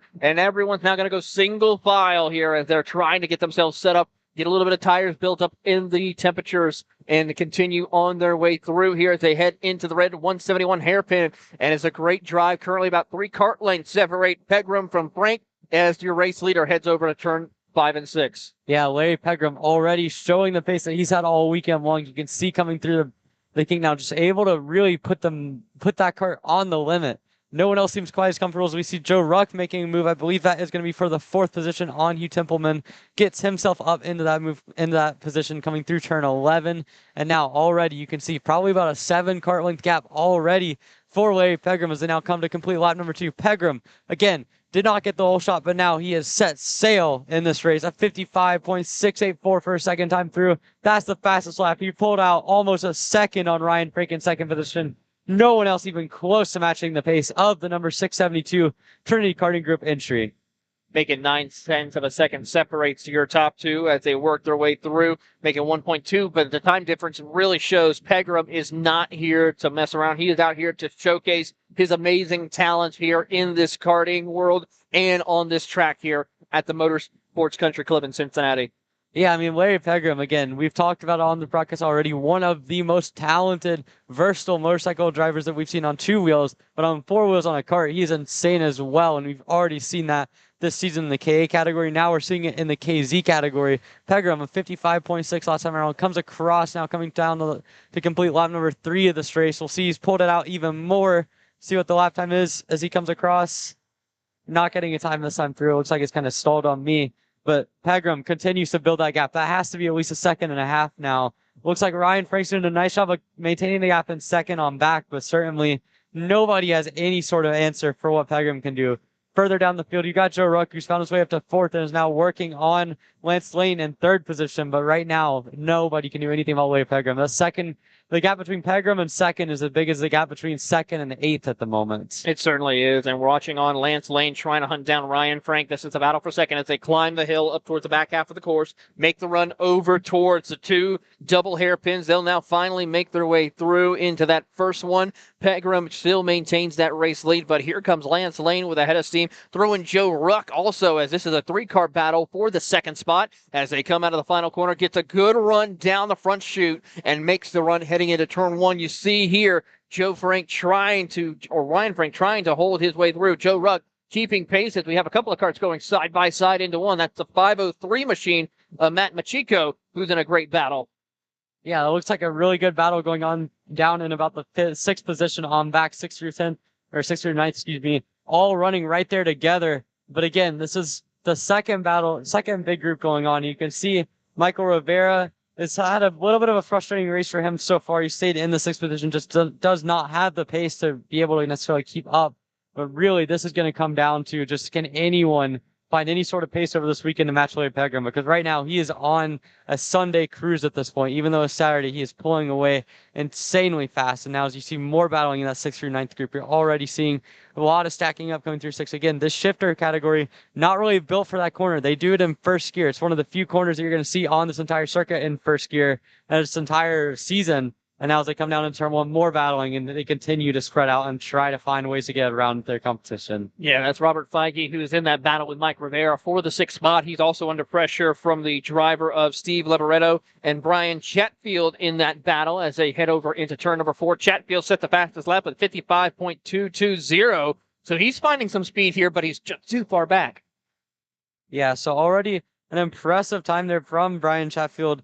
Really the only person we've seen even come close to matching what Pegram can do on pace. I mean, Pegram's lost time this last lap of 56.0, and maybe that's something that's worth watching. Can he manage his tires well? That might be something that brings the guys like Ryan Frank and Lance Lane back into the equation, because the raw pace for Pegram for 2 or 3 laps has been unmatched. There's no doubt about it. We got a crash on the backside of in the corner in turn 12. Looks to be 2 of the guys in that middle field battle. I have to get a number on that, but certainly not ideal. Now he's got another one in the barrier. That looks to be one of the guys on the front, the number 665. That's Lance Lane, is in the barriers and out of the race in turn 1. So 2 crashes in 1 lap. The second one, way more of an impactful, as Lane from 3rd position is now going to have to work his way up after a difficult heat number 1. One of the drivers involved in that incident over there by the 2 hairpins was the 616 machine of Steve Liberetto. I think Matt Machiko also involved in that one as well. So that now spaces out the entire field even more so. Pegram now is going to stretch his lead out to over 2 seconds. Ryan Frank now still trying to hunt him down in 2nd position here as we watch on. There is your top 2 working their way through around the circuit, heading out of the 2 double hairpins. They're now approaching lap traffic also as one of the lap cars gives way to your race leader of Larry Pegram heading back into turn number 1. Let's see what the time is as they come across the line. Ryan Frank still 2.4 seconds as they still negotiate through lap traffic. Yeah, that looks to be Gary Ostrold in the 513 machine struggling there to get out of the way, and he's certainly struggling here as now you can see they continue to pass him on by, but Pegram extended the gap last time through. It's 2.4 seconds now. He's doing 55.7. Not the outright fastest on the track anymore, but as long as he just keeps those tires intact, doesn't overrun the kart, he should be in good shape here in this heat race. He certainly is. Of course, the biggest mover so far is Bradley Dandoff in the 7th position, has gained 5 spots so far as he is making his run up through the field. Also, Tiffany Kelly picking up 5 spots, and John Stapleton also picking up 5 spots. They're in 7th, 8th, and 9th as we watch on here. This is I believe this is the battle still for our top 2. As they are trying to work their way through. This is between Ryan Frank and Joe Ruck. Those 2 are going to go at it for battling for that 2nd spot as they head over into turn number 1. There you see the 672 machine. That's actually your race leader of Ryan Frank and Larry Pegram. This is the battle. Your top 3 is all lined up. Royal 1, 2, 3 as they head over into turn number 4. Not sure what happened to Pegram there, but whatever it was, he just lost 2 seconds on that last lap, and now he's going to have to come under fire from Ryan Frank here. And now suddenly we're seeing battlings. Now they push and make a little bit of contact coming through the turn 7 red 171 hairpin, and now Pegram has a little bit of a gap to work with, but still really strange to see that happen. I don't know if he dropped a wheel or what happened, but certainly not ideal for Larry Pegram, as now you can see Ryan Frank as well as Joe Ruck continuing to work each other. They've been patient with each other so far. Ruck has stayed in that third position, but we'll have to see if he's trying to make a move now as they come down to complete another lap going through turn 14 now down the main straight. Pegram builds up a little bit more of a gap after that mistake last lap, and now he has about 2 car lengths to work with as they come down to complete lap number 8. 2 laps to go for your top 3 as they continue to work their way through is Pegram, Frank, and Lane, your top 3. Working their way through. Joe Ruck, of course, actually is that third place car. Joe is trying to find an opening as they come out of turn number 4. Joe Ruck now is trying to just hunt his way around Larry Pegram, as well as also Ryan Frank as they head into the red 171 hairpin and gets a great drive off. Larry Pegram now pulling away as they approach up to the top of the hill and make the run towards the 2 double hairpins. Oh, yeah.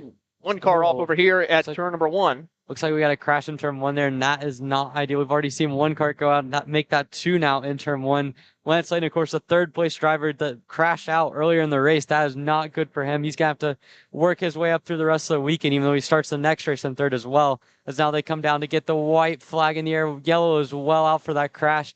Pegram's got about 3 car lengths in the hand over Joe Ruck now in second position, and then it is Ryan Frank in third. So all 3 of them had a pretty comfortable race, but now Ruck is going to try to hunt down Pegram, see if he can do anything on this last lap.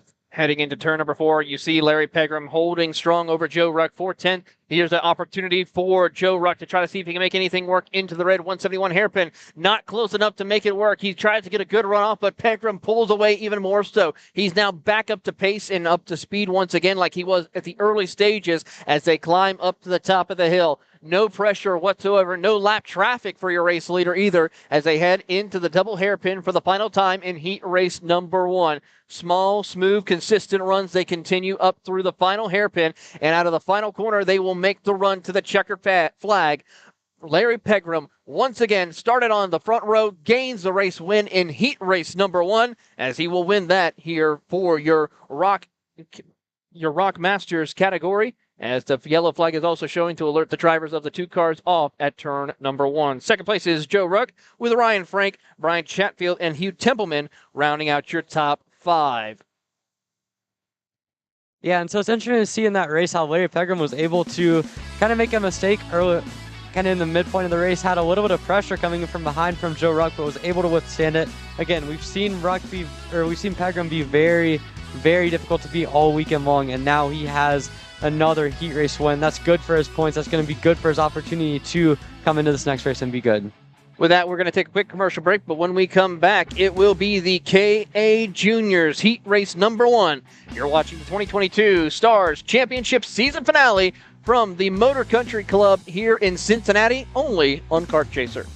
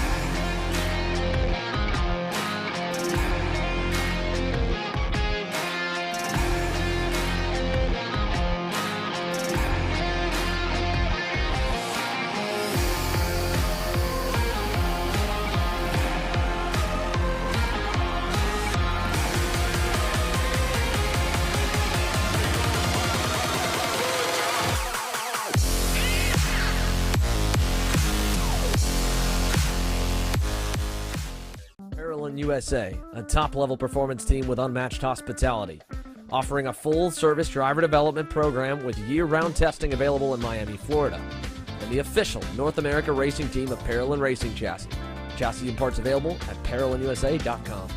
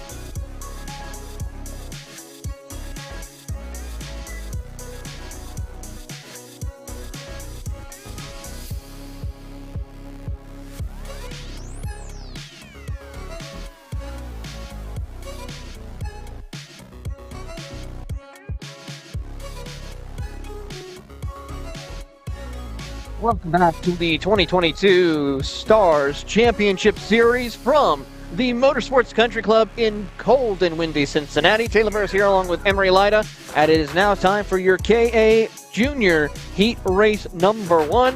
And it's going to be an exciting one to see here from start to finish. Of course, Austin Olds, Eli Warren starting on the front row. Luke Powers and Indy Anderson in row number 2. Jackson Wolney and Braden Zverev in row 3. Then it's Davin Roberts and Sam Avrutsky in row number 4. An exciting battle as the field now makes their run out onto the track to get that half a lap warm-up, I would have to say, really, because that's what everyone's been doing before we get ready for 8 minutes plus 2 laps as they get themselves going, engines firing away in these KA 100 juniors. Yeah, it's going to be interesting to watch this race here. KA Junior, one of the most exciting qualifyings we've seen. Austin Olds ran all by himself until the very last lap, had a good draft, was able to get himself onto pole position ahead of Eli Warren and Luke Powers. We've seen those two work together quite a bit and be very effective in it. So really, it's going to be a fun battle to watch. Austin Olds has the championship pretty well won, considering that Max Taylor did not show up this weekend to Cincinnati. So Olds just has to be smart about his racing, not doing anything too crazy, and he should be fine. But yeah, Austin Olds, Eli Warren, Luke Powers, they've all had a good battle. Indy Anderson and Jackson Wolney were close as well, and then Braden Zverev as well. So it's going to be a fun heat race here as we continue to work through the cold conditions. Going to take a couple laps for tires to get in, and we'll have to see how that impacts the drivers. Field now working their way through the 2 double hairpins to get themselves going and get the show on the road for these competitors as they enter into the out of the final corner and into the start zone. Just about where those blue cones are, you see the race official telling them to slow it down, wait for the rest of the field to catch up to them so we can go racing. Field now enters onto the front straightaway. Finally, everyone looks to be good.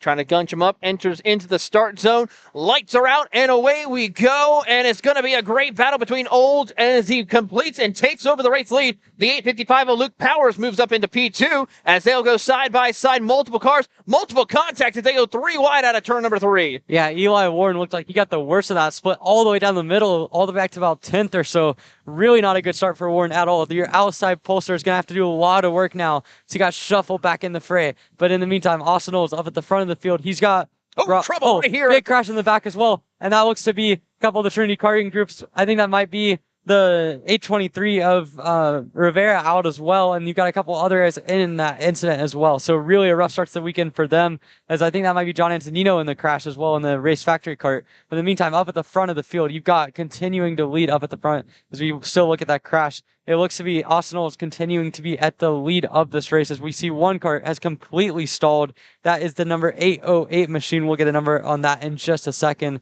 as they come down to complete lap number 1. Austin Olds leads the race. It's been a good start for him. He's got Luke Powers right in tow. They've got a little bit of a gap back to Jackson Wolney. And the 808 machine out of the race will be Prevail Perkins. So a rough start to the weekend for him. He's going to have to do a lot of work in the following heat races. But good start for Olds. It's a very good start for them here for the first front half drivers as the rest of the field was involved with that incident, at least at least I'd say half a dozen cars involved in that incident heading into the red 171 hairpin as they work their way through. You see Old under immense pressure from Luke Powers as they try to separate themselves from the rest of the field. Wolney and Anderson also in a two-car breakaway as they climb the hill up towards the back half of the course, running towards that two double hairpin corners as they approach that section. You see the drivers watching their way through. Austin Olds having a great run here as they continue to come out of the final corner momentarily. You see Olds here coming out into screen. As they do so, we see Powers just biding his time, not wanting to put any pressure this early on, but knows he has the speed to challenge Austin Olds as he sets the pace here. Indy Anderson, Carter Thompson set the fastest lap, but I think someone else was able to improve on that. Yeah, looking all the way down the field, it looks like we've seen quite a bit of fast laps going on as Olds continues to lead, Powers right there in tow. Looking down the rest of the grid, you see Indy Anderson leading that second group. They're about a second and a half back. Jackson Woolnight, they're running a little bit slower than the rest of the group.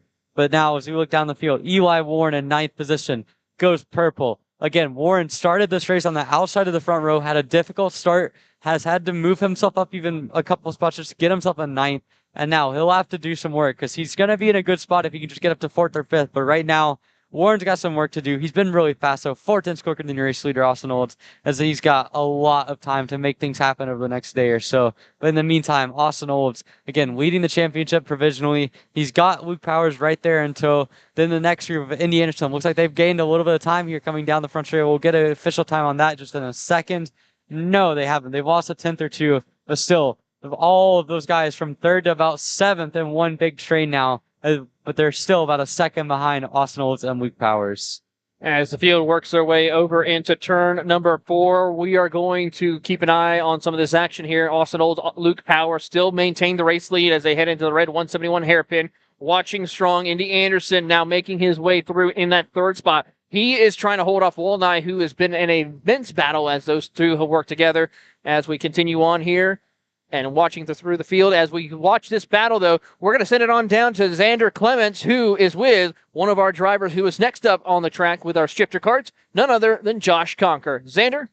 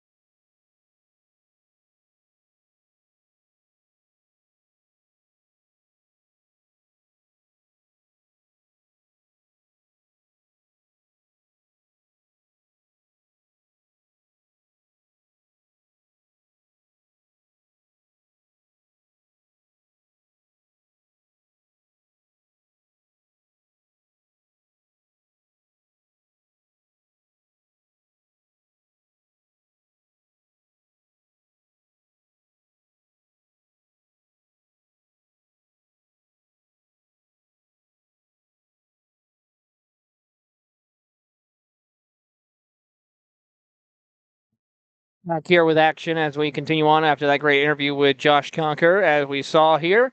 Continuing on to watch, Austin Olds still maintains the race lead here. 5 minutes completed on the clock, 2.5 minutes left to go, or 3 minutes left to go for your race leaders, but he is under immense pressure from Luke Powers. Eli Warren, though, he has been hard charging his way through, setting the fastest lap last time by once again for the field, and trying to see if he can try and maintain and hunt down at least a shot into the top 5 is what we have to say for him would be the best opportunity. Yeah, as we see him make another move on the 809 of Braden Zerves for, I believe, that is 6th position here. So already Warren making some good progress. Again, he doesn't have to be all the way up at the front because, again, this is progressive. He will start the second in second position as well, and then he also has a pre-final and a final to make things happen. But for Eli Warren, just damage limitation after a rough start. Clearly, he has the pace in that kart. There's no question about that. I could have told you that heading into this weekend just because of how fast he's been all season long. But certainly, Warren's been really good. As we see more battling going on. As Zerves tried to make a crossover, did not work out. He's going to lose 2 more spots. Move Braden Zerves down to about 9th, so already a rough start for him. Already a rough start indeed as the field works their way through, heading back into turn number 1. They'll slide their way through as we watch on this battle for position. And still some great battling, we have to say here. Under 2 minutes left to go in the race, make it 1:43. As we watch up at the front of the field, your top two, Austin Olds leading the charge as he continues to try and hold off the hard charger of Luke Powers. Yeah, Luke Powers has been so patient this whole race, has not even attempted a pass. This is similar to what we saw in Newcastle in the first round of the Stars Championship Series, the King of the Castle. This one is one where Luke Powers at that race was able to be patient with his teammate Eli Warren the entire time through. Again, we're seeing the same thing here in the heat number 1 for KA Jr. Right behind Austin Olds. He continues to work with him. We're seeing good battles. You can see him take a little bit of a wider line coming out of the corner. He sets himself up better for the run down the straightaway. He'll get a good toe from Austin Olds. Looks like they're going to have about 3 more laps to go. Now you see it looks to be Powers to the inside into turn 1. He makes the move on Austin Olds, then immediately goes defensive into turn 2. Really smart driving there from Powers. It's going to set up Olds to possibly have a crossover. But for Luke Powers, he decided 3 to go was his time to make a move. But with that said, Austin Olds right back down the inside into turn 4. He completes the pass. And while all of this is going on, it's going to allow Indy Anderson and Jackson Wolney to get just a little bit closer to those front two. They picked up about a couple of kart lanes on those top two. Olds now still maintains the race lead over Luke Powers as they continue to drive towards the back half of the course, making the climb up to the top of the hill before they head to the double 2 hairpins back at the half end of the course, and they continue on. You see Olds tuck his head down. Luke Powers trying to keep up pace with him as they enter into the braking zone. Through the first hairpin they enter, Olds tries to hold it a little bit of a defensive line here to keep Powers behind. Powers tries to find an opening to cross him over as they come out of the final corner here. 2 laps to go. Popsicle sticks in the air for your race leaders as they come across the line.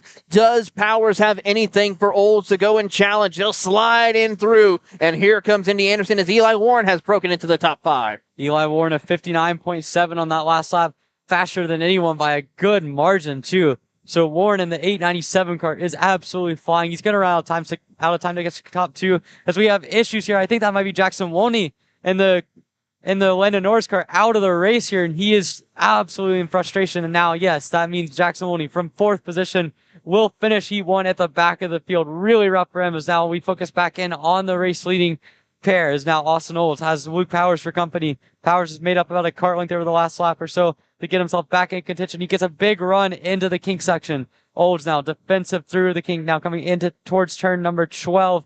Not able to make a move as Luke Powers as they come down, getting onto the main straightaway now. It looks like Olds with about a kart length gap heading on the straight. That will evaporate really quickly now. Powers down the main straightaway. Olds goes defensive into turn 1, and it looks like Olds is going to keep the line. Not going to make anything happen as Powers cuts down quickly. Olds goes very defensive into turn 2, maybe too defensive, but he's able to make it work as he stacks up Luke Powers, and both of them are allowing Indy Anderson and Eli Warren, who just reset purple, to get back in it as Olds defensive again, and now we'll see if Powers can cross them over. Heading over into the red 171 hairpin for the final time. You see Olds being very defensive into there. Contact is made as he slides his way through. This is going to bring Indy Anderson and Eli Warren into the mix. It's now down to a 4-horse race as they head through the chicane. Heading up to the top of the hill, they'll make the run here as we keep an eye on this. Austin Olds being very aggressive, trying to hold off the line. Luke Powers keeping on with this battle as here comes Indy Anderson to the outside. He now crosses over to the inside through that carousel. Now approaching the first hairpin. Here comes Eli Warren. He's going to try to go for 3rd position, but to no avail. Austin Olds gets a great run out of that final hairpin, and as they come out of the final corner, one time around, it is going to be Austin Olds, winner of the KA Juniors, but no, it's going to be a drag race. Luke Powers takes it home. Yeah, Luke Powers right at the gun. They're able to get the victory. He gets by Austin Olds on that long straight. Again, that just shows the power of the draft. Really sensational stuff there from Powers. Was patient for almost the whole race. Olds went very defensive that last lap, a 102.7, 3 seconds off the pace. Did not quite work out for him. Left one too many holes in his defense, and Powers gets the win. Indy Anderson with a strong run. Eli Warren was in 11th after the first lap. Makes his way all the way up to 4th. A great showing for him. He'll have a lot to work with now, starting on the front row for the second heat. And Carter Thompson rounds out your top 5 with Davin Roberts in 6th. Great racing action for your KA Junior School race here, but it's now time for more shifter kart action. It's our final heat race number 1 for our drivers before we get ready for heat race number 2. We're going to take a quick commercial break, but when we come back, it is the Pro Rock shifter karts out on the track. You're watching the Stars Championship Series live from the Motorsports Country Club in Cincinnati, live on Kart Chaser.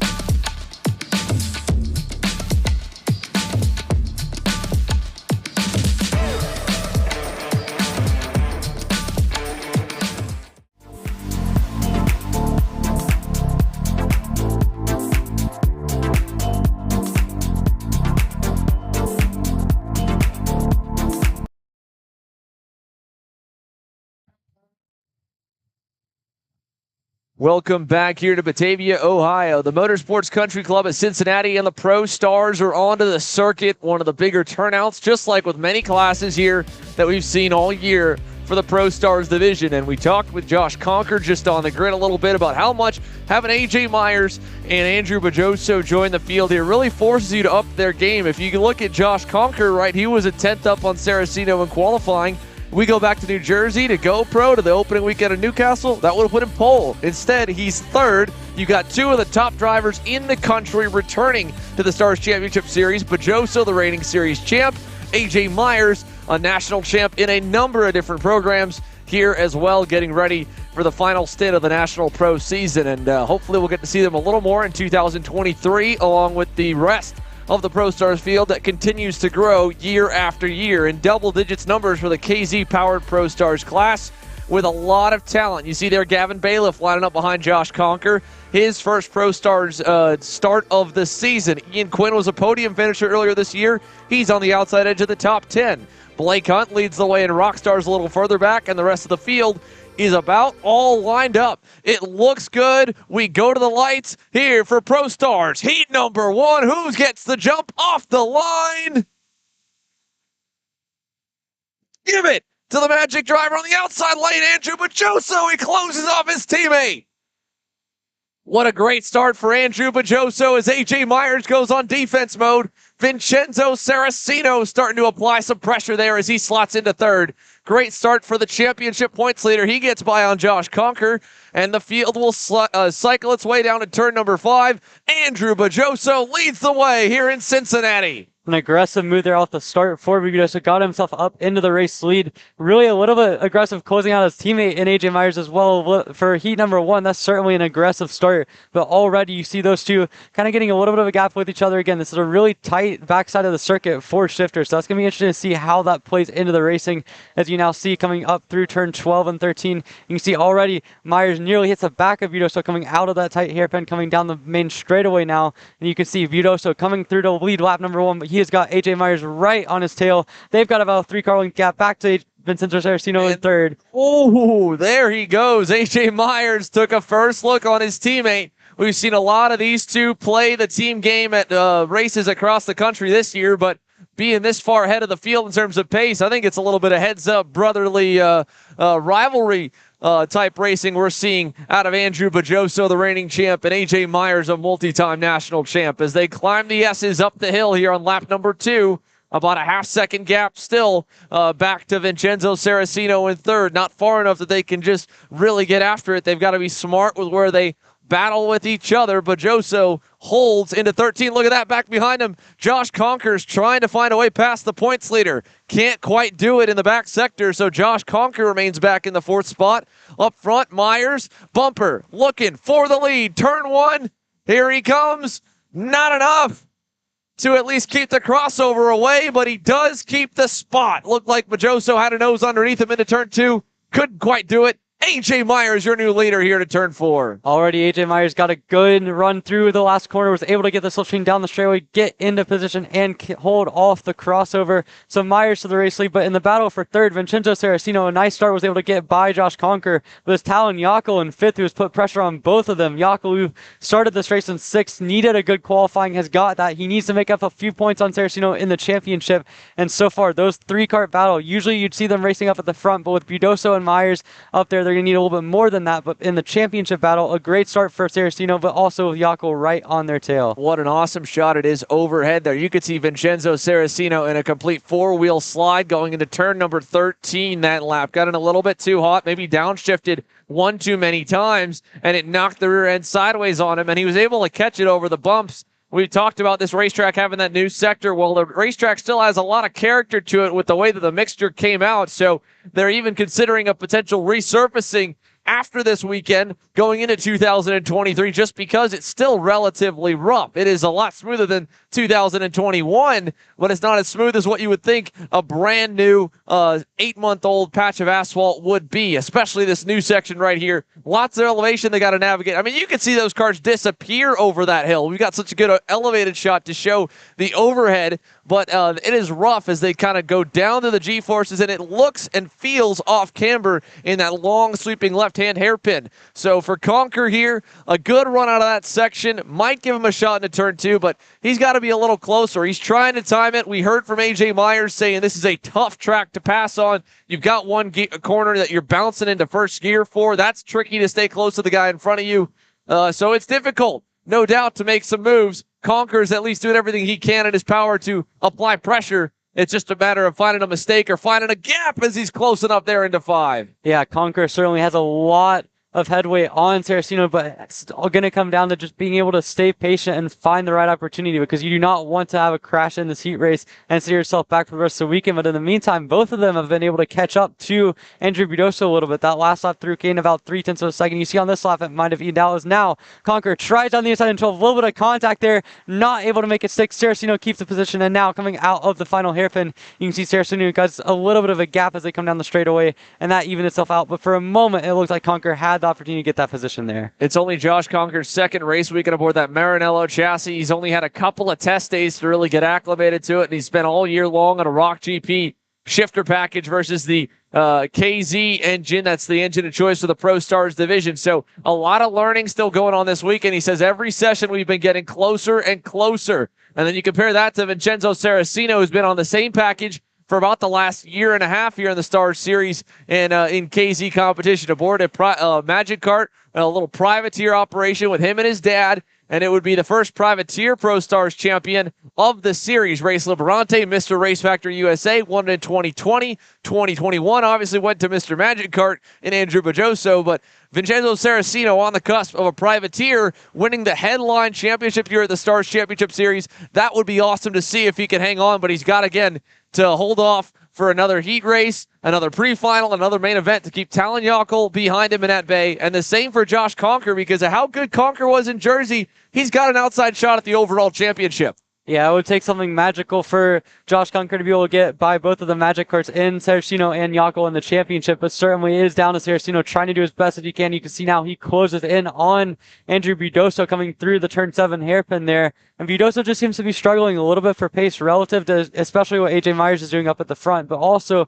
the guys behind him as well. Myers has pulled out another 0.3 of a second on that last lap, continues to look strong, but now the second through fourth battle is really heating up. Yockel's lost a little bit of time to those guys, and now Saraceno briefly looks to the inside of Andrew Bujoso. It does not work out for him, but unlike for Conker, he gets still a decent run out of the final hairpin. As they come down the main straightaway to tick off lap number 7 of this race, it might be Saraceno's time as he comes through turn 2. He's within striking range, but not quite close enough to make a move on Bujoso coming through turn 2. Yeah, he's relatively close, right? About the same as Conker's been, about a car length buffer back from Andrew Bujoso. Bujoso's doing what he can to just kind of keep that kart nice and wide, not really open up too much for the corners, not get a bad exit. You know, if he's got to sacrifice the center, he'll do that. Go a little slower just to get a good launch and rubber band himself back out to a car length or 2 car length lead where they can't touch him. He's been very smart about that throughout the year in terms of playing blocker a little bit for A.J. Myers. I know he would have liked to be able to be the one leading the way, but it's just not in the cards right now here as Vincenzo Saraceno again on the bumper, looking to find a way past. You look back behind him, Gavin Bailiff is starting to close up here to Talon Yockel. In fact, he's been closing up on him the last few laps. So Gavin Bailiff, a 10th quicker last time by, 2 car lengths back here from Talon Yockel. This is for the battle for 5th. So Gavin Bailiff, in only 1 start here, is trying to challenge the driver who was looking at a championship. Talon Yockel was going forwards earlier. He's going backwards right now as Bailiff is all over him out of turn 4. Yeah, for Yockel, this is critical. This is 10 points that he really needs in the championship battle, because if he doesn't keep this position, that could be up to 30 points lost of Vincenzo Saraceno, which would make the rest of the weekend even tougher. And Bailiff, on his end, obviously has a million laps around this place in every single engine package you can imagine. He's going to be really looking for it. He's found a little bit of pace since the qualifying effort for Gavin Bailiff, so let's see what he can do there. But in the meantime, Yockel just trying his best to make his kart as wide as possible. We've seen Bujoso do that successfully for a couple of laps now up in the 2nd position. Now Yockel, as they come down the straightaway, continues to do that. He'll click off another lap number 9 in the books here. Yeah, he's got Gavin Bailiff right on his tail, though. And in the meantime, it looks like Bujoso's got a little bit more of a gap up in front, but still, those 2 in 5th and 6th are the closest battle at the moment. Yeah, it started to open up there for 2nd, 3rd, and 4th. This is, like you said, the closest battle at the moment. Andrew Bujoso safe away in 2nd here with a lap and a half to go. And this man, A.J. Myers, is just cruising away, doing a good job managing his equipment. Lost the whole shot to his teammate, waited a lap or 2, found his way around Bujoso, and then for a little bit, took a minute to kind of get going and shake the field. It looks like Bujoso may be a little bit lower on tire pressure. He is finally hitting some good laps here. Last time by, his personal best. Still 2/10 off of Myers, but it was 2/10 better than AJ last time by. At this point, hard to tell whether or not AJ's really dialing things back or not. I'd imagine he's probably going about 70 or 80% pace to save rubber for the weekend to come, because he's got a 1.8 second gap, and that's what you see out of the best drivers, Emery, is the guys that can manage the gaps. They know how much time they can give away without losing the position. Yeah, and AJ's someone that has led these races a lot now, and he's obviously got a ton of experience, knows what he needs out of these tires. Obviously, a little bit of a different track layout here with the tighter sections might play into the factor in the front wear. As we see now, Yockel slides it through turn 7. It looks like that's going to give an opportunity for Bailiff, but this is not a good area to pass, especially in these shifter carts as they come now on the white flag lap. This is critical for Gavin Bailiff here for himself, but more so for Talon Yockel for the points championship as they come through turn 11. Yockel has him covered for the moment, but Bailiff is right there. If Yockel overshoots this, it will give Gavin Bailiff the chance coming out of the final corner as they come down to complete this race as A.J. Myers dominates another heat race. Yeah, A.J. Myers, Heat 1 winner in Pro Stars, Bujoso 2nd, Saraceno 3rd, Conker 4th, Yockel 5th, Bailiff in 6th. Not a lot of movement there for the drivers up front. There was some behind them. Jason Enrique ended 7th, Calvin Ming 8th, Kyle Kennedy 9th, Ian Quinn in 10th, and then you go back down, Annie Rule 11th, Blake Hunt, quickest of the Rock Stars, fastest in first place in the Rock Stars. He beats out rookie Jonathan Ocasio. They are 12th and 13th overall. Corey Mill 3rd in the Rock Stars subcategory, 14th overall. Then it's Safik Haddock, Mark Donato, Robbie Campbell, and then Ryan Aiden Jr. and Eric Hugh to round off your field. But all 19 able to start, able to finish here in the Pro Stars opening heat race. Gives us a little bit of dead time here to kind of go back through what we've taken away from it. And really, again, in terms of takeaways, obviously the Magic guys on fire right now. AJ Myers looking super, super strong. He comes into Vegas this year looking for redemption when it comes to the SCUSA Super Nationals. Last year, Emery was the quickest pole award in qualifying. First heat race, gets into it with not 1, not 2, not 3, but 4 of the Burrell Art Factory drivers. And, well, one of them just happened to rip his front bumper off and threw the whole weekend to the win there. So he's looking for redemption. It looks like he's got a chip on his shoulder here already in Cincinnati. Yeah, I mean, you've seen AJ all season long, whether it be in the Florida months or all the way through the SCUSA Pro Tours, had the pace all season long. Even the results haven't followed in every single race. He has had the pace that he had in Vegas last year. And I really do think this race is a little bit of a tune-up for him. Obviously, over a month away still to Super Nats, but obviously you have AJ Myers. He's been fast all weekend. He's got the magic car dialed in regardless of circuit, regardless of the driver. And I think so far for AJ, it's just about putting in laps, continuing to dominate the field, and we'll see how it goes in Vegas. I mean, I'm sure he's looking to revenge what happened last year, and at the moment, in Cincinnati at least, he's off to a really good start. He's off to a good start at a racetrack that's very similar to the racetrack that was ran for the SCUSA Super Nationals in Vegas last year. A flat-out 90 for the first corner, right? Then a quick 180 hairpin, and then a few switchback hairpins after that, and then some fast S's, and then a loop around back onto the front stretch with, like AJ said in his interview, one corner where you bang down into first gear, and it's rough, and you, like he said, you have to kind of ride it out. So obviously, every bit of the conditions here, and really even the cold too, because it can get really cold out in the desert here in November, all playing into a really, really good test weekend for those guys. And again, 1-2 for them right now. Impressive as well for Talon Yockel to be able to have the pace to run with Saraceno, Conquer, and Bajoso early on. Just kind of faded off. So hard to tell if that was just setup, if that was driving, if that was a bit of fatigue. This is a physical racetrack. We had drivers bending go-karts frames here last year with how rough the surface was. Again, it's a lot smoother now since they tore it all up and put proper pavement down, but there are some spots that are definitely still pretty rough, and you can see them bouncing through some of the heavy elevation changes at this racetrack, no doubt. So that could wear a driver out, especially on a pro shifter kart. Yeah, for sure. And a guy like Talon Yockel, this is really his first ever full season of shifter effort as well. So it's kind of a little bit of an adjustment period for him. We've seen the highs of his season. We saw a GoPro dominant weekend at Stars. We even saw it at Summer Nights at Newcastle. He found quite a bit of pace over the course of the weekend. And then we've seen some of the downs, some inconsistencies that maybe other shifter drivers haven't quite had. But this weekend, he started off rough in practice yesterday, did not have a ton of pace, but then qualifying, found a lap to put him in 6th. And I feel like this race was a positive step forward for him. Yes, he might come up short in the championship to Saraceno. That continues to drift a little bit further away, but against guys that have a lot more experience than him, I feel like he's holding up well. And in the shifter challenge, it's all about just kind of managing the fatigue, finding the outright pace, and finding the consistency. Yeah, it's been a solid rookie season for Talon Yockel. Vincenzo Saraceno is no slouch either. I mean, this is a driver with a lot of experience racing against AJ and Andrew at the national level for many seasons now, and he's on the cusp of his first Stars Championship Series title in his first season, but he's by no means a rookie when it comes to pro shifter competition like Talon Yockel. So impressive on Yockel's sake to be able to contend up with Saraceno. And then in that heat race, like you said a little bit early on, Saraceno and Josh Conquer, they were making up ground on Andrew Bajoso. And so that's what you kind of look for in these heat races, at least the first half, because once they get spread out in the second half of the heat race on, it's harder to tell who's really quick and who's just saving tires and looking slow. But in those first few laps, Conquer and Saraceno were quicker than AJ. They were quicker than Andrew. I mean, they could be serious threats if the weekend goes on and if they can get good starts, or maybe play on Andrew being able to get a really good start and kind of hold the block again.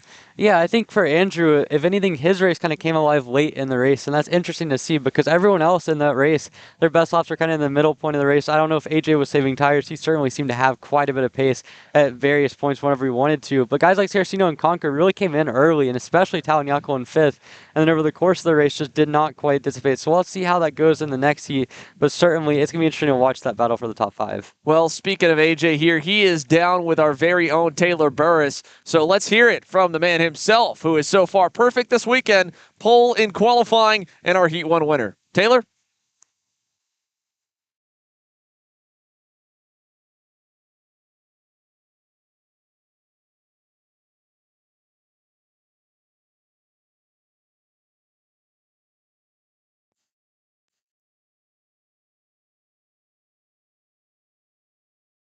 With the grip down, took about 2 laps to work back by him, and after that, he told me he started over driving, trying to catch me, made some mistakes. But it's fun. The guys are catching up, and it should be some good racing going forward. It's a tight track, tough to pass on, leads to some tight racing. Now, you're mentioning, of course, that your teammate Andrew was able to beat you on that outside lane. Is there a little bit of a difference utilizing two different sources of lanes, or is it really just a matter of just getting that better hole shot jump? A lot of times you see it early on in a shifter weekend. If the inside row is off the line, you have some marbles down there where the outside row on this track is right where the grip is and right where everyone's running in every session. So it'll keep getting better and better, and there's no excuse. I'll beat them next time. Well, we look forward to seeing you in heat race number 2 later this weekend, as well as the finals later on tomorrow. Back over to you, Xander.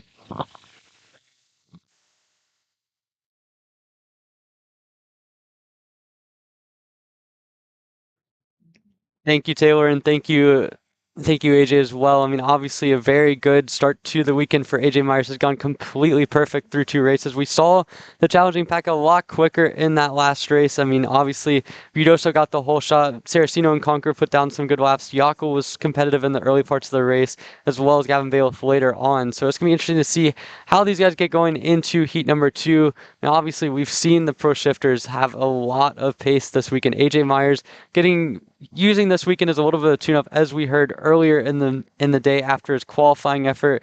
Budoso as well, kind of getting some good laps under the Magic Cart. And then you've got Saraceno and Jaco fighting for a championship. They finished the first heat in 3rd and 5th position, so already seeing them put together some good efforts here as we're getting set to get going for the second round of heats today.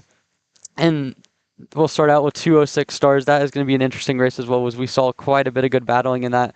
AJ Myers again in the KZ stars was able to have the greatest end of the race, winning by 1.5 seconds. In the 206 category, we're going to assume that's not going to be quite as much of a blowout victory. So I'm going to be interested to see how these guys get going in the second heat as it continues to warm up a little bit here in Cincinnati. We've already seen the track start out today in the 30s. Now it's in the 50s. We actually had to delay practice by an hour. So obviously, as the day continues to get on, it's going to continue to get warmer, and we're going to continue to see more and more interesting battles going on as we're still getting set to go in the 206 category. We're seeing guys getting ready to go on the grid.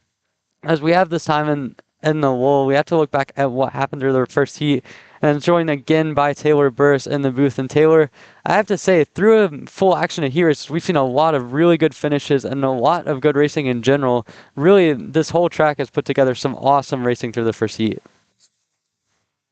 They certainly have, Emery, and it's been really exciting to see how the heat races came about with heat race number 1. Of course, Logan Frank put on a dominant, great, aggressive performance to get around Javier Das in heat race number 1. So I can only imagine the excitement and the, in a sense, chaos that we could possibly see of what Javier Das will be able to do in return to Logan Frank here when we get ready for heat race number 2.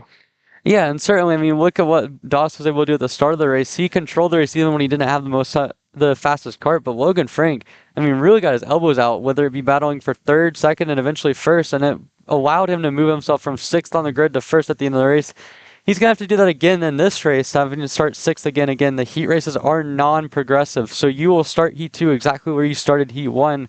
Although with that said, the points are adding up. So where you finish these 2 heat races combined is where you'll start the pre-final. So a guy like Logan Frank already has a really good finish to go along with his qualifying effort, and now with a good second heat could possibly find himself starting on pole, even if he has to do a little bit more work in the second heat than someone that starts on the front row. Yeah, and Javier Das will be one of those ones who starts on the front row, in fact, on the pole position when we get ready to go for heat race number 2, as the field is currently, looks like all the drivers are out there on the circuit. Of course, we do have to touch on 4 drivers who have to find a way to recover from heat race number 1, which is Prevail Perkins, Spencer Schmidt, and Hunter Perry, and Harrison Wilk, who had very not great starts for their heat races. Yeah, Prevail Perkins is a good example of someone I think just has a lot of work to do in that second heat, but certainly off to a good start. Hunter Perry is your championship leader as well, and he had a rough race at all. He did not even get to finish a lap. He was involved in that crash coming out of turn 2 at the start of that 206 race. You can see him now on the grid pushing up, getting himself set up at the back of the grid. He did not have a good qualifying effort either. So for Perry, this could be his championship kind of coming a little bit unraveled here if things don't get picked back up again. And so Hunter Perry's got a lot of work to do. You already see he doesn't have a good first heat finish, but in the second heat, if he can find the pace that he's had all year, that could be good, and he could be able to find what he needs. But certainly, he's got his work cut out from him in this heat race. Unlike a guy like Javier Das, who gets to start all the way up at the front of the grid and kind of just work himself, be patient, finish on the top 3. Because really, with how much battling he's got on this track, you don't need to start the race on the pole per se, but you just need to be in the battle and have a chance in the pre-final and the final. You certainly do, and this is where it's going to be a great opportunity for some drivers to redeem themselves and others to just continue the trend that they have been showcasing here all day long so far with the heat races and the qualifying sessions that we've had this morning. And now we'll get to try it all over again before tomorrow's pre-final and final action.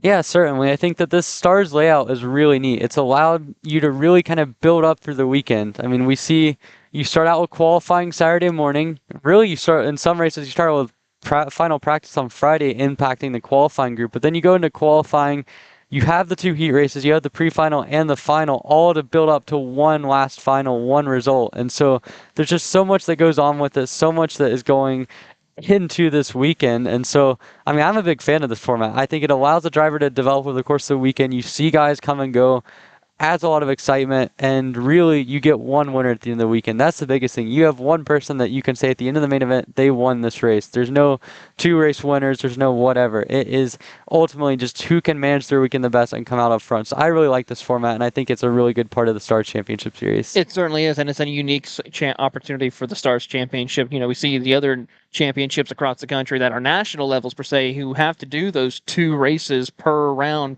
for these race events, which I mean is great and all, but also it just shows that there's 2 different winners who can manage to either get a gain on their points lead or lose on their points lead for those championships. Here it's just one race to settle it all.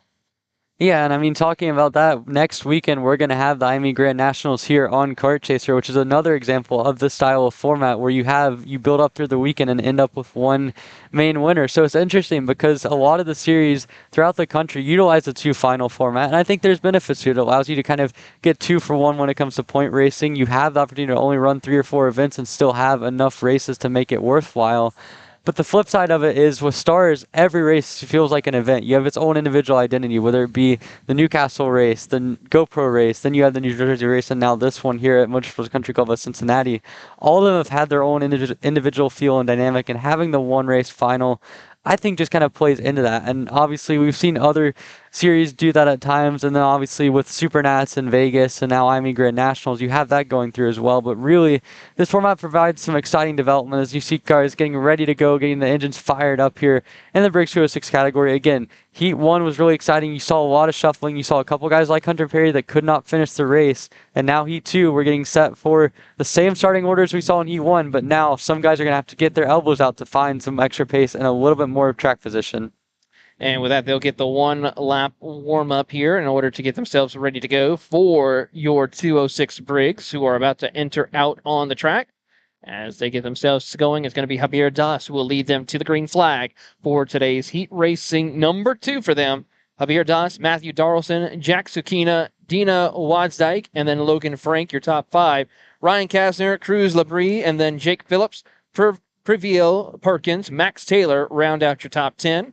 Hunter Perry, Don Gilbolt, Sean Schmidt, or Spencer Schmidt, Ian Morrison, Harrison Wilk, Grant Pendry, Anthony DeCesaro is your 17-car field. Anthony DeCesaro starting in 17th gives us a good chance to remind really one of the best moments of this Stars Championship Series season, which was in GoPro Motorplex, where he was able to barely make the main event in the KA category.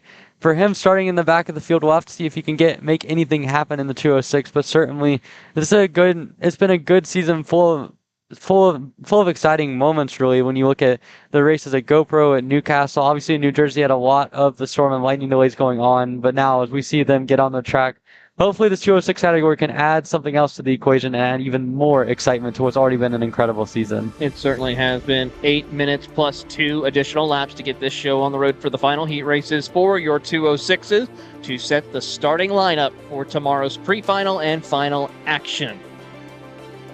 Yeah, already looking at the 206 category, we see Abirdos back on pole position again. This is something last race he led the first few laps. He was able to stay in position to keep the race going. He did not really have the fastest kart by any means. Kind of looked like he was struggling a little bit with the setup, but he was able to put himself in the best position. And even though Logan Franks eventually got by him at the end of the race, or Logan Franks got by him at the end of the race and was really aggressive, it was still good points for Dawson. Now, this whole front group, there's about 6 karts deep earlier in the day. We'll see how many of those guys can keep in contention, and maybe if a couple other guys are able to get back into that lead group and fight for the victory. we'll see who is able to come out on top as they double themselves up, ready to go through the 2 hairpins before we turn them loose once again for their second heat race of the afternoon. And this is going to be an exciting one. We're happy to have you with us here on Kart Chaser, and get ready for more racing action here from the Motorsports Country Club of Cincinnati, as we are here to crown champions in the 206 Stars this weekend, along with a multitude of other classes along this weekend as well. Out of the final corner into the start zone, race officials looking things over to make sure they're clear to go, slowing them down just a little bit. You'll see your race leader, Javier Das, just warming up those tires a little bit more as they enter into the start zone. As they come into the start zone, lights are out. It's time to go racing for heat race number 2. Javier Das and Matthew Darlson go side by side into turn 1. How about a big send right there for Jack Sakuna in the 3rd position? He'll try to send it into the inside to move up to P2. Darlson, though, will try to battle back out on the outside lane and completes the pass. He now stays in 2nd place. Yeah, Jack Sakina maybe got a little bit roughed up in the first heat race, and he tried to be aggressive early on, but it looks like he's backfired a little bit now as he's lost 3rd position as well. Virdas with a comfortable lead up now as we see 2 by 2 by 2 by 2 all the way down 3 wide coming to 7. That's not going to work. There's no way that works out. And it doesn't work out, as that looks to be one of the Maranello carts going wide out into the barrier coming out of turn 7. So not ideal for him, but certainly that was chaotic. That was bound to fail. Now coming out of turn number 10, Matthew Darlson got a little bit wide. That's going to allow Jack Sakina in down getting down the inside now coming into turn 11. Sakina going through for 3rd. Looks like that might be Wozniak into P2 now, as now you can see Sakina gets the move done for 3rd position. But all of that going on behind Javier Das in the race lead. It's a 4-car breakaway at the front of the field. Let's see what happens. They come down to complete lap number 1 here. Across the start-finish line, they will go as they complete that first lap. It's going to be Javier Das. Logan Frank now back up into P number 2 after picking up the 3 spot. Then Jack Sakina, Matthew Darlson, your top 4 as they now race their way through the corners. Of course, for Logan Frank, he is definitely going to be back picking up where he last left off, all over the back bumper of Javier Das. Yeah, Logan Frank wasted no time on that opening lap, so much so that I missed that it was him, but certainly a great start to the race for him. So come down through turn number 7. Frank stays in line. Really, the whole top 10 stays in line as well. And meanwhile, down at the back end of the top 10, you've got Hunter Perry, who has had a nice start. He was one of the guys in that 3 wide early on in turn 7. So interesting to see from that, as now you can see coming through turn 10. Now look at Javier Das continuing to lead this race. He's got 3 carts right behind him.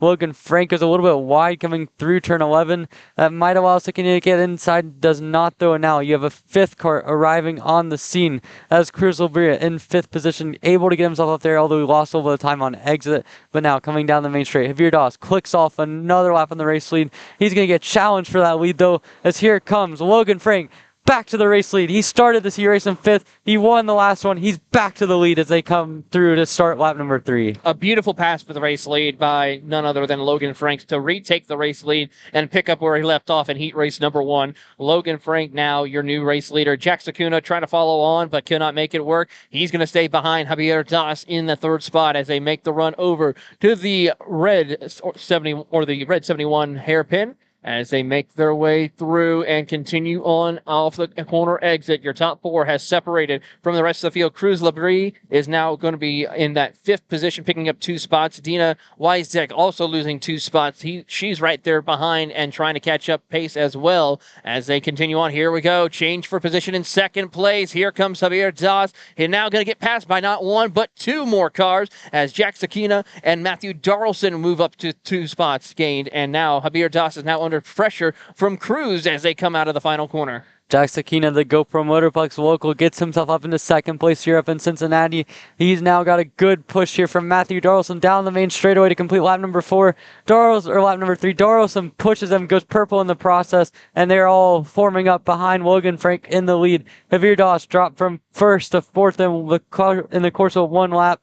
Cruz Labrie joining up in that battle into 5th position, now only about a car length behind. In the meantime, Logan Frank up at the front of the field, continuing to lead this race. He's got Sakina now right behind him, though. And really, that top 4 has been non-separable this entire weekend, and especially now in this heat race, as they're joined by Cruz Labrie, but that top 5 all right there together here coming up here towards turn 10. They are making the run up to the top of the hill at turn number 10 here, and Logan Frank just absolutely doing a beautiful job of keeping drivers such as Jack Sakina and Matthew Darlson. Darlson gets a great run out of the top of the hill, looks to the inside, can't quite find the opening he needs as Javier Das watches on in that fourth position. Cruz, of course, Labrie watching on as well. Your top 5 now, nose to tail. They're starting to get themselves wound up for a great run to the finish here. Coming up now on the halfway point, 3.5 minutes left to go as they come across the line, and still now Javier Das goes to purple. He now has the fastest lap. Yeah, Jack Sakina tried to make a move into turn 1, did not work out for him. He lost a little bit of time. Now, will Darlson continue to work with him as now Sakina tries a little bit of a movement there into turn 4. I don't think he was doing anything other than just kind of setting up the corner, but it's worth noting how patient will Jack Sakina be. He got shuffled back in the first heat that it cost him a chance to possibly rack up some good points for this race, but instead now Sakina's going to have to go to work here on Logan Frank, who obviously won that first heat race, and do quite a bit here. And Sakina continuing to push his way up through there. Frank not making any mistakes. They're running a fast pace with him as now Sakina down the inside coming into the kink. Is he going to make the move stick? It looks like Frank tries to hold it around the outside. He's tried it. Does not work for him, and now because of that, he's going to lose 2, maybe 3 spots. Now Javier Das gets in it. Now Frank able to hold on against Javier Das, and he sets up Das out to the outer edge of the track, but certainly that was not ideal from Logan Frank. He lost 2 spots, very nearly 3, and now Jack Sakina, for the first time all weekend, into the race lead as they complete lap number 5. Very aggressive, very brave pass that Jack Sakina was able to make off, as now Matthew Darlson moves up to P2 once again, as he now will try to see if he can have his hand up towards the front of the field and lead here as they come across the line. It's now closing in on 2 minutes left to go for your race leaders, plus the additional 2 laps, as they make the run out of turn number 4 over to the red 171 hairpins. They enter into the braking zone, send it on in, they will go, as now the rest of the field is starting to pack up towards your top 5, as we could have a 7-car battle for the race lead, as Ryan Kasner, your points leader, and Hunter Perry are now closing in the mix for this battle for the race lead. Yeah, you're seeing Kasner putting in some good laps here. 107.8 for him, matching what Jack Sakina was able to do up at the front of the field. But in the meantime, Das to the inside in turn 11. He gets the move done on Logan Frank. Clearly, they have found some weakness in Logan Frank's approach to turn 10, and it's costing him positions. And now he's going to lose even more spots now coming out of the final corner. As they come down the main straightaway, you can already see Jack Sakina leading this race ahead of Matthew Darlson in the second position. Third position looks to be, I think that's Javier Das as well in third. He's worked his way up, goes purple in the process. Kuzma in fourth, and Logan Frank has fallen all the way down to fifth. So again, that weakness coming out of that kink is really costing him positions, and now Sakina puts his head down and continues to go fast in the lead. He's going to try to see what he can do in these closing laps. Javier Das trying to close up as well. He's about 0.7 of a second away from your top 2 as they make the run over to the red 171 hairpin. A big send. He will make it work as we watch this battle for the 5th spot between Frank, Perry, and Kasner. Perry trying to find an opening, but Frank is being a very defensive, trying to keep him behind and maintain that 5th spot. At least he'll be ahead of where he started at this race, which is outside the top 5. Yeah, for Hunter Berry, again, this is damage limitation. He's gone from 11th to 5th, or to 6th, or into 5th now. But he's certainly someone that's going to need to continue to put down the good races. Again, did not finish Heat 1, so he's got that on his resume. He's going to have to start the pre-final probably in about 12th or so at this point. So it's really just about trying to figure out what he can do to try to maximize his starting position, as now Sakina not able to pull away from Donaldson, but they're putting a decent-sized gap on the rest of the field. As Javier Das continues to run fast. Coming down another lap, Hunter Perry goes purple, 107.3. Poor Emery got so excited, he was jumping for joy coming out of the stool over here, sitting here at our station. As we watch on the top reel, working their way through Jack Sakina, Matthew Darlson really having a great fight to the finish, as it's now 2 laps to go for your race leaders as they continue to progress their way over to the red 171 hairpin. Now the thing is going to be, will Darlson find the opportunity to try and do the same thing that we saw Jack Sakina do in order to come out on top with the race lead? He's got 2 more laps to try and do it. We'll see what he does as they approach the back half of the course to the 2 hairpins. Yeah, Sakina's done a really good job here, just staying smooth in the lead. He's not running a very fast pace. He's 2.5 tenths slower than what his best lap was, but certainly just not making any mistakes, not allowing Darlson into the fight. But it's allowed Javier Das as well as Cruz Olivier to get himself into the battle now. As they come out of the final corner, heading out of the hairpin, down the main straight, we're getting set to go. 2 laps of racing to go. You've got Sakina running himself up in the race lead. He's not going to go defensive here into turn 1. And now it is a 5-kart battle for your race lead all the way back to Hunter Perry, who has worked his way all the way up to 5th from 11th on the grid. Yeah, Logan Franks, unfortunately, has fallen all the way back to 7th position here as we watch your top field of drivers. This battle for 2nd place now as we see your race leader, Jack Sakina, leading the way. Darlson, though, under immense pressure from Javier Das, who has moved up into P2 right now. Darlson falling back to 3rd. As he tries to send it to the inside of Javier Das. He will complete it. That's now going to open up the door for Cruz Labrie, who will now try to fight Javier Das for that 3rd spot side by side as they make the run over towards the back half of the course. Javier Das looks like he will maintain that position. The answer is going to be yes, indeed. He will hold on. Yeah, already a lot of mixing up going on, and what that has done is it's allowed a big gap now for Jack Sakina. As you look now, it's about 3 car lengths. I don't know if that's enough to hang on for the rest of the race, but it certainly afforded him half a lap of not having to block. But now as they come onto the main straight, Matthew Darlson already really fast in that back section. It's closed all the way back up to the back bumper of Sakina. Now he's going to go down the inside. Sakina did not have time to block. And as they come to the white flag, it's going to be Darlson trying to make a move, cannot make it stick. Sakina holds the outside. Hunter Perry to the inside for 3rd position. He makes the move stick on Javier Das. Move him up. Now Das makes contact. That looks like the 100 of Javier in as well. And now as they come into turn 4, new race leader Matthew Darlson, while all that was going on, was able to get underneath Jack Sakina and get the position. This is all unfolding out. Sakina's going to try to find a way back, but it cannot happen. And now you got those two. Is now Ryan Kastner to the inside coming through turn 7. He overshoots it. That's going to allow, again, Cruz Labrie to get back into 4th position as there's more battling going on through the hill as they're still going 2 by 2.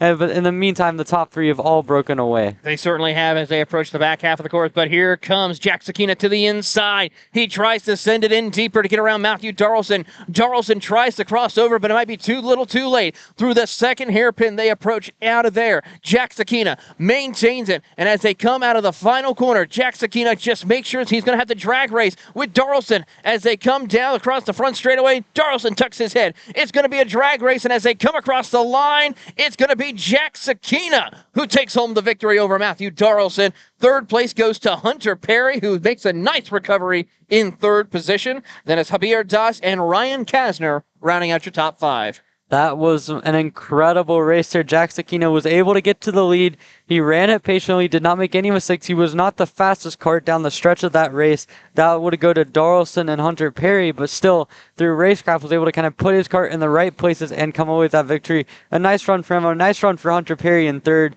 Javier Das has to be a little bit disappointed to finish 4th after starting the race on pole and having good pace. And Ryan Kastner overran turn 7. I thought he was done for, but he ends up in the top 5, and a good run for him. Logan Frank led briefly down to 6th, Cruz Labrie in 7th, Deanna Wasdike in 8th, Grant Pendry in P9, and Max Taylor rounds out your top 10. So a very eventful race here for the 206 Stars. With that, we're going to take a quick commercial break, but when we come back, it will be the Mini Swifts out on the racing circuit for their 2nd heat race. You're watching the 2022 Stars Championship Series live from, of course, actually, no, we're not going to go commercial break because they got the 1-minute signal, so they're about to go ready once again out onto the track. So we'll go ahead and get things started with the Mini Swift category, who will be joining us. And, of course, it is going to be the same starting lineup as what we saw from heat race number 1. It is going to be the 195 machine, who will lead them to the green flag of Ashton Woon, followed by Tristan Murphy in 2nd, Isaac McCullough in 3rd, Max Whalen, Ethan and Jackson Tovu in 5th and 6th, Lucas Palacio in 7th, Jacob Scheibel in 8th, Ryan Mort and Alex Custer will be your top 10. Yeah, so Mini Swift last race was a really interesting one because Isaac Malcolm was able to get himself up to the race lead and really just pull away from Lucas Palacio over the course of the race. But for Palacio, it was damage limitation. He started the race in 7th, his worst qualifying effort of the year, was able to have a solid rebound recovery race to finish in 2nd, but he didn't have the raw pace that he needed to. He lost time to go with both the karts in front and the karts behind. We saw the Tovo brothers as well as Ashton Woon kind of racing each other. Tovo's going to start, or Woon's going to start on pole position in this one. So really, there's a lot of unknowns here. Can Woon hold up against a guy like Isaac Malcott? Can we see Palacio find some extra pace? Can we see the Tovo brothers get up there and work together? A lot of unknowns here, but certainly a lot to look forward to in this Mini Swift category. it really is going to be exciting. Of course, Palacio and McCullough are the two championship favorites. They've been battling all season long.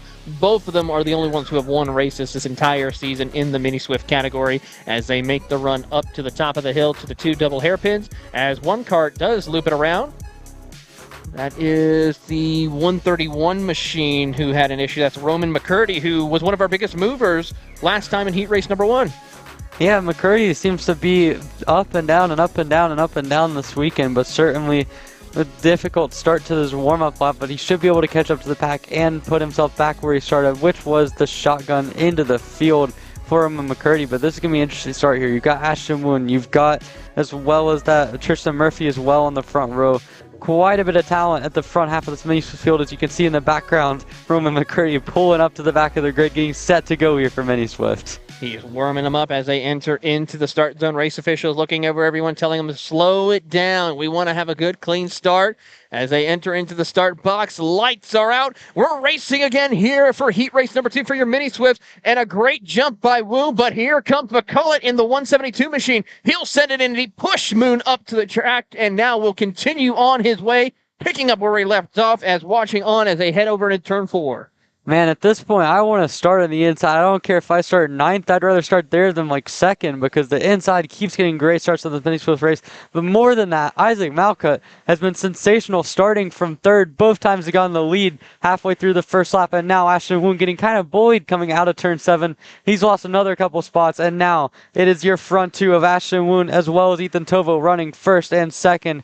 And then they've got a big gap back, but Lucas Palacio has found himself up to 3rd after a nice move in turn 7. So a good start again for Palacio, but this time he needs to find some extra pace as now Tovo puts himself to work on Isaac Malcutt as they come through the last couple corners. Malcutt's got about a car length and a half lead coming out of the final corner. They're going to head down towards the kinking, towards the main straightaway. Malcutt leads from Tovo, from Palacio, from Max Weiland, I believe, in 4th position, and then the rest of the field all coming through to complete lap number 1 here in Cincinnati for lap 1 of heat 2 for the Mini Swift category. How about Roman McCurdy? Started dead last. He's now picked up 9 positions. He's back in 7th position as they make the run over to turn number 4. What a great drive for Roman McCurdy. I just would wonder what would happen if he was more towards the middle of the pack instead of the end of the field. I don't know. I mean, I think he's had about as many adventures in this weekend as you could imagine. And McCurdy has the raw pace. He needs to find the consistency this weekend, but certainly a great start to this race. He's up 7 spots. Ironically enough, he's only 2 spots behind Ashton Woon, who started this race in pole position. So 2 ends of the field coming together within a lap. Pretty crazy. It is certainly very crazy indeed as the field makes their way over to the 2 hairpins. Through the carousel they'll go as we watch your race leaders coming through in that first hairpin. Of course, it is McCullough and then Lucas Palacio, who has now moved up into P2. No, he's still in P3, as Ethan Tovo still maintains that 2nd spot. Palacio, though, has a little bit of help from Tristan Murphy and Ashton Woon as they come across the line heading into turn number 1. But Tovo has been an incredible driver. We saw him over in Chicago a couple of weeks ago putting on a dominant performance in the Mini Swift with his brother, and it's one to see if he can be able to try and challenge McCullough. Even though he's not in the championship, he still wants to try to be a spoiler for this championship run. Yeah, the Tovo brothers have had a lot of pace this weekend and then the season in general. And I mean, Ethan Tovo probably a little bit more refined than Jackson when it comes to the racecraft side of things. But up in Illinois and in the Route 66 series in general, he had a really good season. We've seen him up towards the front at times at USPKS. So it's no surprise to see him running up towards the front and pushing along Isaac Malcutt here as well. As they come through turn 11, you can see Jackson Tovo on the back end of that group with Lucas Palacio and Max Weiland. And shout out to, or excuse me, not Max Weiland, that's Tristan Murphy in 4th, my bad. But certainly, as you can see now, that group coming out of the back corner, you can see really these are guys that have all made significant strides this year. For Malcutt, this is his first real full season up at the front of the Mini Swift category. For Tovo, his best season so far. For Palacio, his first season in Mini Swift as an 8-year-old, he's doing insane. And then you've got guys like Murphy and Woon who've been up at the front whenever they've run Mini. So certainly a great start to the year for them. As they come through lap number 3, Isaac Malcutt is continuing to lead. Did not go purple. That would go to Ethan Tovo behind him, just marginally quicker. Palacio at 103 flat. That's a pretty good lap for him as well, but he's not closing in on those front 2. He's going to need to find some more pace over the second half of this heat to have any shot at it. Heading down out of the red 171 hairpin, they're making the run up to the top of the hill in order to continue on their way. Palacio has about a 2-car length advantage over Tristan Murphy and Ashton Woon as they make the run up the top of the hill through the carousel into the one of two hairpins that are here on this back half of the course. As they enter into the braking zone, Palacio just really trying to find a way. He backs up to Woon and Murphy in order to try to get a good run and a push from them in order to go and chase down Ethan Tovo and Isaac McCullough. Yeah, well, let's see. I mean, as of now, Palacio looks like he's kind of stabilized the gap. He's lost 3/10 on that last lap through, but certainly that second group just needs a little bit more raw pace. That's the biggest name of the game here. Ashton Woon has had a lot of pace this weekend, but he has gotten kind of muscled out of the way on those first couple of laps on both of the heat races. He's gonna have to do some work now from 5th on the grid. That's how you can see coming into turn 7. It looks like Tovo made a quick look back, Ethan Tovo that is, and found that Palacio has quite a bit of a gap to him. So really, this is just a game of patience for those front two. I think Ethan Tovo's content to ride behind Malka for the moment and just kind of let that gap continue to grow. Palacio's got to find another 10th or 2, like I mentioned, and the group from 4th and 5th might be trying to make a move in Palacio's. Now we see coming through the kink, you can see Palacio continuing to run in 3rd position with Murphy and Ashton Woon right behind him for good measure. As now they come up through the last hairpin, coming up towards the kink down the main straightaway. You can see Isaac Malka continuing to lead. He's got Tovo right in his bumper. They've got about a 10 kart length gap back to Lucas Palacio in 3rd. That lap through another 3/10. It's 1.4 seconds is now the gap to Palacio, to Tristan Murphy, and to Ashton Woon. How about Isaac McCullough and Ethan Tovo running identical lap times, just about a 102.84.5 to a 102.84.2. So they have the pace. They are really showcasing some amazing speed here in this race as they have crossed over the halfway point. As we watch on, here comes a pass for position as it looks like, no, it's not going to be Tovo. It's going to be Ashton Woon is up to 3rd. So Tristan Murphy was able to get through on Palacio for 3rd, and then immediately Woon follows him through, gets the move into 7th. So Ashton Woon, we see some of that progression, not willing to be patient. We saw maybe in the first heat he was a little bit too passive. This time through, did not wait to make his move, and now we'll see if those two can make anything happen, as they've already started to try to discard Lucas Palacio. As I say that, Murphy makes a big mistake out of turn 14, and that's going to allow Palacio to get the position back. So Lucas Palacio fighting for everything he's got, but he does not have the raw pace of what Ashton Woon does, as Woon now sets sail on those front two. It's now McCullough, Tovo, Woon, Palacio, and Murphy, your top 5 as they head into turn number 1. As Woon is being very aggressive, trying to pull away once again from Palacio and Murphy as they head their way over into turn number 4. Drivers are really putting on a great show, but right now the one I'm watching is Ethan Tovo. He's being very patient, not putting too much pressure on Isaac McCullough, just trying to bide his time and wait for the opportunity to go and capitalize on any mistake that Isaac makes. It's a lot easier to run these races from 2nd than in 1st, to be honest with you, because it allows you kind of see what the other driver is doing and drive reactively, not have to worry about making mistakes as the leader. So for Malka, this is impressive for him to just stay with Tovo right on his bumper, not making any sort of mistake. Good composure for him. For Tovo, he can just kind of chill. He doesn't have to make anything too crazy. He doesn't have to go drive too aggressively. He's clearly got the pace to be up there. As they come to complete lap number 7, looking at about 3 laps to go. Maybe now is when you start to think about making a move before Malka gets defensive, but also it's a heat race, so it could be a good opportunity just to learn as much as you can with Malka leading.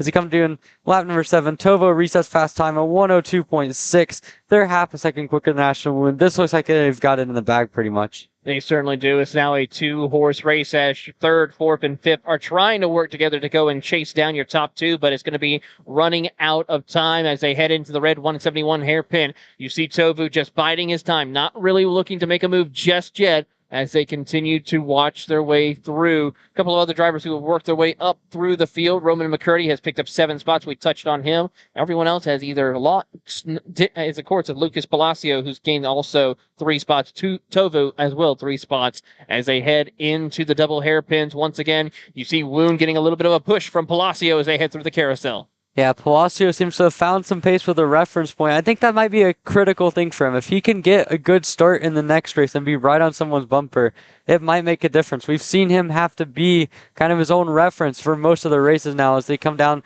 to go to 2 to go. But if Palacio can find a little bit of pace, he should be in good shape as he crosses over for the second position in the 3rd position. But in the meantime, up at the front of the field, Malka continuing to just kind of hold off on Ethan Tovo. He's got a comfortable lead, about a car length or so. He's not under pressure at this part of the lap. as Palacio has moved himself up into third position, and now because of Tristan Murphy getting by Ashton Wu, now has a few car lengths of separation and a few car lengths of comfort. But that's not really the battle we're focusing on. Right now, the battle for the lead is intense, although Tovo is going to have to find a little bit more pace in the middle part of the lap because Malka just is so rapid through there. And it allows him separation so where he's not under pressure at really any point other than the main straightaway. Having said that, Tovo with a good run through the kink and everything, but it looks like he's going to be too far back on this time around. He's got to wait for as long as possible to make that move on the last lap. Well, he's only got one more attempt to make it work as they come out of the final corner. White flag in the air for your race leader, Isaac Malka, to sweep the heat races here today. He'll come across the line, and as they go into turn number 1, here comes Tovo. He'll send it in deep, crossover possibly in play. No, Isaac Malka cannot respond as they come out of turn number 2, running up to turn 4. Lap traffic possibly could be in the way as they make the run up to the top of the hill and heading into turn 4. Crossover as Malka heads his way back to the inside. Tovu tries to respond as he crosses over again. Drag race to the red 171 hairpin. Yeah, and it looks like they're going to go side by side. Tovo was on the outside. Looks like he might try to cross over. Did not have the run to do it, though. And Isaac Malka up to the race lead. So nice job by Malka here. He is in championship contention. A good result here will see him retake the championship lead. Coming out through the kink now. Down up towards turn 11. You can see Tovo right on his bumper. Malka goes defensive. Oh, they blocked bumpers for a second. That's going to allow Tovo to lose a little bit too much time. Malka's got this now. And for a moment, it looks like they might make too much contact and end each other's race. But in the meantime, Isaac Malka, a sensational drive for him to take his second heat race victory. And as they come across the start-finish line, it will be Isaac Malkin in the 172 taking home the checkered flag in your Mini Swift Heat Race number 2. Then it's going to be Ethan Tovu. Lucas Palacio will come across the line in 3rd. And then it's Ashton Woon, Tristan Murphy, your top 5. Jackson Tovu comes home in 6th. Max Whalen 7th. Jacob Scheibele in the 8th position with Roman McCurdy 9th. And Ryan Mort rounding out your top 10. Yeah, so a good, fun battle between Malcolm and Tovo. That last lap got a little bit sketchy for both of them there. I thought maybe coming through that turn 11 sequence, it might cause a little bit too much contact for them, but they made it work. And a good job by Isaac Malka, who will start the pre-final tomorrow on pole position, pending any post-race penalties. But it sure looks really good for him, both for this weekend and for the championship. With that, we're going to take a quick commercial break, but when we come back, it will be the KA Masters Heat Race number 2. You're watching the 2022 Stars Championship Series from the Motorsports Country Club of Cincinnati, here in beautiful Cincinnati, Ohio, only on Kart Chaser.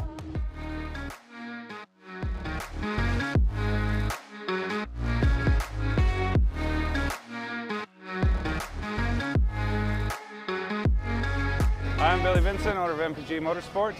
What we do at MPG is we try to keep it a nice, fun family atmosphere, try to combine sort of the bigger things and of the bigger teams and the professionalism down with sort of some of the fun, sort of family-oriented atmosphere. We try to not only develop drivers, but also the parents and the families for just in knowledge in general in motorsports. It all starts in karting. What we try to do is try to help the drivers, the moms, the dads understand the sport of motorsports in general, not just karting, but what it takes to get all the way up through. Whether you end up wanting to be a driver or a mechanic or an engineer, you know, we can help you with that, and that's what we're here for. If you're interested in joining us at MPG, our home base is at Whiteland Raceway Park in Indianapolis, and you can contact us at info@willpowerkart.com. And one of our great people will reach out to you, and we'll try to put the best program together. Looking for a top-level team environment that fits your budget? Look no further than AMAX Racing. We cater to customers around the country who want driver coaching, tuning assistance, hospitality, track support, and a family race environment. Our race schedule has support available at all levels, from club and regional series across the Midwest to top-tier events such as the TKNA Grand Nationals, the U.S. Pro Kart Series, and the Scooter Pro Tour.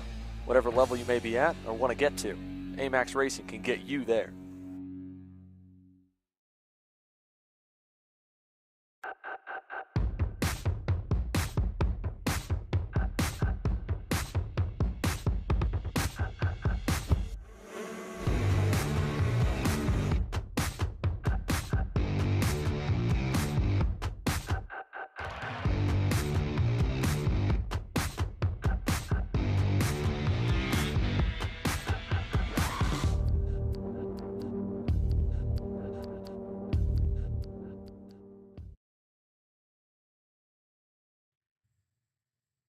Welcome back to the MCC Cincinnati Kart Circuit. We're ready for more action here with KA Masters. And, of course, this class, what a story it was in heat number 1, Emery. Coming from the back of the grid all the way to the front, the Kutcher brothers, after an issue in qualifying, ran down the leaders, were nearly a second faster than them, and ended up with the win. Now, the downside to the static grids that you have here with the Stars Championship Series, they got to do it all over again if they want to be able to have a good starting spot for the pre-final, because they'll start in the same spots that they qualified. For Andrew Kutcher, that means all the way tail end, Charlie.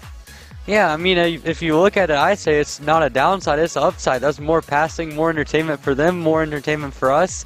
But yeah, I mean, Chris Kutcher and Andy Kutcher, we saw them already be super competitive here at the route race. They're really good, consistent, just snipe through the field last time. I'm excited to see them do it again here. It should be a lot of fun as they get set to go green. While they do that, we've sent Taylor Burris on a mission down to the grid to talk to some of our top K Stars drivers, get some thoughts there. Obviously, Connor Ferris, we haven't chatted with this week. Maybe we can get a little word in with him, see how the points leader's doing. We'll do that while we're watching this KA Masters second and final heat race on the weekend. And on the day, Horan leads them down to turn 1. Can Gordon Cameron get through cleanly this time? He does. In fact, he'll nose ahead to turn number 2, and Gordon Cameron goes to the lead. Already there, a really bold move on the outside by Gordon Cameron. Was able to kind of nudge his way up ahead. Didn't really have it tentatively up until all the way at the apex of the corner, but he got the move done. Looking down to see where the Kutcher brothers are all the way through turn 2, 3, and 4. It's on that into turn 7 now. You can see Cameron continues to lead up at the front. It's a 3-car breakaway. Already got by Horan, and then as well as I think that's Brian Donnelly in 3rd position. Those 3 have broken away, and it looks like the Kutcher brothers have slotted in already in the middle of the field. I can see them making at least one red speed down in the distance. Yeah, they've made a couple spots up near the back. Not as many as last time, thanks to that huge crash in turn number 1 off the start that took out a number of contenders, including current race leader Gordon Cameron. So that kind of puts him in a do-or-die situation if he wants a good starting spot for tomorrow to really be aggressive here early in Heat 2 and go for the checkered flag. And right now he's doing just that. Big turnaround again from last year. Gordon Cameron 1 year ago was nowhere near the front of the field in KA Masters. He's looking phenomenal here this weekend after a year of some training here, getting himself into shape, putting in the laps, coaching from the awesome Trinity Karting Group team, and they've got him up to snuff. As Chris Horan also, again, new name at the front of the field for us when it comes to the Stars Championship Series. Solid performance so far. Brian Danielli's bearing down on him a little bit.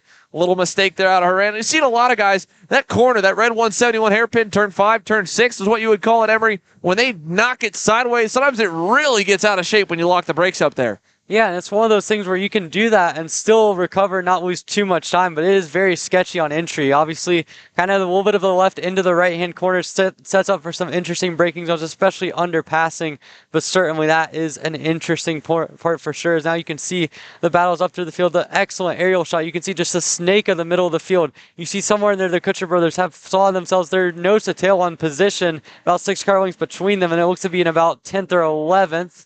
I believe they now come down the main straightaway. There's another pass being made for, I believe, the 8th position by Chris Kutcher. He gets the move done and move him already well up through the field. Yeah, move them both up quite a few spots. That was about 2 in 1 lap there as he gets by Anthony Stifler. Stifler now will get shuffled back by Andrew Kutcher in a moment. Up the road is this grouping here. Jared Tracy, Ryan Kastner, and Tyler Prestel. That's the next pack for Chris Kutcher to run down. Last time by with a pass being made, it was still only 2/10 off of the race leader. So he's looking really racy again here in heat number 2, but he's got the field a little bit more spread out and not nearly as kind of put behind him at the end of the first lap as heat number 1 was. So it'll really be a challenge to see if he can get up there here with 5 minutes plus 2 laps to go as we watch the leaders exit the back sector here this time. Your leader, Gordon Cameron, over Chris Horan and Brian Danielli. No change at the front. They've all kind of stayed a car length to 2 car lengths apart.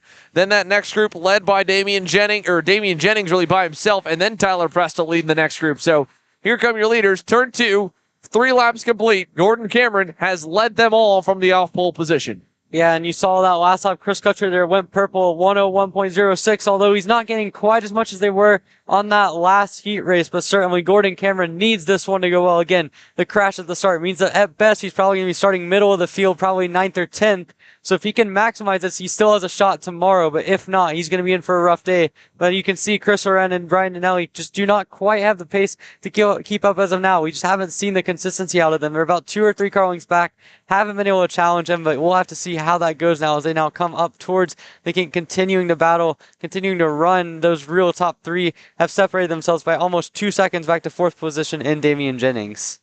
So as they head on here, I want to also go a side-by-side shot of what we got from our interview camera right now, just to show you a little bit of what's to come here in KA Stars, right? We know Chase Jones, and there's Gavin Bailiff, and Finn Bailiff just kind of blocked by Gavin. You know, we saw them go at it in heat number 1, and right now it looks pretty civil, the talks between these guys. So interesting to see them kind of on screen, just having themselves another little day at the racetrack, watching these KA Masters go at it and chatting a little bit before heat 2. Yeah, I mean, I'm sure that at the end of the day, it's heat racing. They're not trying to end their weekend with some major feuds before we even get to Sunday. But at the same time, I mean, Chase Jones knows this is his one chance at a championship. He has got to make things happen against Gavin Bailiff in this next heat race, because Bailiff has racked up the points, as it looks like we're going to get an interview in just a second. But certainly already a great start to the weekend in the K. A lot of really exciting battles there. Yeah, lots of great battles here as KA Masters continues to roll on. Gordon Cameron still your leader so far. Brian Daniele yet to find a way around Chris Horan. Give you an update on the Kutchers. Well, they've caught up to the group in front of them. They've already worked by, I believe, Ryan Kastner, so they're up a little bit higher as the field heads on through. While we keep an eye on the leaders, keep an eye on the Kutcher brothers coming through the pack. Let's go ahead and we'll send it down trackside here to Taylor Burris. He's caught up with another one of our KA stars. Here with Garrett Davis, who had a pretty decent run in heat race number 1, top 5 finish, looking to see if he can improve upon that here today. Garrett, of course, is going to work his way through. What are some of the things we could expect for you to come out with this amazing run and try to see if you can improve upon that? Hopefully, I'm just hoping to get a good start like I did in heat race 1 and just get to the front 3 as fast as I can. Try and not let the Bailiff brothers run off like they did in the first heat, and try and go with somebody else and just keep up with them. What's some of the challenges that we could expect here throughout the weekend? Of course, the weather is one of them with the colder temperatures, but some of the challenges regarding this track here compared to maybe some of the other tracks that we've been to so far this season. Something that I found challenging is a lot of the local drivers here have had experience on the new layout, where a lot of us have come here. This is our first weekend on the new layout. Still trying to figure out gearing, all that. And I think we were just a step behind a lot of people, just coming in, no experience. And for the most part, that was the biggest struggle we've had. Well, Garrett, we wish you the best of luck out there for heat race number 2. We're going to go ahead and turn it over to Emery and Xander. Back over to you guys. Thank you, Taylor. We go back to the on-track action here, and look at this midfield skirmish here, just right around your top 10. You've got championship contender Ryan Kastner in the mix here. He's in 7th as of last time across the line. I believe he's been shuffled back to 8th, but now he's throwing a dive bomb there on Jared Tracy. That's for 6th. Shuffles Tracy to the wayside, so move him up a spot, and he's going to bring both the Chris Kutcher and Andrew Kutcher by. So Chris and Andrew into 7th and 8th, and back to 9th goes Jared Tracy as Ryan Kastner picks up another spot and knows it's go time here because the Kutchers are on his tail. They want to go forward, and if he doesn't go forward as well, they'll shuffle him backwards. Yeah, I mean, Ryan Kastner has kind of struggled a little bit for pace compared to what we've seen all weekend, or all season, but certainly this is a chance this weekend. He's got to get things going because the Kutchers are right on his tail. And again, being aggressive, we saw that pass in the kink. It did not work well at route for Brandon Lemke, but it worked there for Ryan Kastner. Not a common passing place. Now we see him continuing to put work now on Tyler Pressel for 5th position coming up towards turn 7. Let's send it down here to Taylor Burris. He's caught up with one more we can get before we go green. Logan Mueller has had he had a really action-packed opening heat race. Taylor? None other than Logan Mueller. Logan, a very chaotic and very exciting race for you in heat race number 1. I mean, walk us through all of the things going on for you. I mean, you can definitely put it that way. Honestly, I spent a lot of that first session really trying to give Gavin as much help as I could. I didn't want to mess with him and Chase. I mean, I know that point situation for the championship, so that was definitely in the back of my mind, man. I wanted to try and give Gavin every chance I could to really get a leg up on him, and it seemed to work out at least a little bit. We just ran into a bit of an issue, so I'm not exactly as hopeful for this session. We just figured out the head bolt for the motor snapped off, so we're going to be a little leaky on the power, but we'll see how it goes, I guess, man. What are some of the things you can try to be able to keep up towards that mid-pack or front of the field with that situation going for you forward? The biggest thing I'm going to be looking to do is just try and get as good of a start as I possibly can. I mean, I'm going to have to try and suck up to the draft almost perfectly. I'm going to have to be rolling everything as perfect as I can. I'm going to be down on power, but I'm just going to see if the driving can carry me here. I mean, you're probably going to see a lot of defensive driving very early and just hopes and prayers, man. Well, Logan, best of luck to you. We're going to turn it back over to Emery and Xander. Back to you guys. Hey, good to see Logan Mueller in good spirits, man. Obviously, he's got to fight a little bit here, and we're seeing less of that than what we saw in Heat 1 for the KA Masters, so maybe the opposite for the KA Stars, right? Logan Mueller, he mentioned that, you know, he felt like he was a little bit down on power, and it looked like there was something a bit of a miss because he started going backwards, and very quickly drivers were freight training him, and he was just hanging on for dear life in Heat 1. Yeah, I mean, that was certainly a good defensive battle. Speaking of that, we see good defensive here as all through turn 4. It looks like that might have been Chris Kutcher as well as Tyler Presley going wide coming through. Now as we now focus back in on the lead group now coming up towards turn 8, 9, and 10. And Gordon Cameron seems to have Brian Daniele covered just enough to be able to keep that position in the lead as they come through turn 11 now. So a good start to the weekend for Cameron. Went bad in Heat 1. Now he's found it back in Heat 2, although Denelli nearly had a look at it into turn 12. Not going to be enough, though, and it looks like Gordon Cameron might have him covered as we now focus back in on the battle for, I think that's 5th and 6th on back. So across the line, Gordon Cameron just barely at the stripe, it looked like Daniele, and he tied him. He absolutely tied him down to the 10,000th marker. Brian Daniele versus Gordon Cameron. It looked like Daniele is going to be way too far back to get there across the line. A late race charge for Brian Daniele. Picks up 6/10 on that final lap alone. And he comes up 0.000. Again, 4 margins past the decimal point. Brian Daniele comes up short. Based on the timing and scoring I'm seeing here, puts Gordon Cameron as the winner.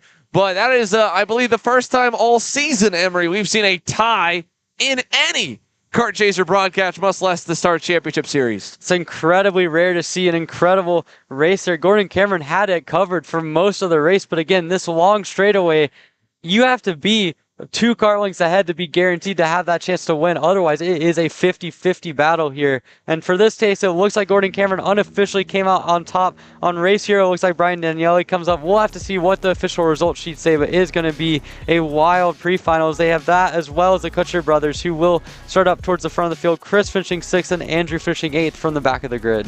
Well, again, Mattis spoke too soon. Looked like that was a pretty tame KA Masters heat. Then Brian Daniele got hot late, ran down Chris Horan, got by him, and Gordon Cameron ties him at the line. One time app shows he's ahead, one shows he's behind. We don't know. What we do know is KA Stars are up next, and man, oh man, are we set for more action. Now we saw again Finn Bailiff, Gavin Bailiff, Chase Jones chatting a little bit on the grid here early on before they got into their go-karts, and in that opening heat race, Jones led early. Finn Bailiff got by, and then him and Gavin kind of battled just enough in the opening couple laps, and Finnegan was long gone. Chase Jones knows he's outnumbered. No teammates around him. It's a sea of green and white. So he's going to have to make sure he keeps them all behind them a little bit better here in heat number 2 if he wants to hold the lead or maybe find some more speed. Everyone's had a couple hours, a lunch break as well to, have some food, have some good thoughts, try and find a way to make their car and themselves a little bit quicker, because Finnegan Bailiff, in that first heat race, he was 2 to 3 tenths quicker a lap sometimes in the field. Man, if you give either Finn or Gavin clear track here, it is so hard to beat them. And I think that's going to be the critical thing here as you see the Trinity van. I mean, they've got so many guys in the top 10. You've got those two. You've got Nikolai Dukov, who's having his probably best weekend we've seen from him on a regional or national scale. You've got Logan Mueller, who might be a little bit down on power, but all weekend he's been in the top 5. And then, of course, you've got Gavin and Finnegan Bailiff. They've been up at the front. Chase Jones has a chance at the championship, but if he wants to win, he's got to do a better job of defending in this race, because I'm not sure if he has the raw pace on merit to be able to beat both of the Bailiff brothers. So he's going to require some gamesmanship, maybe not quite as cut and dry as just finishing ahead of them and running better than them. I think it's going to take quite a bit of maneuvering to find himself up at the front of the field. Well, they have left the grid, so interestingly enough here, as everybody will fire, we get to see just a short outlet to warm the tires up. Air temperatures right now about 10 to 15 degrees warmer than where they were in heat number 1 earlier this morning. We're in about as warm as it'll get here all day. So you would expect the cold tire factor to even factor a little bit less. I don't know if we'll see someone get away like Finn did in the first heat race. I mean, he had a 3-second lead by lap number 4. That's massive. And then from there, he kind of stabilized. So maybe now, with everyone being on a little bit warmer tires and not having the extra, laps around a racetrack in the cold, for Finn and Gavin, if they've got snow shoveled off the racetrack or if they've got to shovel it themselves, they can go turn laps in December if they really wanted to. So I'd have to imagine being able to run this track in every condition. They know what the track will do, and they know how to drive the track in those conditions as well. And that's huge. And I think that's what that's what we saw laps 1 through 4. There was Finn Bailiff being able to drive the racetrack in a way nobody else really could. Yeah, I think that's the biggest thing, and he got the clear track to not even have to fight when that was happening, and just being able to get out on lap 1, get away. I mean, obviously he has a big advantage there, and he's able to run consistent, and again, you give him that free track, nobody pressuring him, it's going to be easy for him. But now, this next race, he's starting from 3rd. You've got Chase Jones and Gavin Bailiff, the 2 championship contenders on the front row. Connor Ferris coming from back in the grid. It's going to be an exciting heat number 2 here. Well, here they go in the tram lines. Gavin Bailiff got closed off last time, tried to get a good run on Chase Jones, ultimately couldn't keep it going on the outside lane. What does heat number 2 look like? It's a big jump for Gavin Bailiff. He'll get clear by turn number 1, and Gavin Bailiff takes over the lead down at turn number 2. Jones on the inside. Logan Mueller gets shuffled off to the wayside. He'll lose a couple spots. Overbeck's off in the grass as well. Look at James Overbeck in the blue suit and the green Tony kart. Way wide, and for the second heat race in a row, way off screen, Brandon Atkins has again been involved in contact that has sent him to the rear of the field, but Gavin Bailiff unofficially leads here at lap number 1. Timothy Steele running a little wide, and there's a look at one of the battles between Nikita Panaris and Moore up the hill to the S's for the first time. Yeah, it looks like that might have been Mason Serger making a good move up towards the turn 10 kink there. Now you're seeing a lot of shuffling. That's Nikita Panaris getting shuffled way back to the field. Man. He's lost probably 6 spots in that one sequence, and now they're still 2x2. That is impressive stuff coming into turn 12. A lot of battling there. Is Emerson Reed in the fray of all that. It is all kicking off here as they come out of the back hairpin. Big train of go-karts outside the top 6. But in the meantime, at the front of the field, Gavin Bailiff up at the lead. Chase Jones to the inside into turn 1. He'll get it stuck. Finnegan Bailiff to second. Now Jones gets defensive into turn 2. He went way low, way early on the brakes and around the outside. Finnegan Bailiff to the lead on turn 3, and Jones is in the grass. They ran him off after Jones tried to run him off in turn 2. And so Chase Jones gets put in the dirt by Finnegan Bailiff. He'll jump all the way back to 6th. That was a big power move there by Finnegan Bailiff, and now to the inside into turn 7. That's Nikolai Dukov getting by Logan Mueller. That is as high as we've seen him run ever. And now it's a Bailiff 1-2. It's a Trinity 1 through 1, 2, 3, 4. It's the top 4 carts all separated all together, and now you have Gavin Bailiff and Finnegan Bailiff working together as they've done so many times over the years at this track, and now they are right in the clear. Chase Jones going to have a lot to do. Logan Mueller to the inside of his teammate in turn 12 gets the position, and it is all Trinity now early on in this heat race. Well, now here it's all on Chase Jones' shoulders to see if he can kind of hunt back down the Bailiff brothers. Gavin Bailiff leads the way. Finnegan Bailiff back to second. Then back to Mueller, Dukov, Jones. What a great run as well. Up into the 6th spot for Mason Surgener. Was 5th for a moment before Jones got back by him. Mason Surgener having a heck of a day. We got problems back in the field here. Couple drivers knocked wide. One of the MPG drivers knocked off the racetrack at the exit at turn number 1. Not sure who we've lost, but either way, the leaders still single file. Here's coming out of turn number 5. A good look at Jones and Surgener. You can see Overbeck is still there. He's fought his way back up a couple spots after losing some time, running in the 5th spot off the drop of the green and then getting knocked in the dirt the same way Chase Jones did right at the exit at turn 3. And we've got a change in the lead. Finn Bailiff to the point there in turn number 12. Finn Bailiff decides it's time for him to make his move up to the lead, gets back up there again. We saw that in heat number 1. He got there on lap number 1. Now it took him another lap and a half, but now you can see that second group was starting to catch them on that last lap. Logan Mueller has found a lot of pace in that kart. As now you can see he sets us purple briefly, but they're all going fast. All the way down to Emerson Reed in 9th place, going purple to 59.5, half a second clear what the Bailiff brothers were doing up at the front.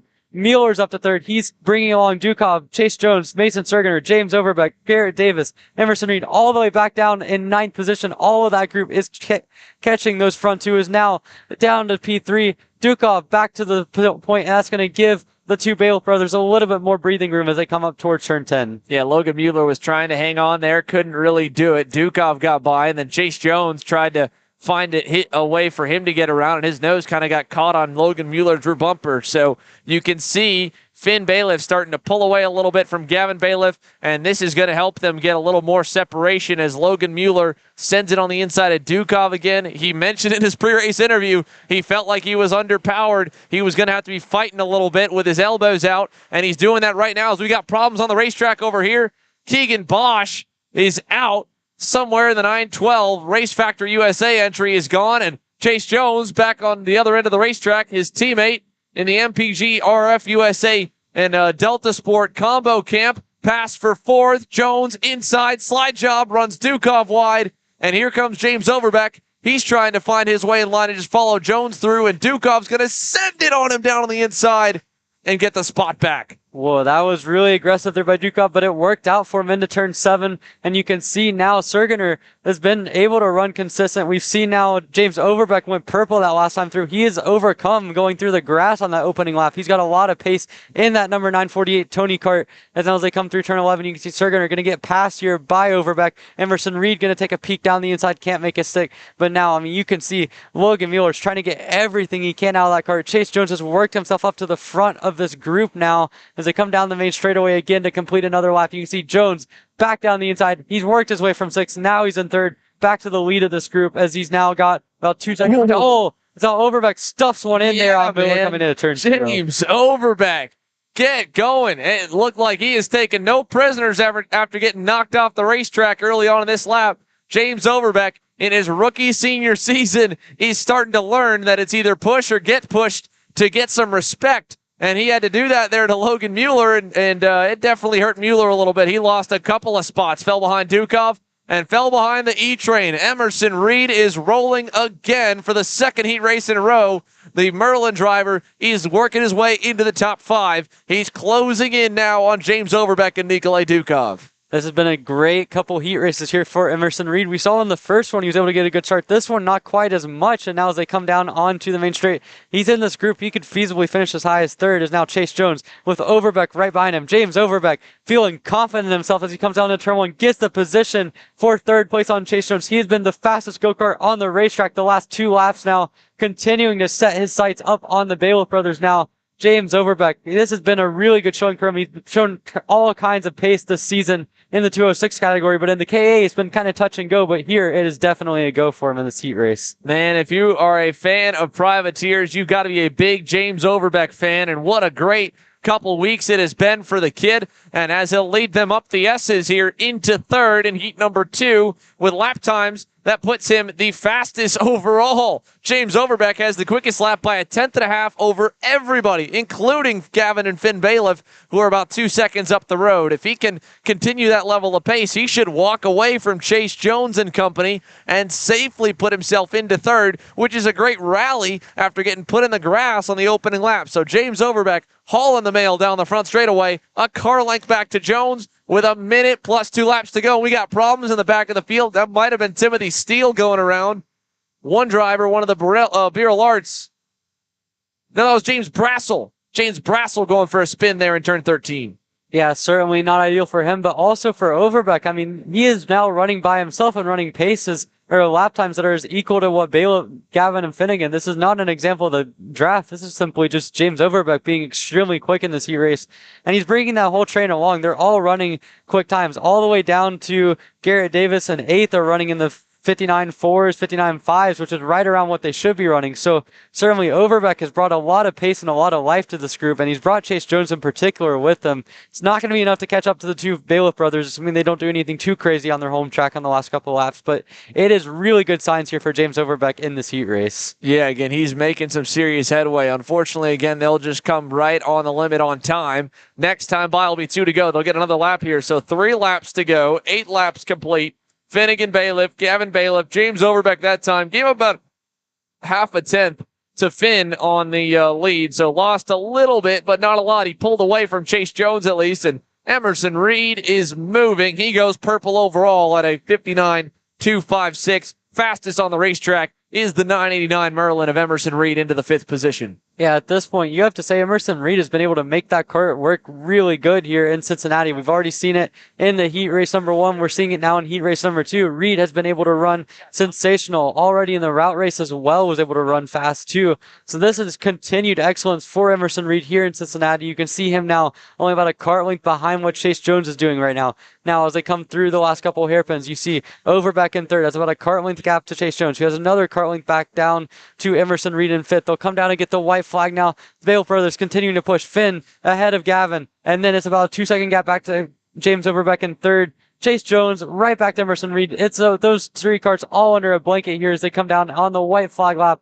Let's see what Overbeck can do. Not having to go defensive. As you see 1 and 2 now running from nose to tail. Gavin Bailiff not making anything too crazy happen. They seem content to just run right there together now as they head up towards turn 7. Behind them, Overbeck still has that gap, but right now it looks like the 2 Bailiff brothers just working together. They've got 2 seconds. They should be chilling here at the end of this race. And behind them, good race for Chase Jones as well. Got Emerson Reed continuing to work his way up in 5th position. That last lap did a 59.3, so he's clearly got some good pace in that kart. As we focus now on the battle for 4th position, Chase Jones trying to hang on to Emerson Reed. This is 10 critical points for him in the championship, and if he can make that happen, he will not lose too much to Gavin Bailiff as they now come through. He should be safe here in 4th position. So across the line, Finn Bailiff will score the heat race victory here. Gavin Bailiff 2nd, comfortably across, white flag, 1 to go. My mistake there. I thought we were 1 lap already, so this is where the battling starts. Gavin Bailiff gets by for the lead. Was trying to focus on the battle for the lead. Was surprised they weren't going at it more.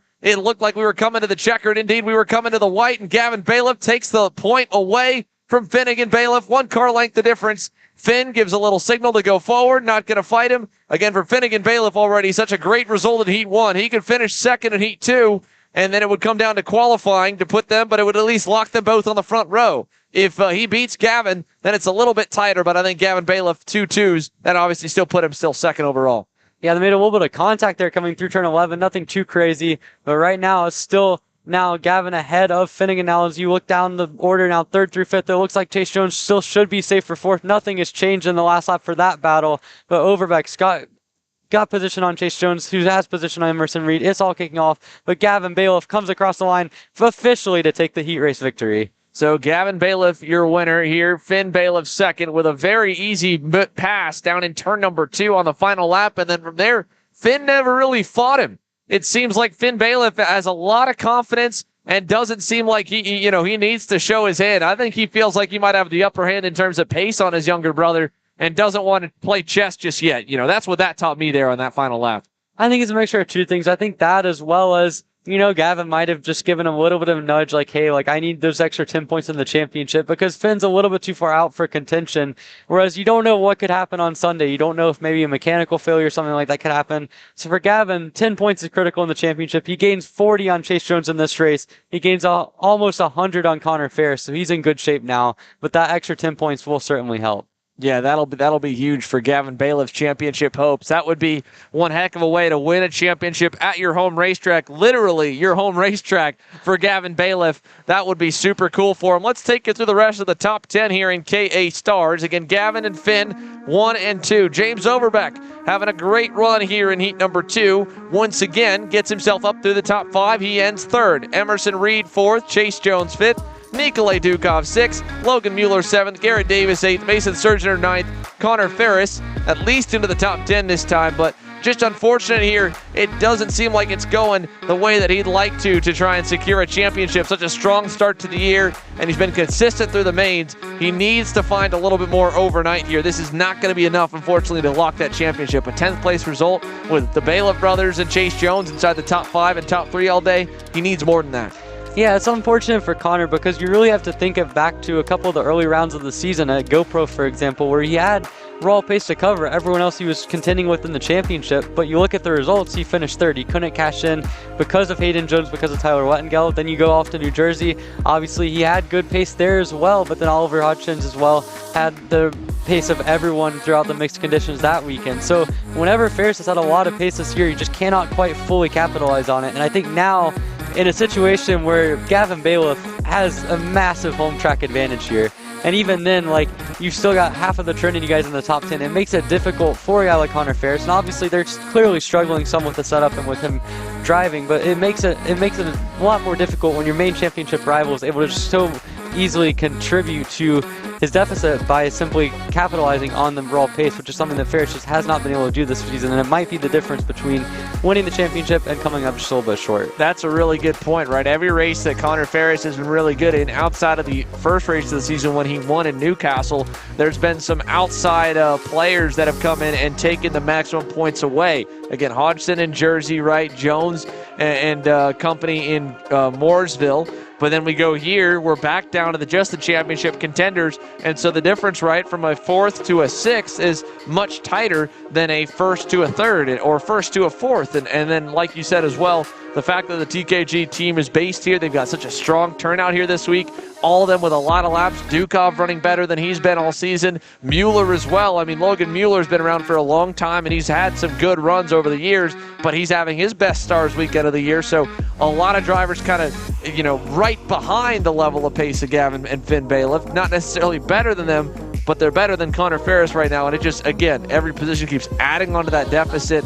So just the way that the cards have fallen, right? And that's not to make excuses. You got to be good at all 4 races to win a championship, but it definitely can be unfortunate when you look at it from Connor Ferris's perspective. Yeah, for sure. And I mean, ultimately, if you were to talk to him at the end of this weekend, I'm sure he would say the same thing, that they just need to execute better and kind of find more pace. But at the end of the day, like, it's admirable the job he's done at every other track this season. You have to give him credit for that, to be in this position where you could have a chance at winning the championship. But also with that, I have to say, it's impressive to see the amount of guys that have been running up at the front here that have maybe not been quite as good as they wanted to over the course of the season. Guys like Nikolai Dukov, like Logan Mueller, Mason Sergener had a good run in the heat race as well, and to a lesser extent Emerson Reed too. Like, all of them have put together really, really good showings. I think it shows just how versatile this track is. Obviously, those guys have home track advantage, but it's really impressive still.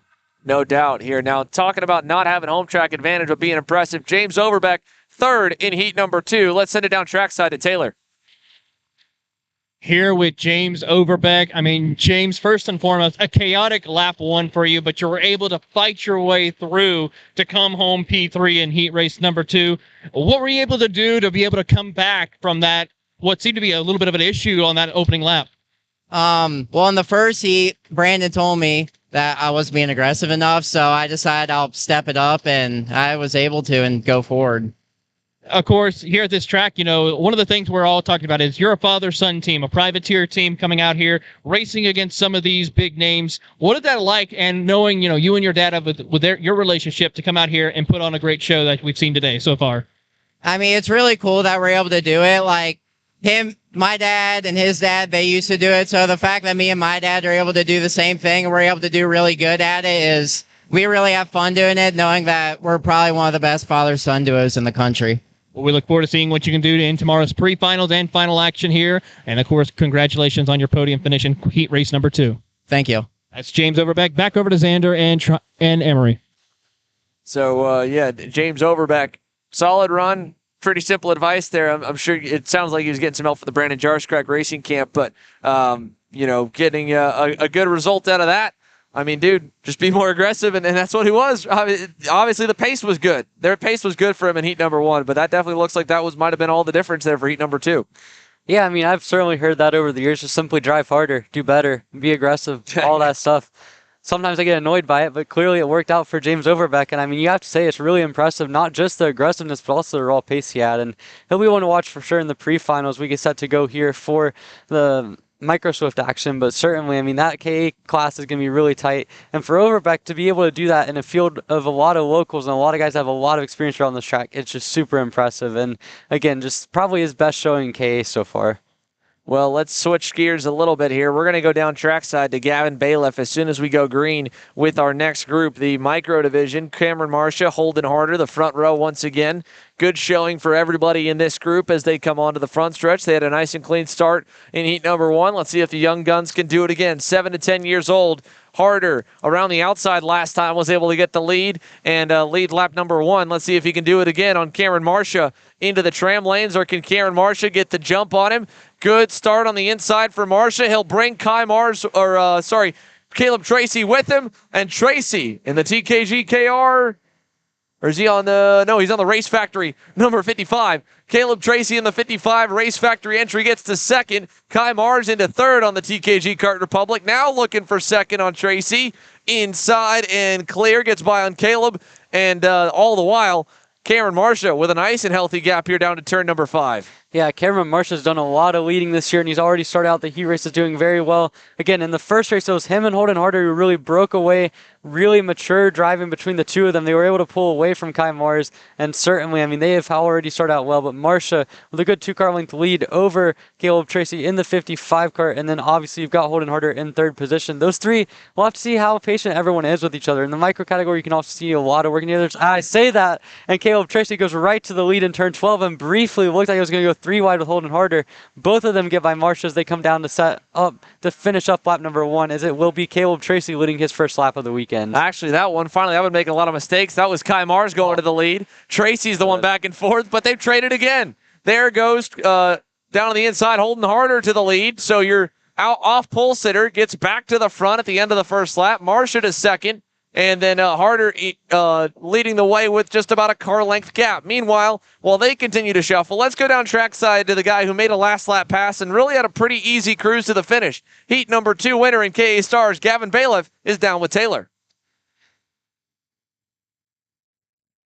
Here with Gavin Bailiff, of course. Gavin, a great start with you and your brother, of course. Literally, this is literally your backyard here. I mean, what's so special about racing here at this circuit, even though you do live here at the circuit, but what makes racing here at the Motorsports Country Club of Cincinnati so unique compared to some of the other circuits across the country? Well, Stars deciding to do it in October really brings such a good view to the facility because all the leaves are changing color. It's kind of out in the country, so just it looks pretty in the fall time. But running this track is awesome because we've put so much work into it with adding all the FIA rumble strips and repaving the surface, adding the new extension. It just makes it difficult for all the drivers to kind of learn that new section compared to last year. One of the things also we have to talk about is you and your brother racing together here, and of course with the championship going on, how are you two going to be able to work it out to try to race each other hard, but still knowing that your brother is, you're both competing for a championship in this race? It's kind of up in the wind. We do our best because I've got the championship lead, but I don't think he's far out of getting the championship. I think we're kind of shooting for me, but he was nice enough to help me out in that last heat race and kind of not fight me too hard till the end. Well, Gavin, we wish you and your brother the best of luck this week competing here at your home track, and we'll look forward for tomorrow's pre-final and final action. Thank you. Back over to Xander and Emery. Thank you, Taylor. We go back to the micros here. Cameron Marcia continues to lead. 1 car length up on Holden Harder down to turn number 1. 2 car lengths back to Kai Mars. 3 back to Caleb Tracy. All of the leaders in the micro class are close together. In fact, the whole top 10 is only about a car length, 2 car lengths apart here, still coming up on the halfway marker. Yeah, I mean, this is really impressive stuff. In the first heat, we saw a pretty spread out field, but now, I mean, obviously, everyone seems to have found some pace, a little bit more battling up the front. We see Marcia work his way back up into the race lead, ahead of Holden Harder, ahead of Kai Mars, ahead of Caleb Tracy. That first lap was really exciting. It's kind of tamed down just a little bit through lap 3 now, but Marcia and Harder, we saw this in the first race, them just continuously pushing together. Marcia was good out front in that one. He's good out front again in this one, and we'll have to see if Harder's content to stay patient like he was last race. Yeah, let's see into turn number 13 and 14. No change there. Marcia will lead them out of 14 over to that kink. Turn 15 and onto the front straightaway. Holden Harder and Cameron Marcia worked together in qualifying to get that front row starting spots, and they seem to be doing the same thing here to slowly edge themselves a bit of a gap over the field. Down to turn number 1 here. Kai Mars trailing back. Hasn't been able to close back up on his own, and he doesn't have help enough as Caleb Tracy is just kind of riding there in 4th. Give you an update on lap times. Well, again, the 2 leaders hooked up. They were the 2 fastest last time by. Yeah, Marcia and Harder setting a time about 2/10 clear of what everyone else can do. So not an egregious amount of time, but certainly not bad either. And they're clearly making a noticeable difference here when it comes to making the gap. As you can see now, Marcia ahead of Harder by only 2/10. You can see them pushing each other, just staying consistently right at the same area. You can see now Marcia coming through turn 10, able to keep that lead. He's got Harder right in tow. He's got about 7 or 8 car lengths back to Kai Mars in third position. But really, for these two, they've been patient through almost every lap of the heat racing. We've seen Harder briefly try to take the lead once in the heat race. We saw Marcia do the same thing to him as well. So both of them have worked well together outside of that little bit, and certainly they've been pulling a gap to Kai Mars and continuing to run just consistent fast laps. They certainly have, Emery, and this has been a really exciting battle to watch here. Drivers such as, of course, Marcia and Holden Harder, who've been really putting on an excellent show for your drivers here in the micro category. As you see a little tap of the helmet for Cameron Marcia as he tries to get a little bit of a run through, try to tell him, hey, let's work together. Let's try to keep pulling away from the pack as they head down into the red 171 hairpin. Great drive for both of them as they head off in there. A little bit further back, you have the battle for P3, which is between Kai Mars and Caleb Tracy. Through in also Ben Gleberman as well in this battle. Yeah, so certainly some good battle is going on throughout. Like we mentioned earlier, this is a race. In the first heat race, we saw quite a bit of spacing out throughout the rest of the pack. Now, really the top 10 early on in the race were right there together. Now there's been some gaps being formed, but certainly the top 2 continuing to run right there together. Caleb Tracy not too far away from Kai Mars as well. They're all really running consistent laps and just continuously working with each other. Nothing too crazy now. As you can see, the little bit of a wide pan. You can see the pack bound from about 6th on back, but in the meantime, the front 2 still pushing each other. Marcia just went purple on that last trip through a 104.254.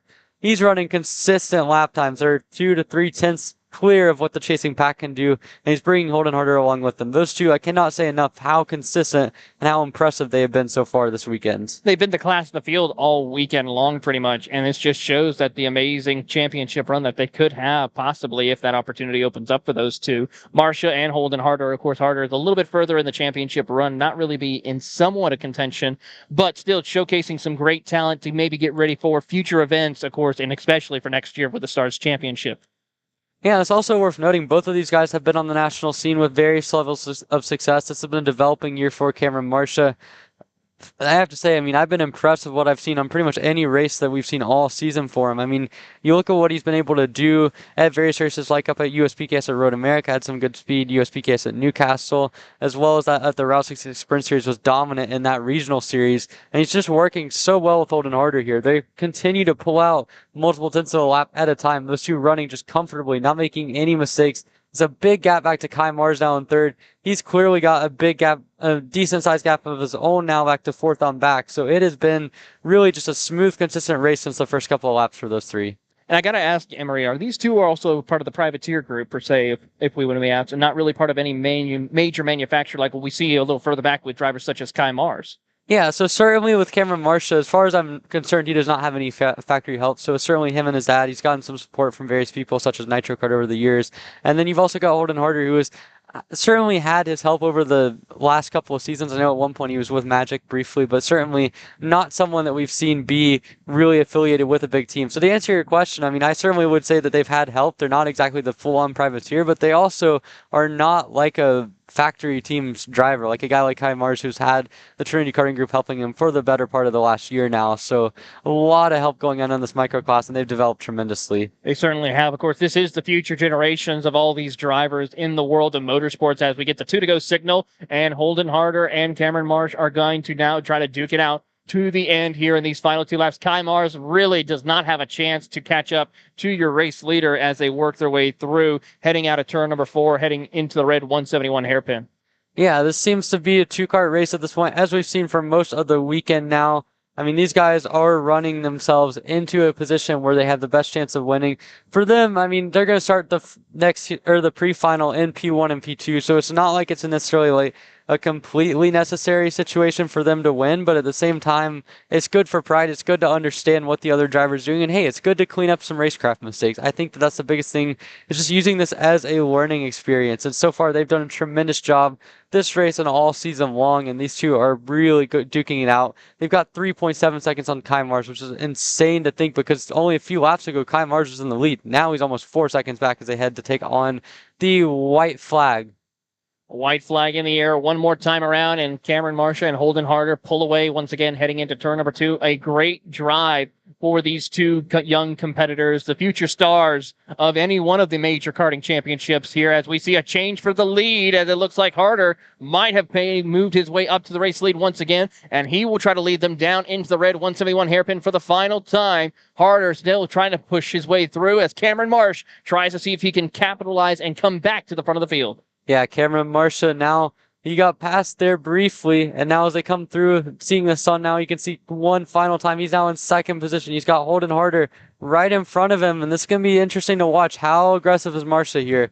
We've seen all weekend the slipstream be very powerful down that main straight, but Marcia, he wants the lead before he gets to that point. He's going to go to the inside in turn 12, make the pass stick. Now to the final hairpin. It's going to be a drag race down the line. You can see now Harder getting a good toe coming onto the main straight as they'll come down to the checkered flag. Coming to the checkered flag, it's going to be a drag race, but it is going to be Cameron Marsh who will come home with the race win in heat race number 2 for your mini Swift or your micro Swift category. And of course, it is going to be then Kai Mars who will round out your podium for this race as the rest of the field works their way around the circuit. But overall, great sportsmanship between both Harder and Marsh to race their way through, race cleanly with each other, and be able to put on a good show here for your micro Swift category.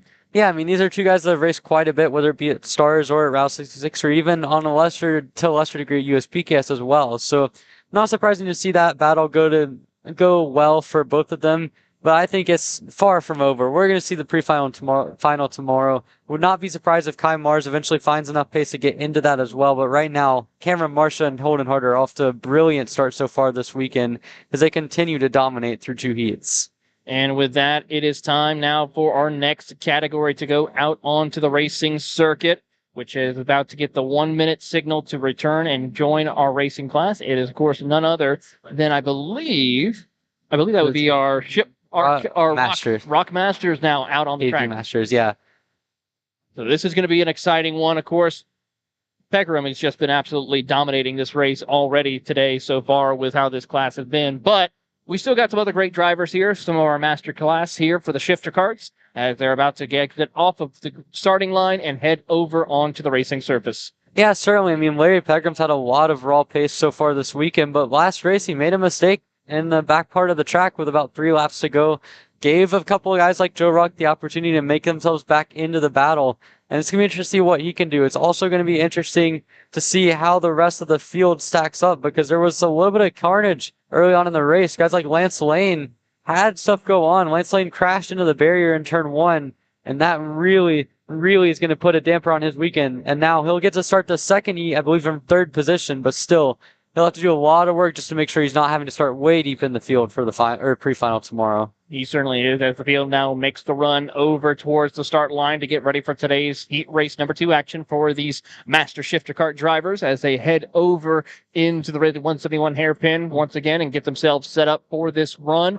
It's another exciting 8 minutes plus 2 laps, and of course, we're all watching Larry Pegram to see what he can do. If he can actually still show that dominant run that he had in heat race number 1 before the accident where he went off track or had it off on there to where he lost all that time.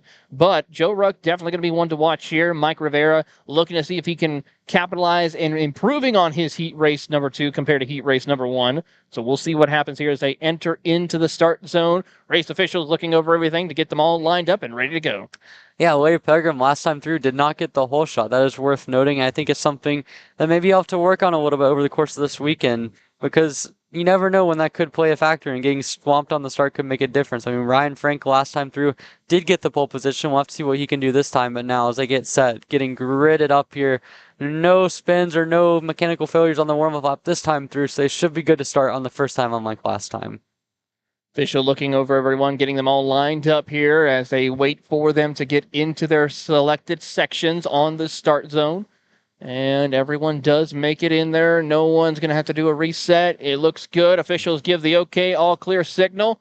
He's going to point to the light. We're going to wait for the lights to go out as they rev themselves up, ready to go. It's time for the whole shot run into turn number 1. We're happy to have you with us here on Kart Chaser for the lights out, and away we go. And a great jump by the looks of it. Pegram, does he get this lead? I think he does. He does actually do better as we have an incident over here at turn number 1, the 619. 3 karts involved in this incident off of 1. Yeah, a big pile up in the middle of the field. It looks like from about ninth on back, got just totally piled up on the inside. That's 4 cars out of the race before we even get to turn 1. More slicing going on. And in the meantime, over the front of the field, it's Larry Pegram continuously running a comfortable line. You can already see stretch out a 4-car lead, but that is going to throw a big issue into the middle of the field in terms of sorting out who starts where for the pre-final. But yeah, an excellent start to this race for Larry Pegram. He'll try to see what he can do to see if he can be a little bit more consistent in the last race, not make the mistakes. As we now look into Joe Ruck trying to make a move on Lance Lane for the 3rd position now. Not going to be able to make a 6th. Lane stays in that position for now. If you remember back to the last race, it was actually Ruck being right on Lance Lane right before that whole incident happened. And now there is a big amount of signals going on into turn 1 now. Looking at the rest of the field, you still have Larry Pegram having a few car lengths advantage over the rest of the field. But now, I mean, it is certainly looking like it's all kicking off in the midfield from about 3rd on back. But again, it's a little bit bare and spread out after all the carnage on the first lap. But still, Pegram continuing to lead this race up from the rest of the field. In second position, you also end up having Ryan Frank, just like last time. And then you got Lance Lane, Joe Ruck, and Michael Rivera rounding your top 5. Yeah, Ryan Frank really having a good run in that second position, trying to keep up with Larry Pegram. Lance Lane, we touched on, he had a great drive up until his incident as we have them side by side for position. That is Lane and Ruck for 3rd. Ruck gets by him. You ask and you shall receive. And here they go coming out of the final corner, making the run. Here they come. And of course, Lance Lane and Ruck are going to try to do battle for that race lead as they come across the line here. Pegram as well as Ryan Frank are going to go and set the fastest laps of the race and make the run. But of course, Lance Lane is really trying to work his way and keep Joe Ruck behind as they make the run to turn 4.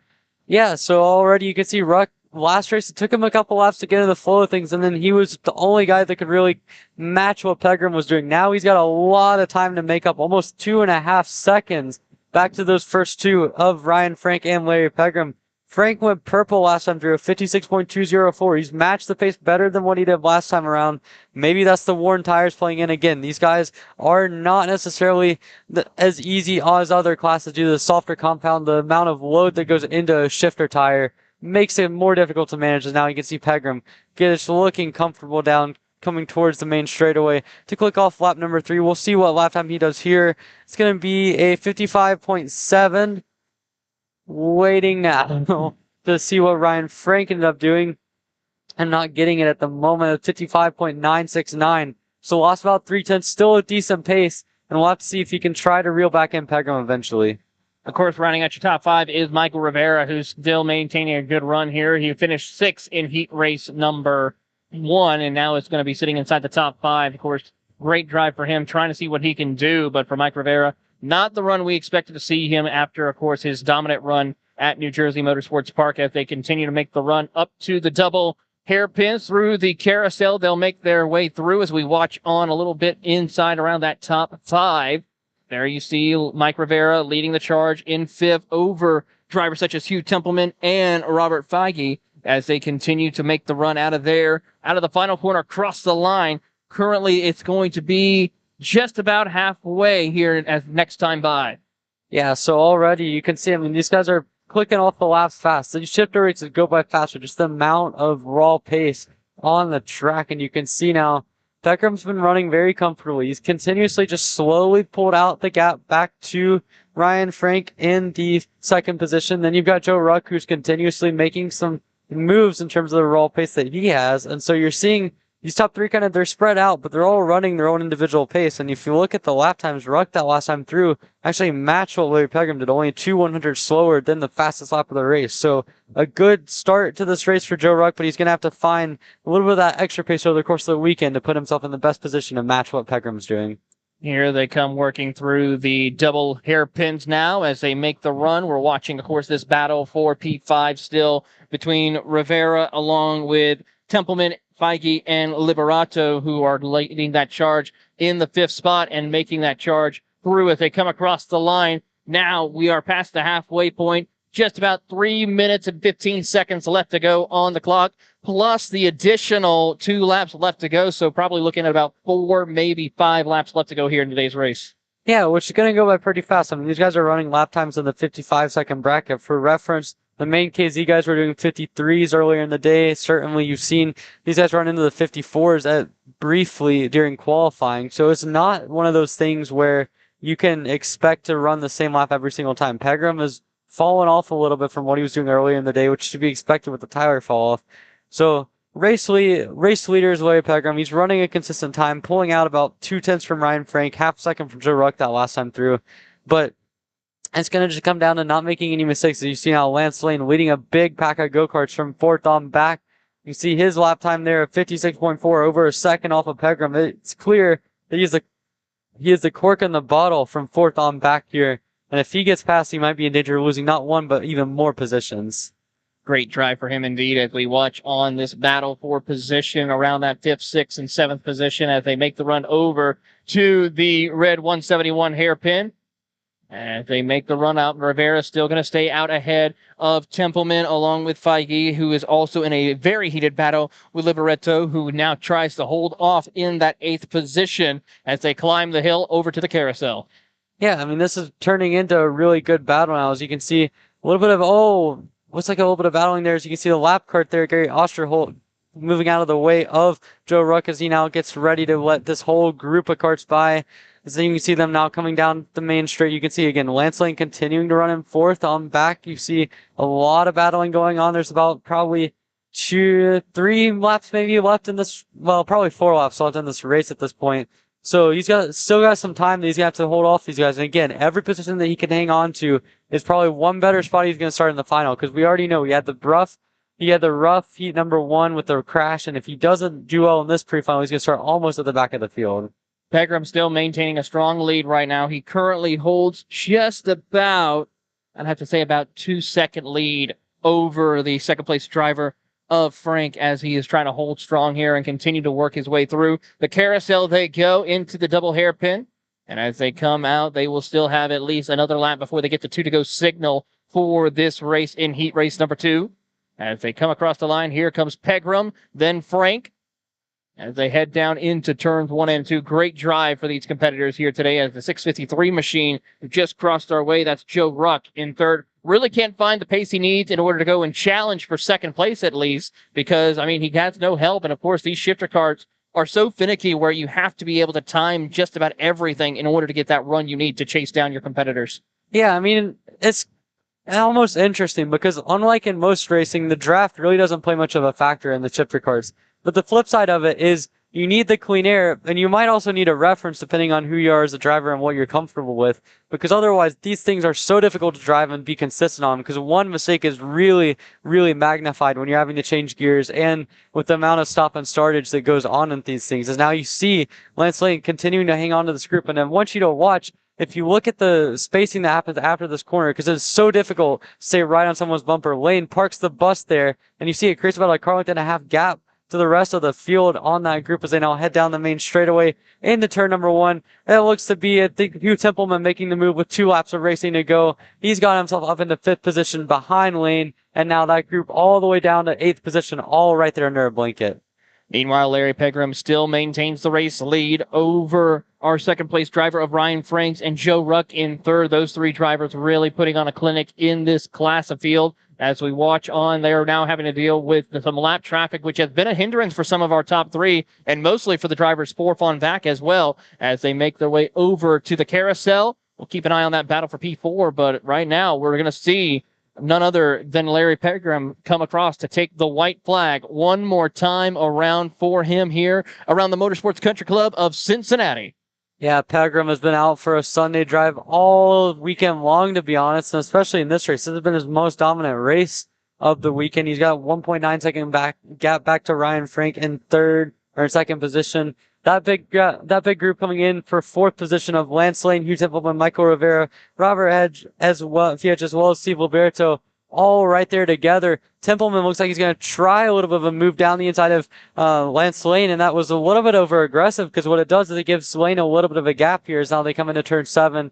All of them right there under a blanket. Lance Lane has done a phenomenal job of just placing his car at the right area to make sure that nobody can get by him. He's done a good job. He stacked up the group all the way down through the rest of that group, all the way down to Steve Alberto in 8th position. And now as they come through, you can see Larry Pegram exiting the final corner This has been a stroll for the number 972 Trinity Kart, or 672 Trinity Kart entry. He wins the pre-final. And now looking back for the battle for fourth on back, you can see Frank and Ruck finishing second and third. It looks like Lance Lane's going to finish off the race and finish up in fourth, with Hugh Templeman coming across to finish in fifth, Rivera in sixth, Robert Feige in seventh, and Steve Liberto rounding out your top eights. And of course, that is heat race number 2. Pre-finals are tomorrow afternoon. Of course, we'll keep that in mind. But a great run for Larry Pegram, who's looking to continue this weekend and sweep it for all the events happening this weekend. We're going to take a quick commercial break, but after this, we will have as two carts go off over at turn number 1 right here. A couple of lap cars. Tough break for them. So while we sort that out and get them cleared off the track, we'll take a commercial break. When we come back, it is, of course, the KA 100 Juniors out on track next here on Kart Chaser.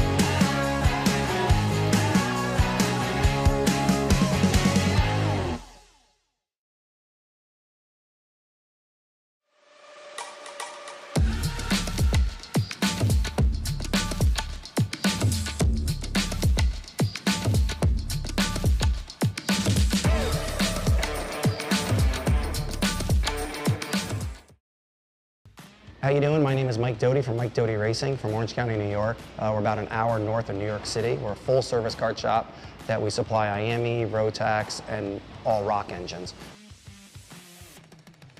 We sell OTK parts and all the tires for all the different series. We support USPKS, SCUSA, Rotax, which is the Stars and Stripes, and the Rock Winter Tour. What we do is we try to get the drivers better by data, driver coaching, and setup. We have a lot of good drivers that come through our program. We have a lot of experience. I've been doing it for almost 35 years, and we just try to translate that to all our customers. For more info about Mike Doty Racing, you can contact us at MikeDotyRacing@gmail.com or call us at 845-551-0572.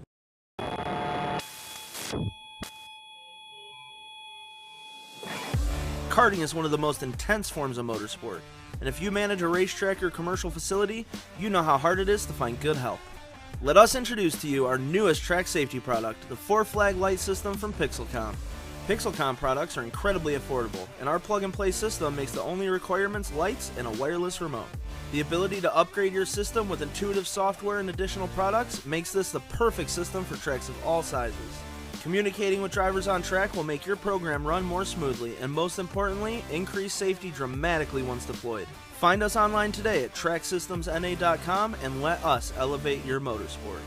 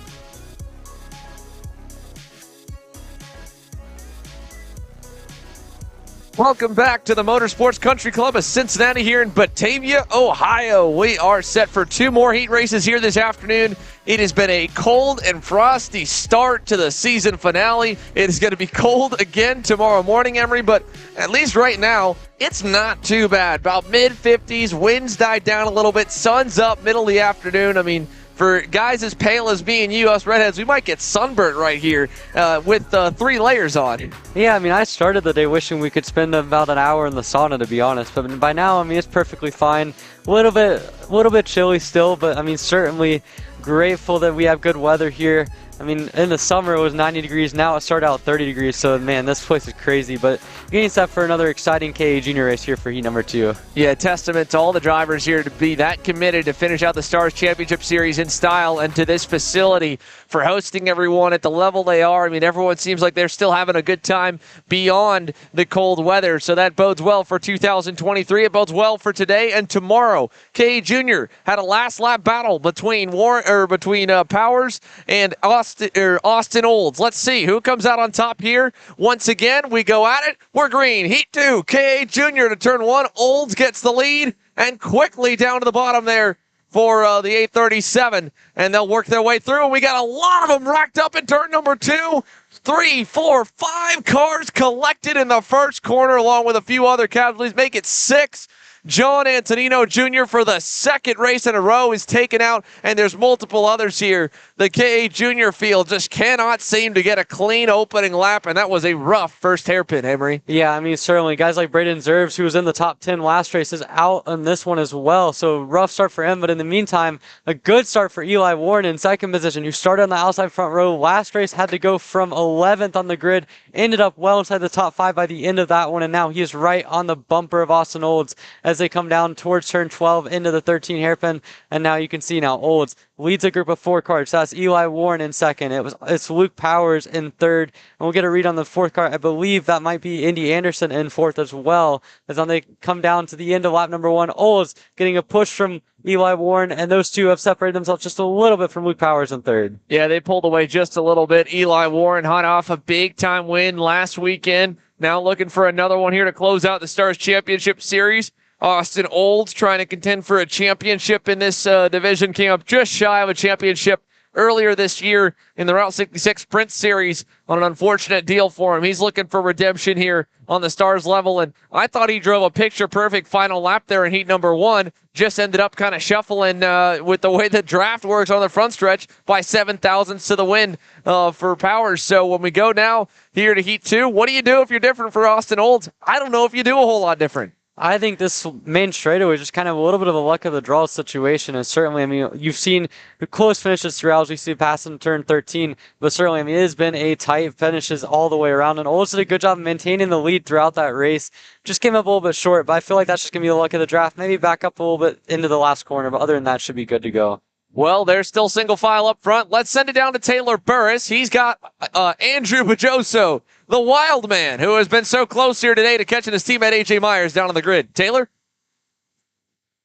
Here with Andrew Bajoso, of course. Andrew, a great drive for you. Yes, earlier in heat race number 1, coming home second to your teammate. Both of you working really well together, but also still racing each other clean and hard for this one-off race this weekend.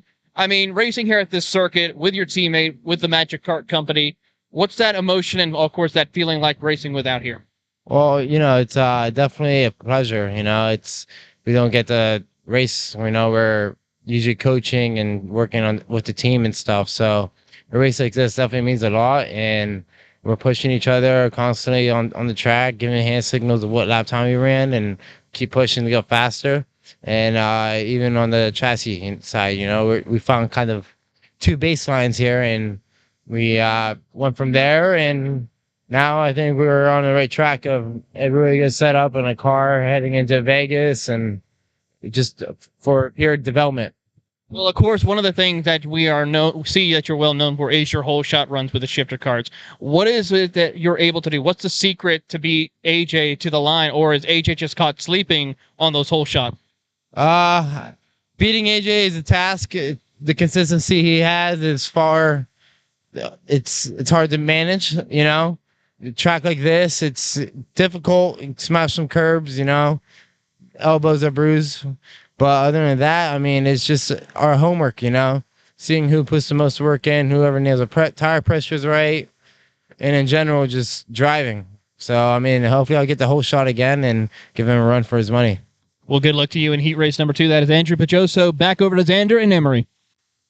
So Andrew Pajoso, that was about as tame of an interview as I've seen Andrew give in a long, long time, Emery.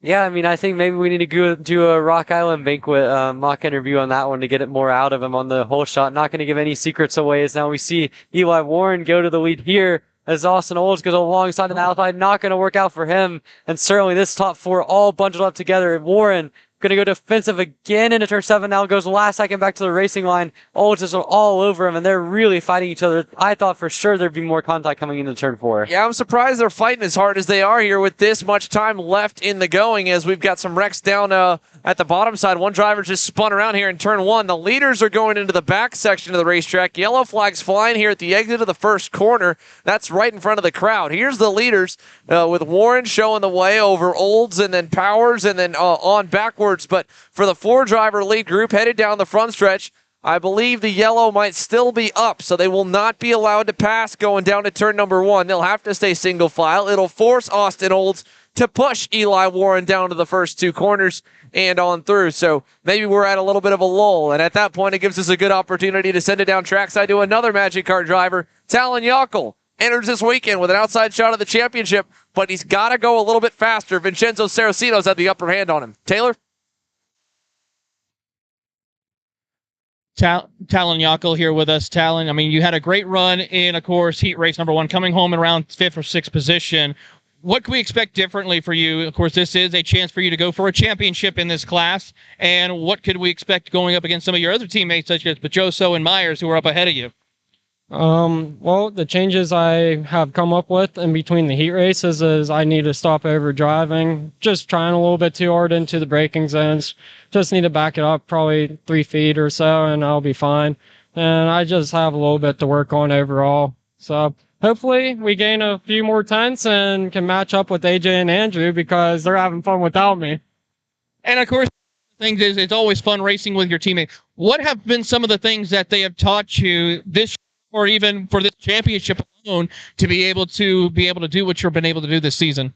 Oh, there's countless things they have taught me so far this year, and hopefully it continues, but one of the main things is probably over driving. They taught me how to calm down over time.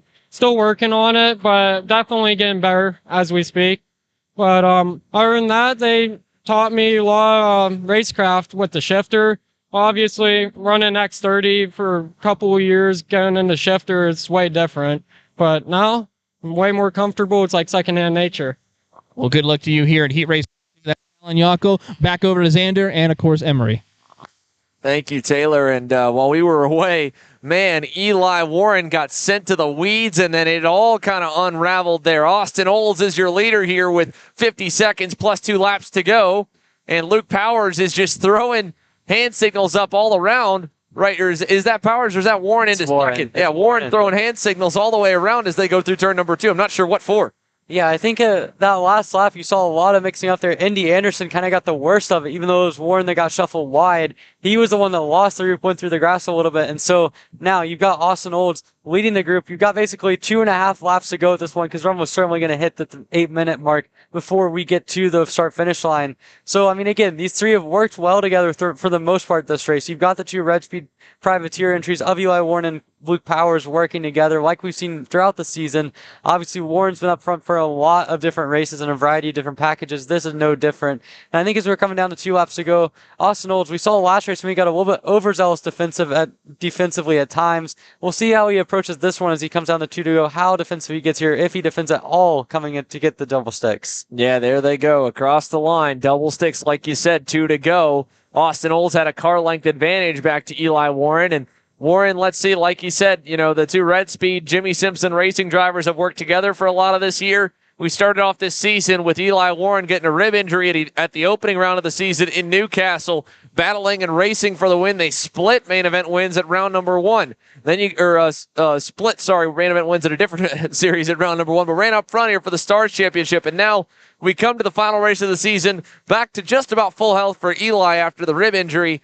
And he's got his teammate right there, and they're challenging Austin Olds. 3 drivers who have been probably the three of the top kids in the Midwest over the course of the 2022 season. All of them, I believe, with an option to stay down in junior one more year if they want. They're kind of at that borderline point if they want to jump up early to the senior class. And getting a big win over the other ones, that might be that extra bit of boost they want to jump up early and move forward. One lap to go here. Austin Olds continuing to low line. Now, again, like I said, based on heat number 1, I don't know if there's a whole lot he can do different. He's doing everything the same so far. Blocking the inside, not giving any opportunity for them to get by. He's just got to find a new strategy to keep them from drafting him on the front straightaway as we come out of turn 4, head for the red 171 hairpin. At this point, you almost wonder if it's in Olds' best interest to kind of try to incite chaos on the second half of the lap and just get himself more separation.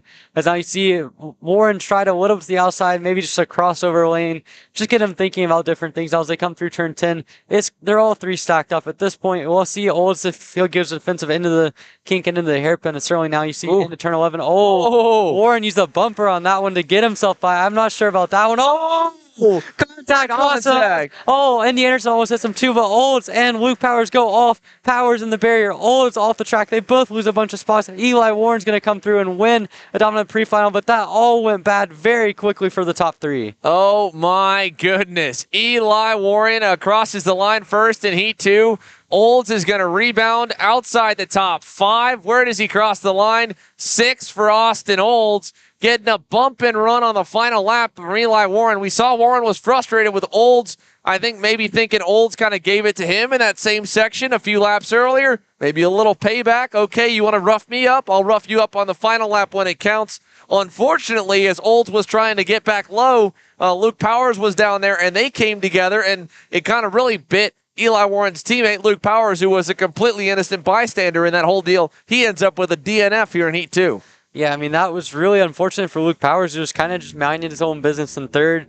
Ends up getting the worst of the collision between Warren and Olds, and really, I mean, this is a spicy way to start off the pre-final. We saw Warren in the first heat go off on the first lap, get a little bit pushed wide by, I believe, Olds on the front row. We saw in the second heat now continuous contact, and eventually 2 carts ending up together and Powers ending up in the barrier. He'll have to do a lot of work now starting from the middle of the field. Olds will have to do a little bit of work, but nowhere near as much. But for Luke Powers, really frustrating and a good race for him. And with all that chaos in the front, I mean, you talk about the opportunity opened up here through the top 5, top 10 for different changes in position. Eli Warren obviously gets the unofficial win, pending any penalties for all the contact between that lead group.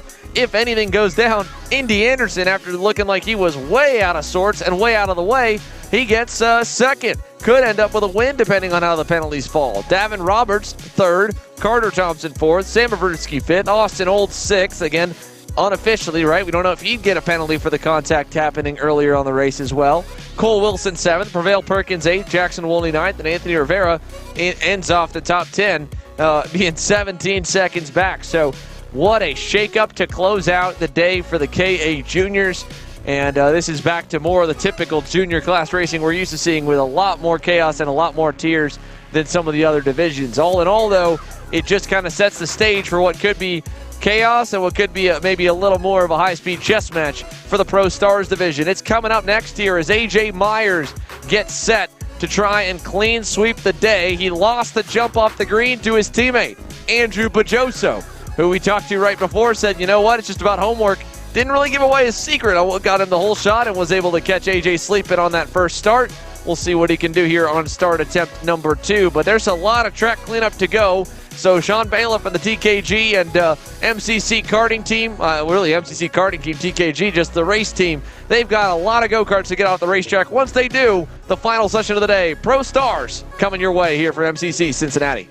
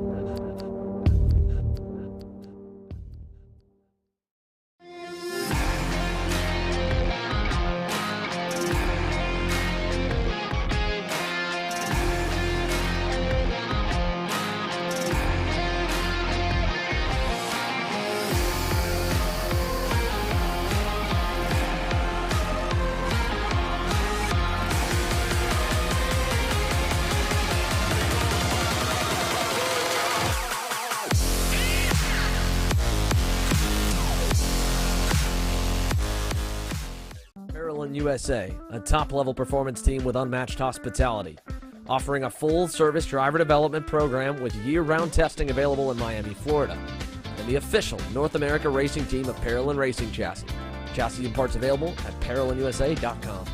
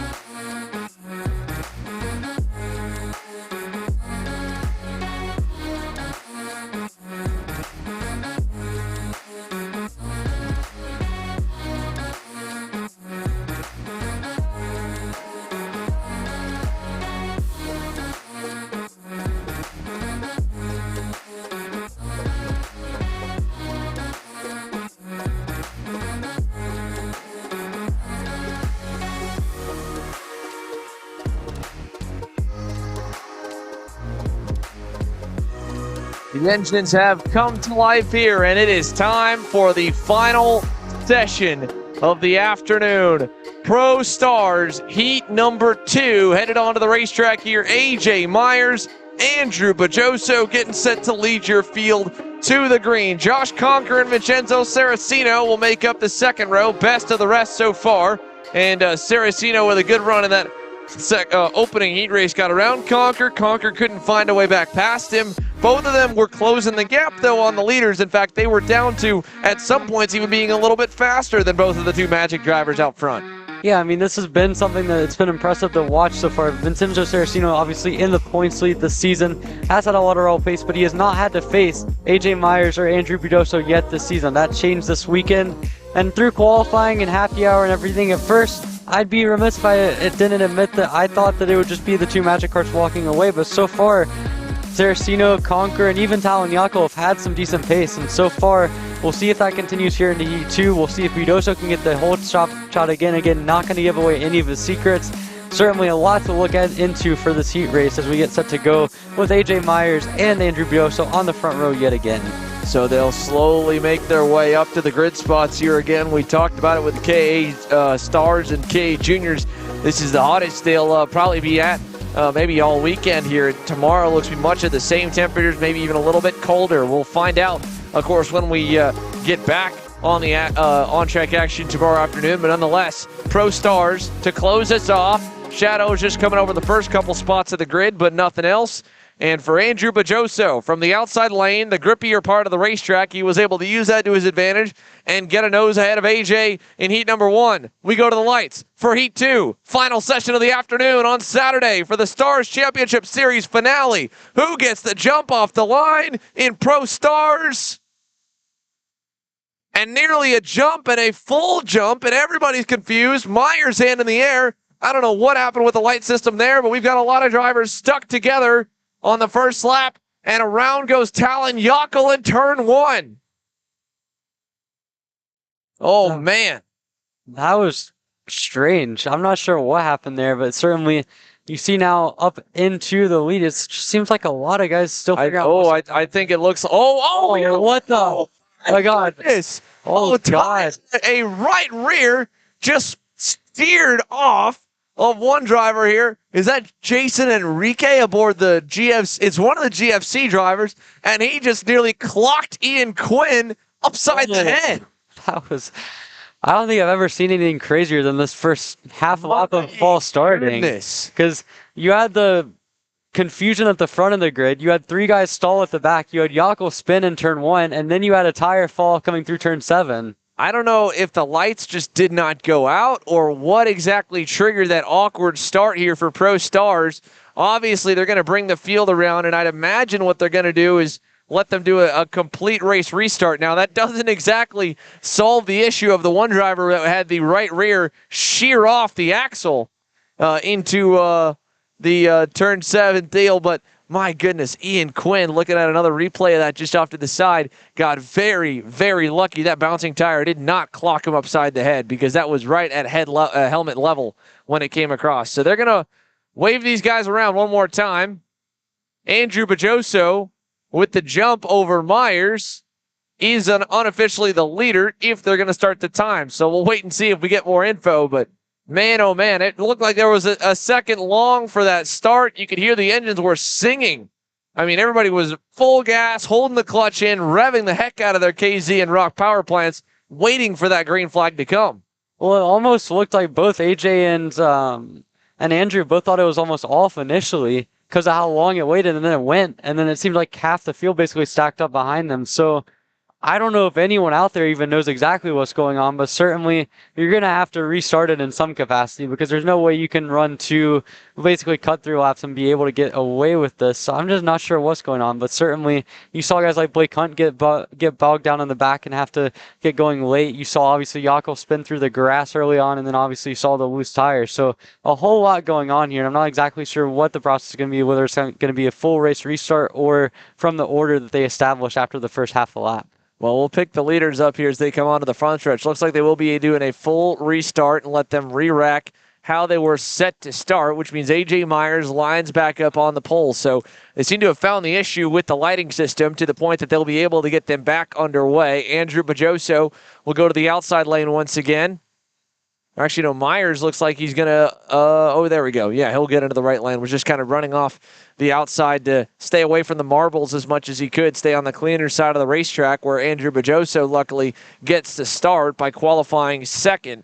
He goes to the outside in turn number 1, but a cleaner straightaway, which was able to benefit him enough on the launch of the first heat start to get the whole shot. And looks like we've got one driver stalled out at the back of the grid.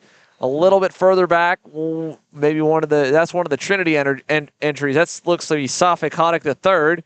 Got him fired up. Okay, he's good. Field coming in. Final few spots. Let's try this again, boys and girls. Visors down. They're going to rev him up. Andrew Bajoso, A.J. Myers to the lights for the second time. Final time, hopefully. Heat 2. Looking for the green, and we've got it. And again, Bajoso gets the jump, gets clear. Andrew Bajoso with one heck of a hole shot to turn 2. Yeah, already Bajoso got him again. Not as much of a pinch this time through, but Bajoso clear into the lead. Myers is under attack from the rest of the fields. Now you see Josh Conker to the inside of Saraceno to the inside of Josh Conker for third. Now Saraceno immediately going to go to the inside to AJ Myers, who's under fire here, not just from Saraceno, but also Josh Conker. He's going to lose 2 more spots. He's in 4th now. A rough start for AJ Myers here on the first lap. AJ Myers' hand is in the air. I think he might have a problem here, Emery. It looks like Gavin Bailiff trying to get by him. AJ Myers trying to hang on, going into the back section. Indeed, a problem for AJ Myers. Was it triggered by the false start where they were sitting and overheating the motors a little bit too much? Again, the front row gets burned the most because they're the first ones to come to a stop.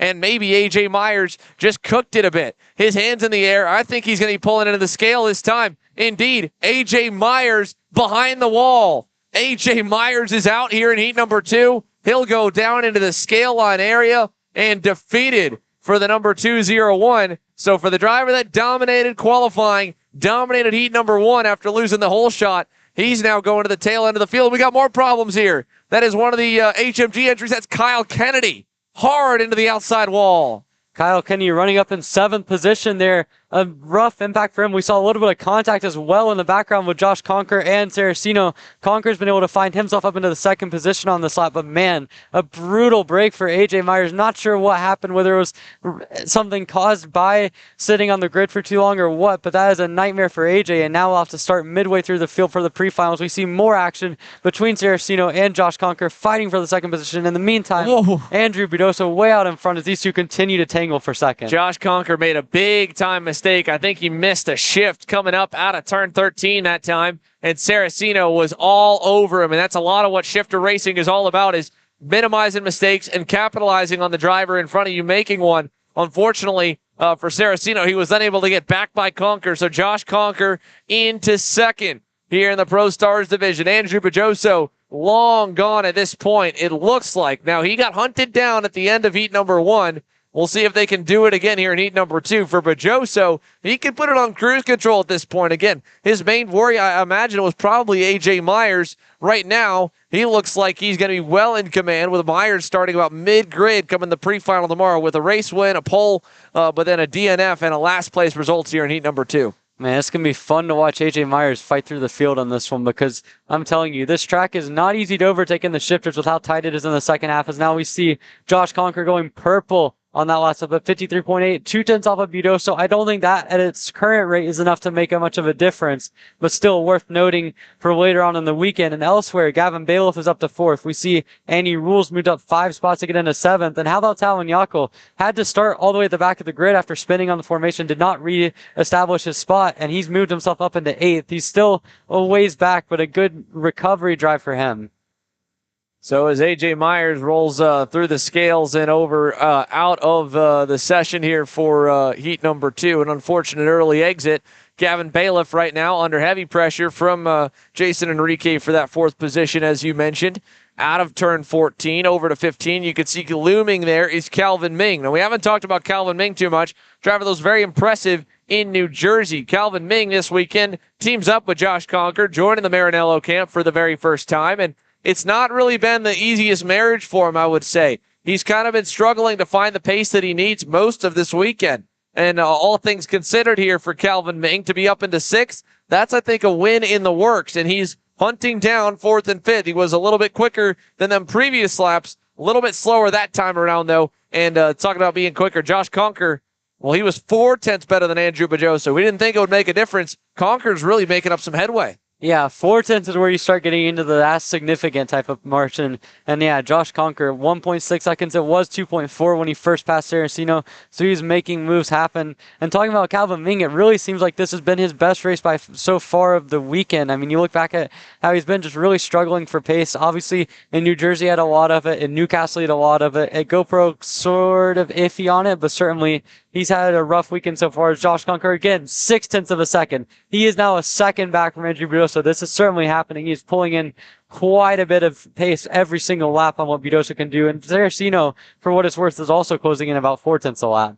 Yeah, Saraceno closing in. Conker, I mean, that time, it is a blistering pace Josh Conker's putting down here at the end of the day. This is very reminiscent of what Andrew Bajoso was having happen to him back in heat number 1, where he really got a great start and then just fell on his face when it came to lap times. Now we're watching Enrique apply pressure to Gavin Bailiff here. This is for 4th. We'll see if he can do anything to him in the back. Not this time, but we're going to need to shift the cameras forward here in just a moment, because the leaders, they're going to be battling sooner rather than later. Josh Conker across the line. Another half a second lopped off the gap. Bajoso of 53.9. Josh Conker is rolling here for the Canadian of 53.41. Josh Conker is absolutely wheeling it right now. Not only is he half a second clear of Budoso, he's almost 7/10 clear of almost anyone else in the field outside of the top 3. So Conker absolutely flying at the moment. You can see visibly the gap was so long just a couple laps ago. Now he's within about 3 car lengths of Andrew Budoso. That gap has just continued to go down.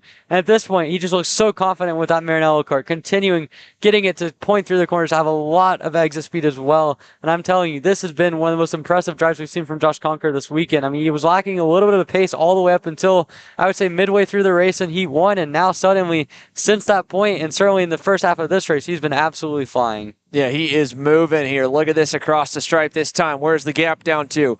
53.7 for Bajoso, a 53.5 for Conker. So Conker's still close to his pace. I think Bajoso took a look back and realized that gap no longer exists. He needs to find a little more speed. So we've got a two-way dogfight for the lead here with 1:20 to go, plus 2 laps. Andrew Bajoso versus Josh Conker and Pro Stars, and Vincenzo Saraceno 2 seconds back, just kind of looking on, hoping for something to happen. There may be some fireworks in the final few stages. you almost wonder if maybe Budoso went really conservative when it came to saving the tires, because this is one of the things that is critical in the shifters is tire management. And we've seen, I mean, Budoso is obviously had his struggles at times for this weekend for pace, but obviously he's someone that can put in a decent lap. I mean, the 54-second pace he was running early in the race didn't seem all that representative. I mean, I still think Conquer has the upper edge on him, but now it seems like he's picked it back up to the point of at least being manageable, because even if Conquer is a little bit faster right now, it's certainly not by half a second to 0.6 of a second. No, definitely not here. Now it's a little more accurate, maybe about 1/10 to 2/10 better.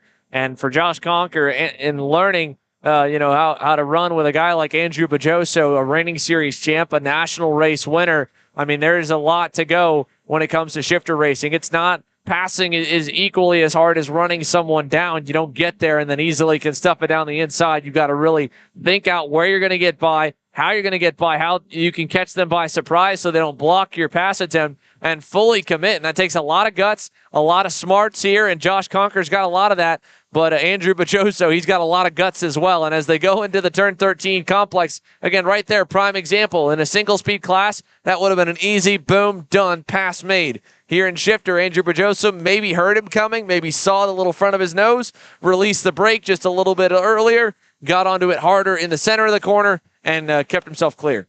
Yeah, as we now hit 2 laps of racing to go, you can see Budoso still has just a little bit of a gap. He's been able to manage the gap a little bit now. Not really any quicker than Conquer, although I will say he has picked up the pace to be doing 53.7, which is still a really blistering pace for everyone other than Josh Conquer.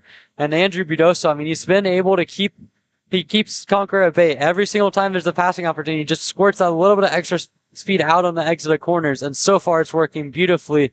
Conquer did so much work to catch up to him, but now he's going to have to find a way to get by, which is not easy to do. As you mentioned, these shifters, it is a whole different beast compared to passing K. Although, as I say it, Conquer's going to send it. Budosa's going to go outside. That's going to give him better leverage, but Conquer parks it on the apex and keeps the first position. White flag in the air. Josh Conquer to the lead here on the final lap, the last 2 laps where it counts the most. What can Andrew Bajoso do to send it, to get himself back to the lead? Not close enough for something in turn 2. Conquer covers it off. Here comes the run. Long straightaway, turn 4. Bajoso, little bit too far away. Conquer continues to block the low side. Now, does Andrew Bajoso put the bumper to him? Is he close enough to dive him here into 5? Not enough. And they come out to the S's for the final time. Man, it's heat racing. I'd be shocked if Budoso risked too much to get by him. But then again, it is Andrew Budoso. You never know what you're going to get with him. But as they come down to the last few corners now, you can see a little bit of wobble there from Budoso on the shift. That might give Conquer enough of a gap to where it's not too much to worry about on the end of this lap. He got about 2 kart lengths of an advantage, although he goes defensive into the last couple corners. That will shorten the gap just a little bit, but it looks like Conquer has him covered. Josh Conquer, a sensational run to run down Andrew Budoso and pick up race number 2 victory. So Josh Conquer, Heat 2 winner, and Andrew Bajoso in second. Josh Conquer, 2 laps to go, gets by him, hunts him down the entire heat race, and makes the pass look easy in that new section of the racetrack. We've talked to so many saying it's hard to pass. The racing here undoubtedly has been solid. Josh Conquer, a great run. Andrew Bajoso, second. We'll take a commercial break. When we come back, post-race interviews coming your way here live from Cincinnati.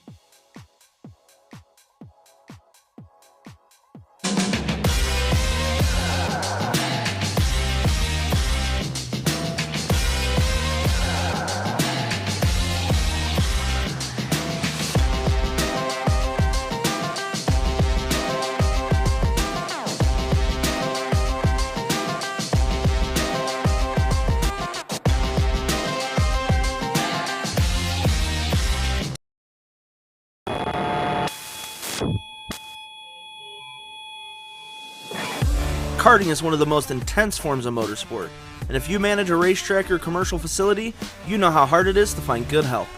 Let us introduce to you our newest track safety product, the 4-flag light system from Pixelcom. Pixelcom products are incredibly affordable, and our plug-and-play system makes the only requirements lights and a wireless remote.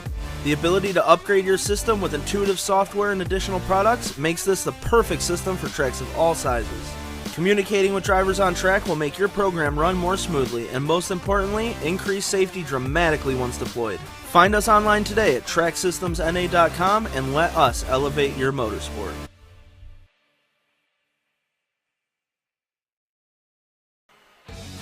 Looking for a top-level team environment that fits your budget? Look no further than AMAX Racing. We cater to customers around the country who want driver coaching, tuning assistance, hospitality, track support, and a family race environment. Our race schedule is support available at all levels, from club and regional series across the Midwest to top-tier events such as the TKNA Grand Nationals, the U.S. Pro Kart Series, and the SCUSA Pro Tour. Whatever level you may be at or want to get to, AMAX Racing can get you there.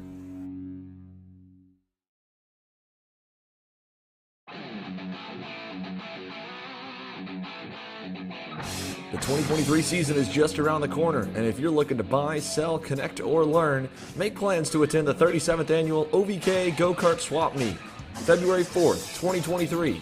Register online at ovk.com. Hannah Greenemeyer is going to score the final win of the U.S. Pro Kart Series. Hayden Jones is a national race winner. Nate Cicero wins. Four-time champion Ryan Norberg winning Super Nationals 24. Winner, winner, winner. Are you ready to join one of North America's winningest driver development programs? Rollison Performance Group offers fully customizable packages that are meant to take your game to the next level. For more information, head to rollisonperformancegroup.com. Are you ready to meet your favorite new karting product? Meet the tunable karting axle from Taika Technologies. Our globally patented tuning inserts make it easy for users to adjust stiffness in just minutes, making it the perfect tool for drivers new to the sport or trying to make the most out of their setup. The best of the best choose Taika, so get over to taikatech.com and grab yours today.